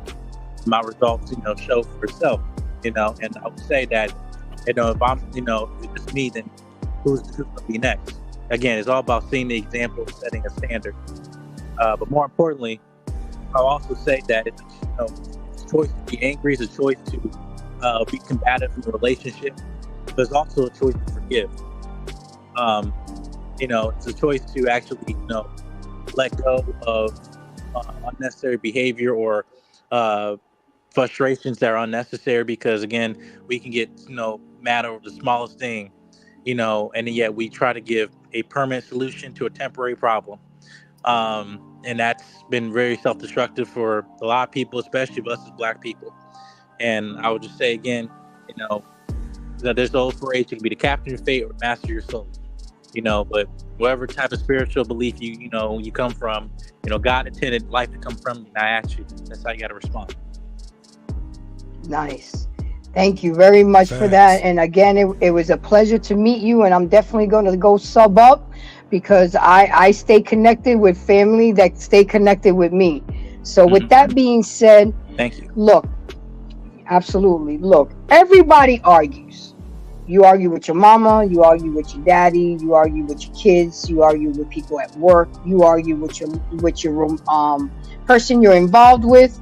But not everybody argues well. Not everybody argues respectfully or productively. Constructive arguing is something of an art form, and sometimes a good argument that's handled with respect, understanding, and respect will and improve relationships. And all I can say is that I hope that my embracers can embrace the gems that I have dropped, my colleagues have dropped, the people in the chat. It's not to win an argument. That's not the point of an argument. It's not the point to attack them personally. It's not the point to bring shit up in their face and use information that they've told you in confidence against them, but rather to reach a compromise and resolve conflict, a solution together. So with that being said, guys, I just want to... Yes, ma'am. I forgot to mention respect cool off time, because some people get worked up real bad, and that's not the time to debate. You know what I'm saying? Sometimes you need time to just cool off and then come in with logic, because anger isn't logical, nor is any other emotion. It's not logical. So yeah, cool off first. I don't know if you heard me say this, but I have a habit of, if I'm involved with somebody, because I know how I can get, I use a code word, and usually it's red zone. I'm going in the red zone, and I want that person to respect that I'm getting to a point where I'm going to become unreasonable with you, and respect that. Okay, right. And I usually will go for a walk, go walk the dog. Or if he leaves, I don't care if he leaves, but let me know that you're leaving, because, you know, a lot of guys like to leave and come back on purpose for hours just to piss us off and make it worse. Go leave and go get me an iced coffee or something to get, or something to eat or something, but don't leave to make the situation worse. But, you know, I'm just piggybacking on what you're saying. Cooling period is good. Go to your man cave. I go to my room, you know, or use a code word. Use a code word, and everybody just shuts the fuck up and goes in. Yeah, go back to your corners. Yeah. And I was saying, because I'm a sports chick, I use red zone, because, you know, guys understand that I'm going into the red zone. Either you're making me go into the red zone, or I'm allowing myself to go into the red zone. Either way, let's back off for a minute, you know, and come back and regroup. So with that being said, guys, I just want to say once again, thank you for coming. It was a great conversation. Next week topic, I mean, Stanley already gave it to me. I've already been doing research. How learning to build with the person you're with. Then what's the point? What's the point? So that's going to be next week topic. So come back and join me. So like I always say, embrace yourself and embrace each other. Have a good night, guys. And I really appreciate you. Peace. Take care, guys.